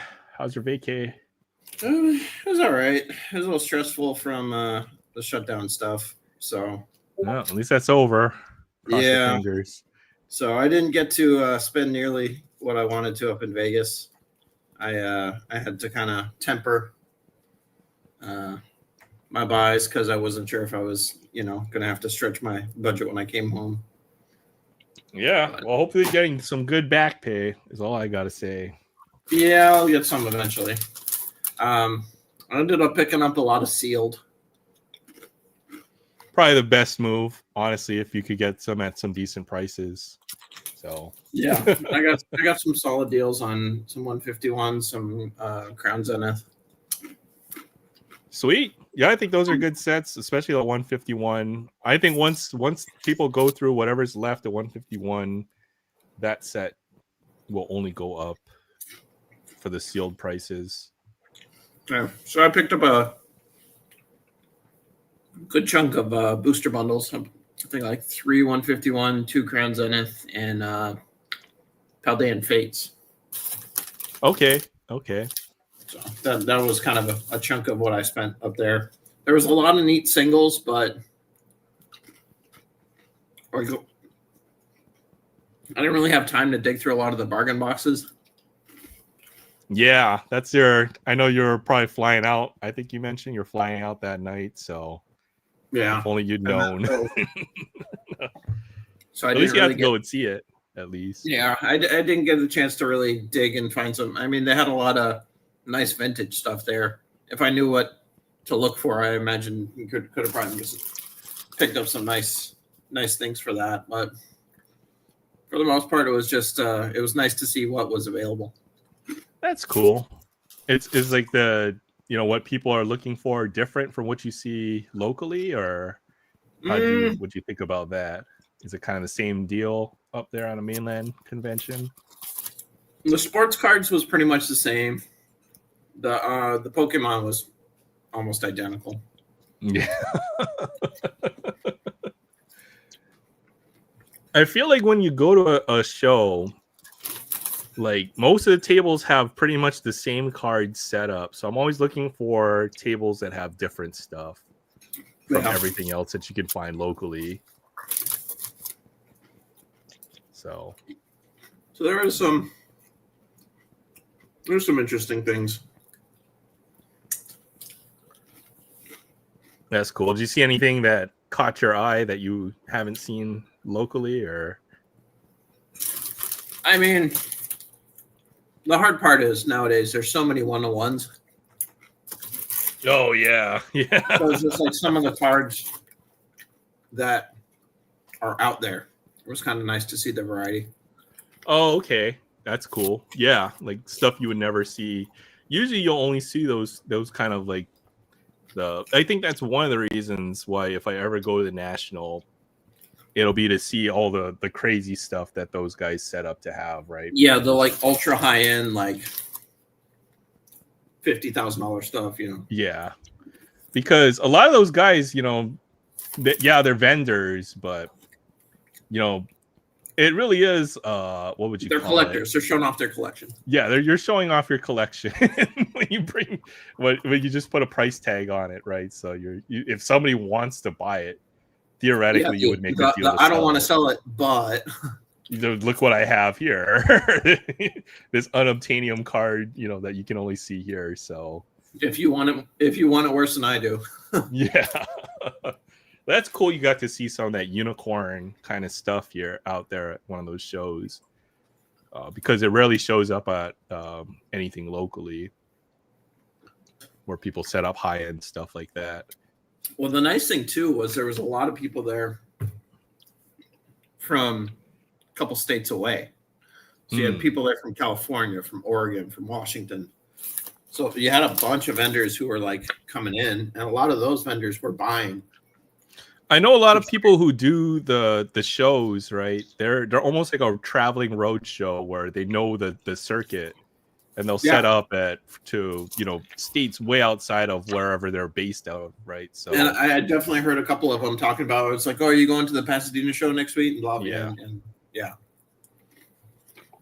So the bigger ones, yeah, that have like the inventory, they can go to different shows and stuff. Like you'll see them at all the big shows. They've got big setups and stuff. So that's kind of cool that there's almost like a community built around that. Yeah. So there's a lot of buyers there too. I don't know what they were offering price wise, but I kind of wish I brought some of my stuff with me because then I could have unloaded like a couple of my. Could have made some easy moves on some of the stuff that you wanted to get rid of, and there's a lot of willing buyers there, I'm guessing. Oh, I forgot to tell you, I pulled another downtown. Oh, did you really? Congratulations, man. Oh, how? I've never seen a downtown or a kaboom or any of this stuff. They exist, and I want to see.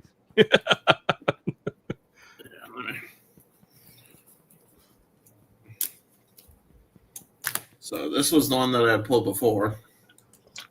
Okay, I guess I pulled a JD Uptown last year, so I can't complain. That's sweet. This was out of a tin. And nice. Well, I pulled this one out of one of the Costco bundles. Oh, nice. That's a pretty nice one. Saquon and CD. Yeah. So I'm probably gonna let that one loose pretty soon. And then I traded a friend of mine for some of those Final Fantasy gift bundles that had the collector boosters in them.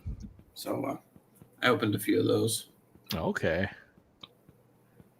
Final Fantasy stuff is nice too, especially there are some pretty big cards in this set. Yeah. Buster Sword, Shatola. I don't even know how to say that name, but yeah. And then some of those are reprints with different names on them. The full art border ones. And then I also opened some Pokemon while I was up there because I was itching to rip, and just a couple of small things. Right on. Burning. Some illustration rares. Yeah. Those never get old. Oh, this is one of the cards that I did pick up. Darnold Press Proof Rookie. That's pretty nice. And then Sean Alexander Midnight. Sweet. This was one of those. It's like, he's doing good versus this year. I think I better get a rookie card of his. Yeah, I mean, people were so down on Sam Darnold for so many years, so it may as well. He's your starting quarterback.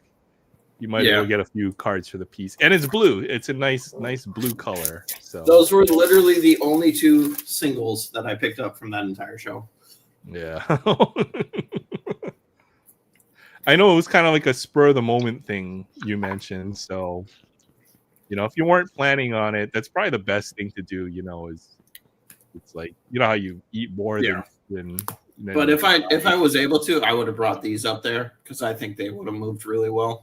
Yeah. I mean, and that would have given me some flexibility to get some stuff. Nice downtowns. Congrats on both of them. Yeah. I think I might try and take them to are you going to Pagoda tomorrow? Pagoda. Is there a show out there? Yeah. Maybe. Those guys are doing the sports card show at the Pagoda Hotel. So I was thinking of maybe checking out tomorrow and trying to move those.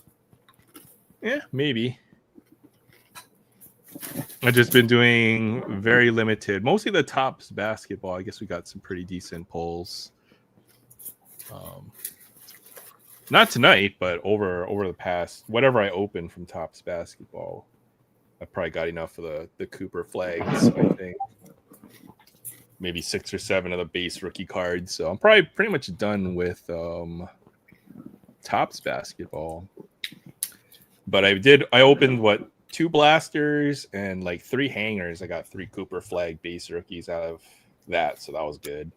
Can't be mad with that. Nope. And I got some inserts. Generation Now. Clutch City. I got 2 of the Generation Now. Yes, I think I pulled enough Cooper flag, I guess, from this top. So I'm probably done with this set. There's a nice LaMelo Ball, 8-bit ballers. And then I got this, I guess those are the Trailblazers, Shaedon Sharp, And this one's numbered to 99. So I probably bought like a few blasters, and I feel like I probably did better than you would have out of a hobby box. So retail was pretty decent for me on the top side. So what else did I get? A few of the gold parallels. No big names, I think. There's probably a couple. Have you got any of the holiday basketball yet? Yeah, I did some of the holiday basketball. So the only thing I don't like about it is they only have parallels. There's no inserts in the holiday. No, okay, that's what. So I feel like the blaster, unless you like the holiday parallels, like the glitter parallels, then you'll probably just want to stick to the regular blasters. It's a smaller set. It's only a 200 card set. Or if you like the holiday design. But I just sleeved up most of the stars. Tatum, Wemby, Giannis, and the bigger lottery pick rookies. Ace Bailey, Braun, Dylan Harper rookie. So Edgecombe. I did pretty good on that guy. Nice Steph. All the inserts are only in the blasters, megas, and the hangers.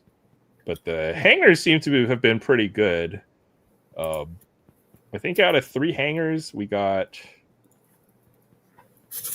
the gold parallel, and then we got the green parallel. So 2 numbered cards out of 3 hangers. I don't think that's going to be the average experience, but I guess I did pretty well out of hangers. And then we pulled 1 autograph from the blasters. You can find it. I looked up the pack odds on that autograph. Those 1 out of 20,000 packs. So Wow. I guess we beat the odds on that one. For this one, Kasparis Yakachonis, who hasn't even made his NBA debut. I guess he's hurt, but he's a Heat #1 draft pick. But they have this. This is on just the base flagship design, so it's called like the real one rookie card auto, I guess. Since it's on the base design, this one's numbered to 50, and the pack odds on this is like 20,000. 1 out of 20,000 packs for one of these in the gold parallel. So pretty crazy pull. So hopefully this guy, I have big hopes for this guy now. Yeah. I need him to drop 50 points a game on his debut so I can sell that card. I did find this in my collection. So, we did some score football a few months ago. Mm-hmm. And this is Dante Moore. So he's the Oregon Ducks starting quarterback.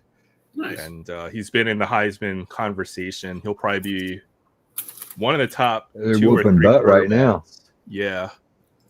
They beat Penn State, I think, last week. So actually turns out to be a pretty big autograph here out of the score stuff. So we did pretty well on that. That should be a good one there. Yeah, Dante Moore. So I have big hopes for this guy too. Beat Iowa, and they're winning tonight. Are they playing tonight? Why would they be playing on a Friday night? That just feels weird. Oh, they are playing on a Friday night. Why? Yeah. But he's been in the talks for Heisman.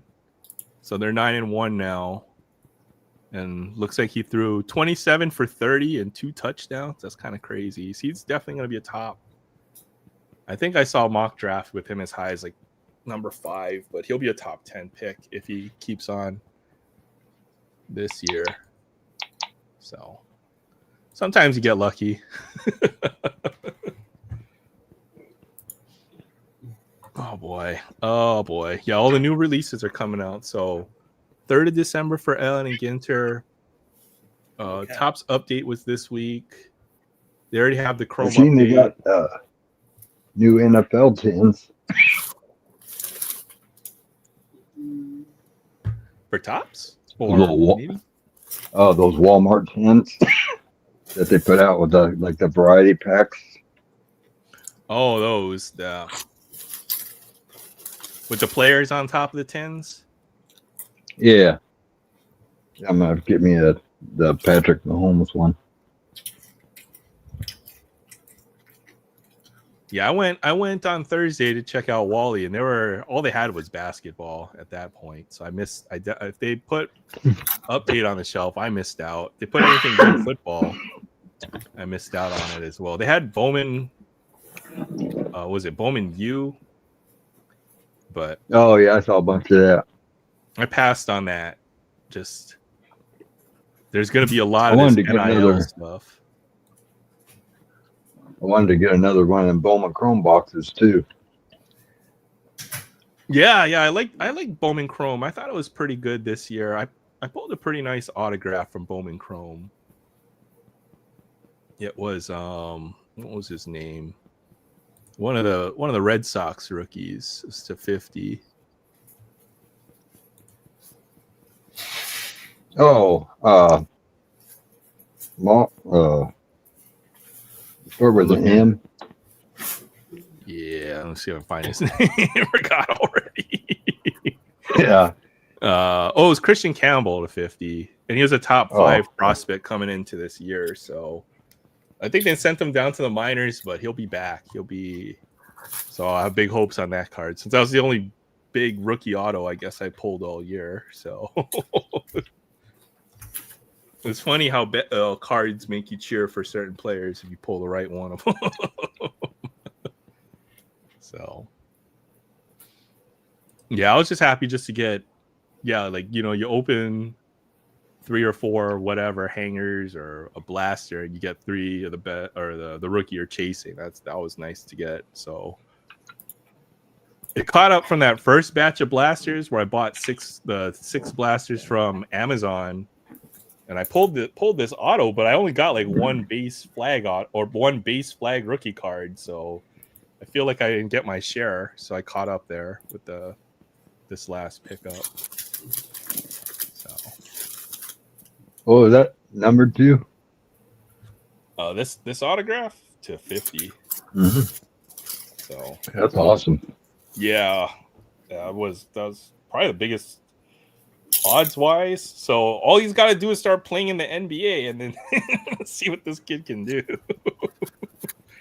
But the good thing with the Heat is they never have high draft picks, but they always do well in the draft. It seems when they pick up guys like Bam Adebayo or Tyler Hero, they're always in the late half of the draft. So the Heat tend to do very well with late draft picks. Is my hope on that guy.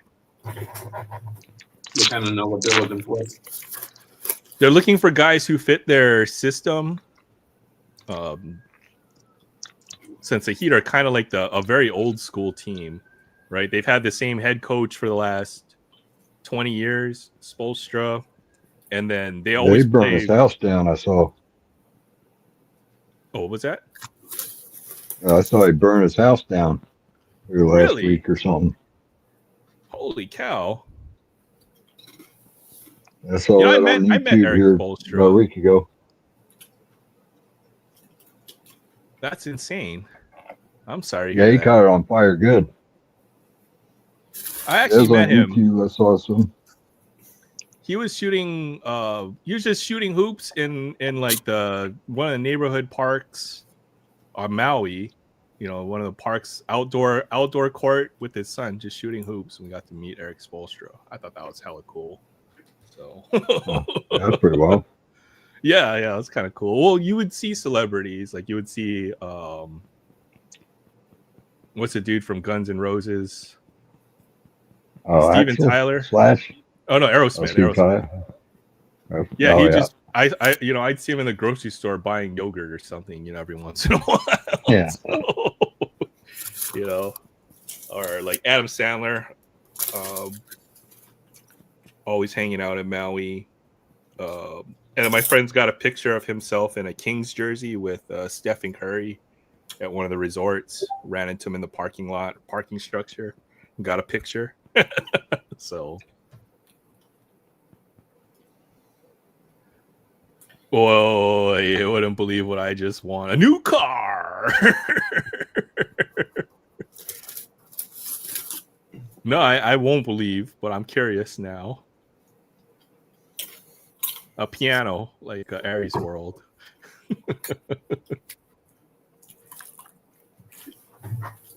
Oh, now you're not gonna tell us. Oh, boo. Boo. I hope it's something good. Yeah. Did you win the lottery? You picked 5 out of 6 or 6 out of 7? Jackpot? You get 5 rows of buffaloes. Treasure hunt.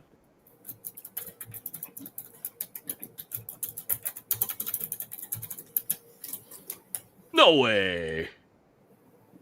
Holy cow. That's a big hit. Oh, wow. Congratulations, dude. I'm jelly. I'm really jealous. Wow. Congratulations, man. Can't wait to see No that kidding. card. Kobe auto numbered to 30. That is amazing. Wow. Yeah, I don't believe you. I really don't. No way, dude. Wow. Pictures or it never happened. No, I'm just joking. I'm gonna have to go back and look now on I'm guessing you did just a live rip or one of his breaks. But congratulations, dude.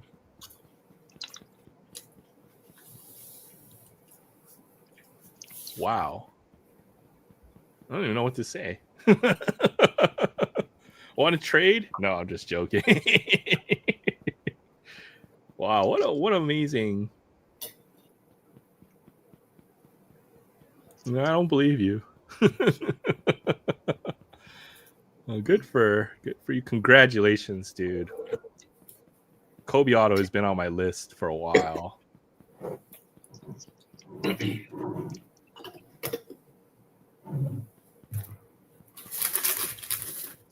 Maybe that would be a card I would go to a mainland show to try to trade or do something, but you know, it's not like they're gonna make more Kobe Bryant autographs anytime soon. So, what can I say? Yeah, I'm gonna go have look for that clip, and wow, that's amazing, dude. At least one of us won. I'll probably be one of the hits of the week. Gotta be. Take a screenshot of that for later. Whew.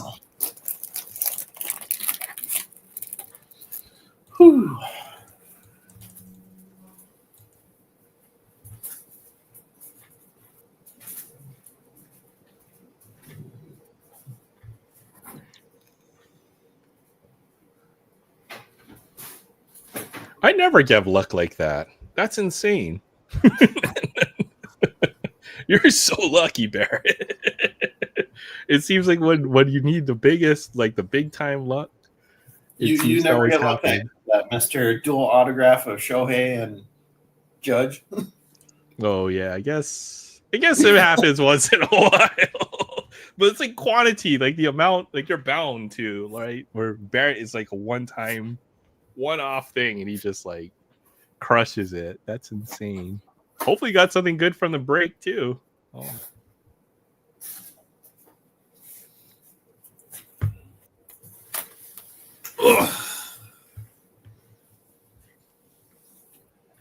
Oh boy.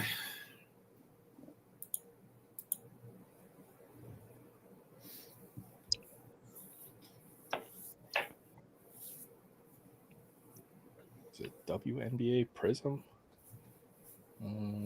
Yeah. Okay. Yeah, we're just sorting. No, it's like the.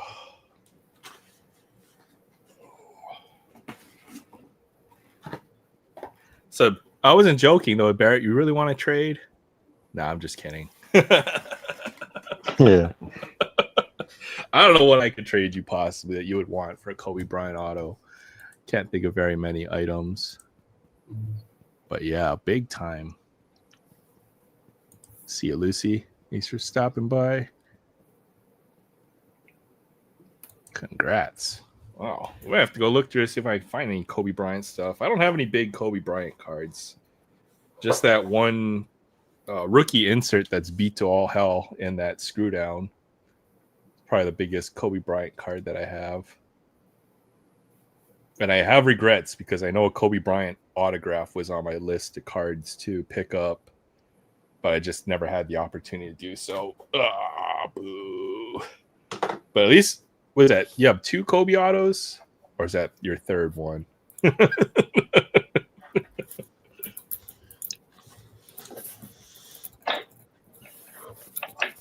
Dig through some basketball. Hey, there's a Kobe Bryant rookie card. Can always get some nice Kobe Bryant stuff. I think I paid $4 or $5 for this card. The what is this, Upper Deck Kobe Bryant rookie card? Yeah, you know what? If you want to do Jamarcus Russell, I'd be down for that. I'll throw in a Kwame Brown. Who else can I throw in this trade? That might just have to do. We might just have to go 2 for 1. This is a Frozen Fractor. I don't know if anybody's ever seen one of those before. Those are out of 5. But it's -4 out of 0 because it's so cold. Yeah. So you go -1 to -5. Yeah, I want to get the negative. Oh, really? Yeah. What do those come out of? Like a international box or something? That's Topps Chrome. Just regular Chrome? Basketball from last year. Oh, I know what else I'll throw in. I've got the Bronny James rookie card. I'll trade you that one. If I can find it. Bronny James rookie card to 5. Zach Edey. Some hollows. Steph Curry. Oh, here's some cool hockey inserts, I guess. Oh, this is the hockey stuff. So here's another one of those acetate inserts. Future Hall of Famer Marc-Andre Fleury.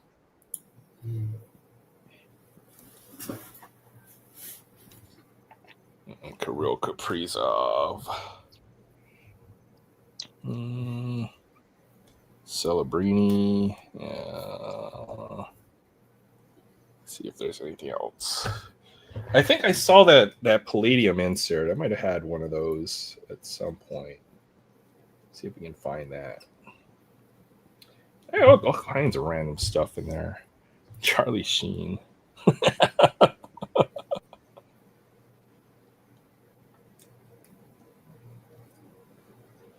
think we're sorting through some stuff. There's a cool Cal Raleigh rookie card. What is this? The Silver Pack rookie. I'll throw this one in too. Did you have a decent amount of stuff for the buybacks? Hey, that's awesome. No, because I didn't buy any Topps Chrome. So not $40 a blaster. Or whatever they wanted. Yeah. So I don't. Did I do any? I think I did like 1 or 2 blasters of Chrome, and that was it. But I don't think I have any buybacks this year. So no Aaron Judges, no Otanis. I know last year what I did was I traded all my buybacks for Hakeem Olajuwon rookie card. So yeah, I saw the Princess Diana card. I thought that was a cool one. Got that out of the Topps UK baseball. Let's see if I find, where did that card go? Princess Diana. I think I got King Charles, I guess, too. No. You'd be Prince Charles back here. Where'd that card go?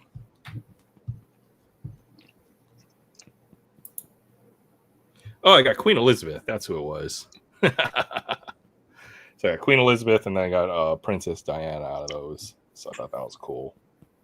Those are the 2 I was chasing from that set when we did the UK baseball a few months ago. And you can probably get that card for like $3, I think, if you are interested, Fabian. And you might not have to get it shipped from the States since it was Topps UK baseball. So maybe tariffs might, or the duty or import might be a lot lower as well. And then, yeah, no license on these Topps basketball. So that's the difference between last year and then this year is the licenses. So it really is night and day, right? Where this would be the Miami jersey, and then now you have some licensed NBA stuff this year for 2025. But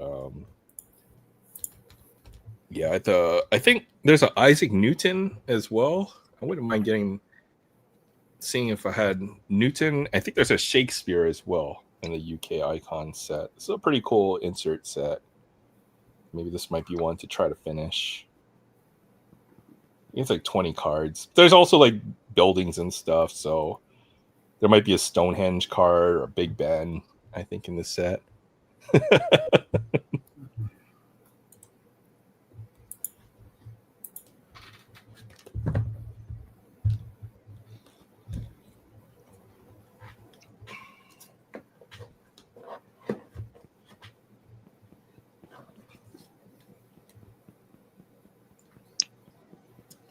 Yeah, from the I guess we did some Bowman Chrome this year.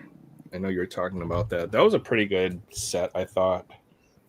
So we did pretty well on the rookies, I think. Got at least a few decent ones. And a couple Shoheis for Nats. I got the James Wood. And then I think Cam Smith as well was in that set as a rookie. And Nick Kurtz, too. Cool Aaron Judge. And the Otani Mojo. So, yeah, still sorting. Trying to get some stuff organized here.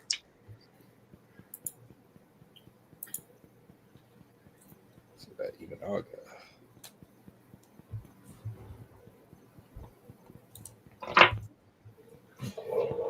Yeah, it's from, I think, what was it, 2020 Topps UK Baseball. If you're curious, Fabian, on that particular UK icon set. Let's see if I have some doubles. We can just send one to you in a plain white envelope.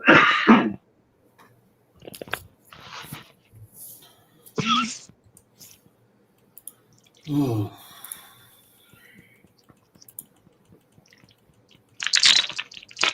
I was going to ask if you're back to work after, but you've been working through the whole the whole fiasco. Oh, that's cool. What is that? Oh, VJ Edgecombe. He's a baller. Yeah, that's like a, I'm not sure what to call that, like a shimmer parallel. I don't even know I think somebody said Rapture or whatever, but it's like the other rainbow foil. Maybe a glitter or shimmer. I don't know. I'm always afraid I'll mislabel something on eBay and they'll be able to say, well, I defrauded them or whatever, and be like, no, I just didn't really, that was what it was called or whatever. I think it's the picture that you show of the item, and if they had a complaint about it, I mean, what are you going to pull? Like if you say Black Pulsar or whatever 101 is, they can't really fault you if you don't send them the 101, right? I don't know. You have to look at the picture of what you're buying. But I know what you mean. Yeah, shame about Princess Diana, that's for sure.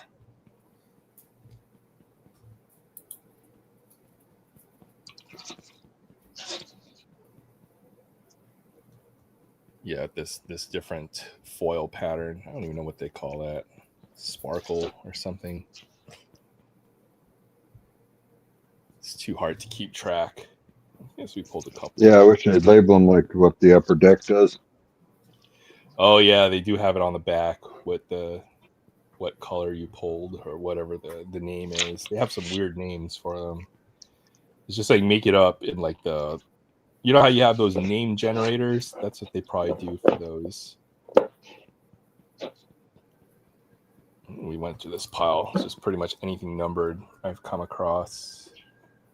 I did find some cool basketball stuff. I guess that was all numbered. That was the road to the finals. So this was sitting in my regular box, but these are all numbered to 2019. Jokic, Mitchell, Giannis. So I have two of the same parallel with the different numbers on them. Oh no, that's just a different. Oh no, this one, yeah, this is the same parallel. So this is 70 out of 999, and this is 416 out of 999. So I own 1/500th of the entire print run. But there are some good names on these numbered cards, I guess. So Jokic, Steph Curry, a couple times, more Jokic. So I think you got these Kawhi. Oh, this is the Raptors championship year. So some of them are like lower numbered, I think, as well. So I found those in my boxes recently. Oh, Rondo. I was going through my basketball stuff recently.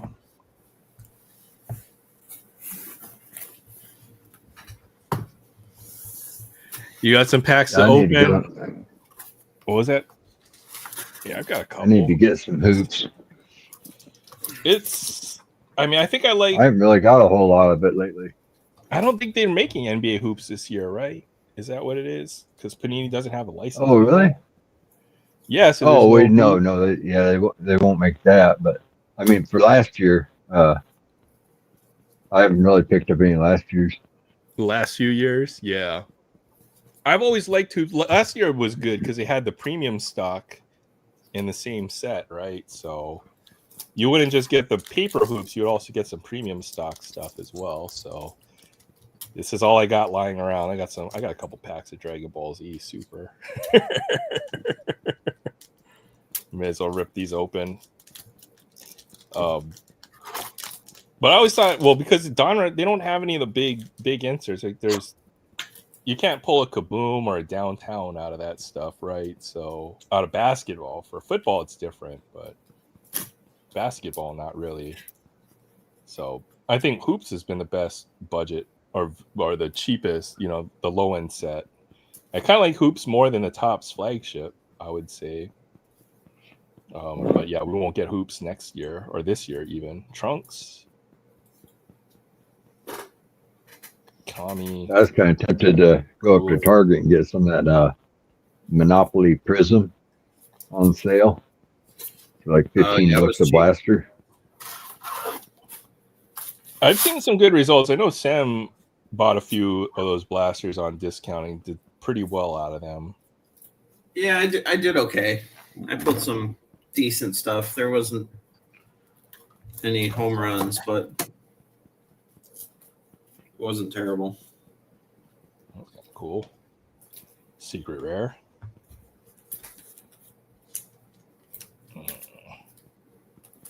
I forgot when I picked this stuff up, but it was a pretty good deals on these boxes at one point. Yeah, they won't have any of that Monopoly next year. Yeah, there won't be any Prism this year. Last year. Yeah, it'd be the last year of it. Last year of Prism. That's a shame because I know a lot of folks for basketball and football only know the Panini. Ooh, Bulma. My friend's wife always reminds me for some reason. Oh, Gohan. Trunks. Oh, Super Saiyan 4 Goku. Nappa. Dabura. These are nice cards. I picked up a couple boxes. Still have a few packs lying around of this stuff, I think. That's all I had on my table handy, though. We're in budget. We're in what do you call it? Budget mode right now. I think I've spent a little too much over the last few months or years or whatever. So trying to save a little bit of money. Definitely won't be opening as much. Got some every time I get that guy, Then I get a Cooper flag out of like the blaster or the hanger box. Yeah, it runs the If same. I see That's that the guy guy in we're the box, talking then I about, the get Cooper flag. unibrow.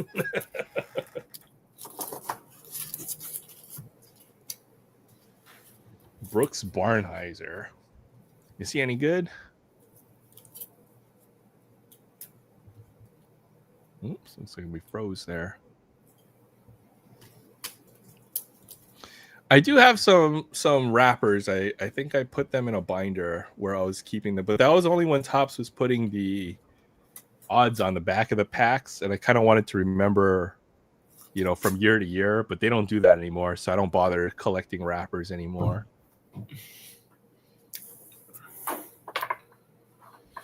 I've made some progress with my rainbow. Yeah. You bought a few more? Yeah. All right, well, let's see it. This is a very impressive rainbow you've put. Oh, wow, the pile is getting thicker. Slightly thicker, yeah. So you're talking about owning multiple. There's the 101, 105. I have 2 of these, both to 5, so I have 40% of the existence of those. See, it's like collecting it's like collecting the Dragon Balls. If you collect all of them, you get to make a wish. These are at a 15. Orange to 25. These are all oranges to 25. And golds to 50. Yellows to 75. I admire your persistence on collecting this set or this particular run. Green to 99, I believe. Yeah. I'm gonna have to keep my eye out, and hopefully I don't outbid you on something. Eventually it'll find its way to you. Aquas, purple, sparkle. The camo is actually it's not numbered, but those are fairly hard to find. If I had to guess, they have a lower print run of some of the higher numbered parallels. And then the sapphire. Sweet. I didn't count how many I have, but I got a lot more than I had before, and I got more coming as they pop up. They're getting harder to find though because they're not being opened as much. Yeah, or they're stored in people's boxes and stuff. That's kind of what happens. Yeah, the hard part is I don't know if any of the ones that I'm missing are ever going to pop up. Well, you can always hunt the National. It's going to be sitting on somebody's table, but you have to go and look at all the tables and find the card. I'd love to go to the National, but I don't know. When is it? Next year. August, I think.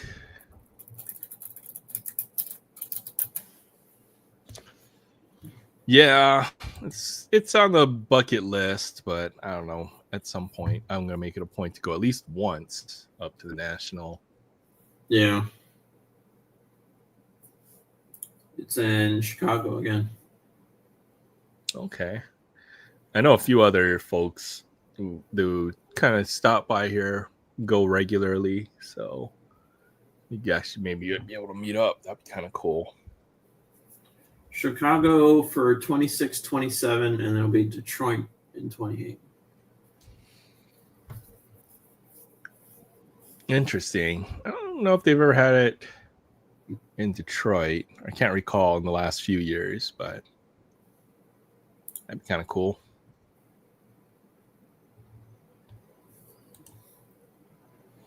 Yeah, so that was like what? I think there's like 30 something parallels or something when we're looking at the checklist.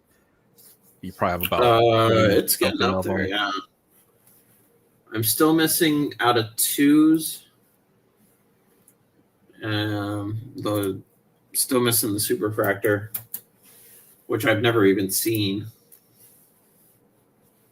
Yeah, superfractors. I own a superfractor. Put it that way. Well, I had one. Oh, that's right. You had a superfractor. That's true. But it was scratched, and I was sad. And then I have a foil fractor, which is a paper version of it. So, but I've never seen a gold vinyl or some of these other 101s. Yeah, Black Nebula, or whatever. But you pulled other 101s though, huh? Yeah, I've pulled most of them. I bought a couple, I think. I had one of the other 101s that I know I bought, but I got a good deal on this one. I don't think I paid more than I paid $15 for it for a 101. That felt like a good. Oh, I don't know if you noticed, but the top loaders are not too expensive right now. Those BCW top loaders. Oh, okay. So if I need another case, now would be the time to pick it up. I was tempted to buy another one. I still have about half, a little bit more than half the other case that I have. So yeah, it's not a that's big about where I'm right at too. now. But thankfully, it looks like they're not skyrocketing in price like they were. I think, yeah. Well, I figured there would be like a supply squeeze, right, until people figured out, the uncertainty in all of that, and then the prices would, or the supply is going to restabilize, right, and it's going to go back to kind of where it should be on those. Put that 101.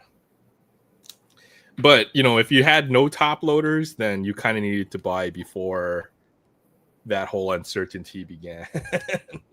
Yeah. So, I feel like we got, or at least when I bought the case, I felt pretty good about that, and at least we still have half the case. Oh yeah, it was a reasonable price.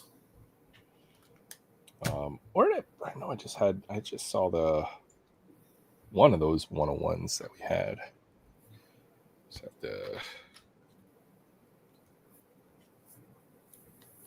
But it was a printing plate, I think, is it here? When I find it, I think we're explaining how the printing plate works, right? Because the image is like the way that it's not negative on the printing plate itself, but I found out how the way that it actually works and stuff that would actually work for how it's supposed to be printed. Yeah, it dips onto the ink and then it rolls over. Yeah. So I know I just saw that at least one of the printing plates that I had. I don't know what I did with it though. Because for the longest time, I thought that you wouldn't be able to have a printing plate because of that. Here, I found it. So this one. This is a 101 printing plate right here. The guy, one of my LCSs said he pulled it, so I offered him $15 on the spot, and he's like, "Yeah, we'll do that." So I never had a Topps flagship 101, but if you would think of how a card you would think a printing press works, where it would stamp down or whatever, then obviously it wouldn't come out the right way. But the way it does it is it rolls over, and then the roller takes this image and transfers it onto a piece of paper or the card or whatever. So it actually works differently. So, but yeah, 101 printing plate from last year's Topps update, Adam Frazier. I had a few other printing plates. I always wondered how that worked. What is this? This is from O-Peachy Hockey, Max Domi 101 printing plate.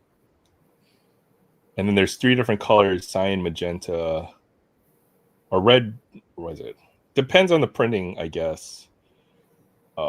This one I actually got for free, which was cool. 101. This is a Joe Montana printing plate I got from, I guess, a Leaf holiday pack. LCS just gave me one since I guess I buy enough stuff from them. So You know, it's cool to pull a 101 for free. That was pretty awesome. Then they have some other manufactured printing plates. Any Leaf product, you know, you open a box, you're probably guaranteed to get a 101. So there's a Leaf 101. So just some other 101s, I guess. Allen Iverson for Kobe Bryant? Yes? No? I'm just kidding. There's a Gunnar Henderson autograph. So stuff I had lying around that I've got to put back away.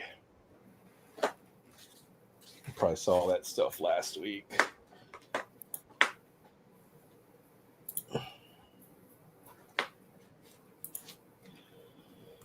But yeah, I guess now might be the time to kind of just call it, kind of winding down a bit here. Yeah, best thing, I got that for free. Well, it's not a Kobe Bryant autograph like Barrett, but this is the Joe Montana 101 I got from my LCS. So I was pretty surprised. I thought that was pretty cool. Anything else you wanted to share before we shut it down for tonight, Sam? No, not really. I mean, I'm glad I was able to make it on for a little bit.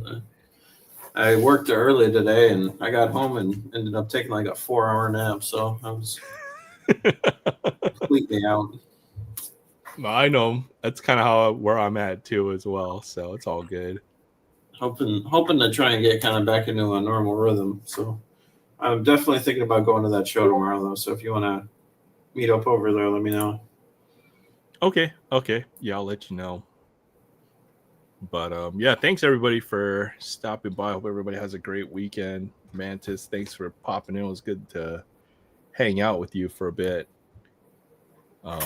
Fabian, all the folks who stopped by, Collectorholic, I collect.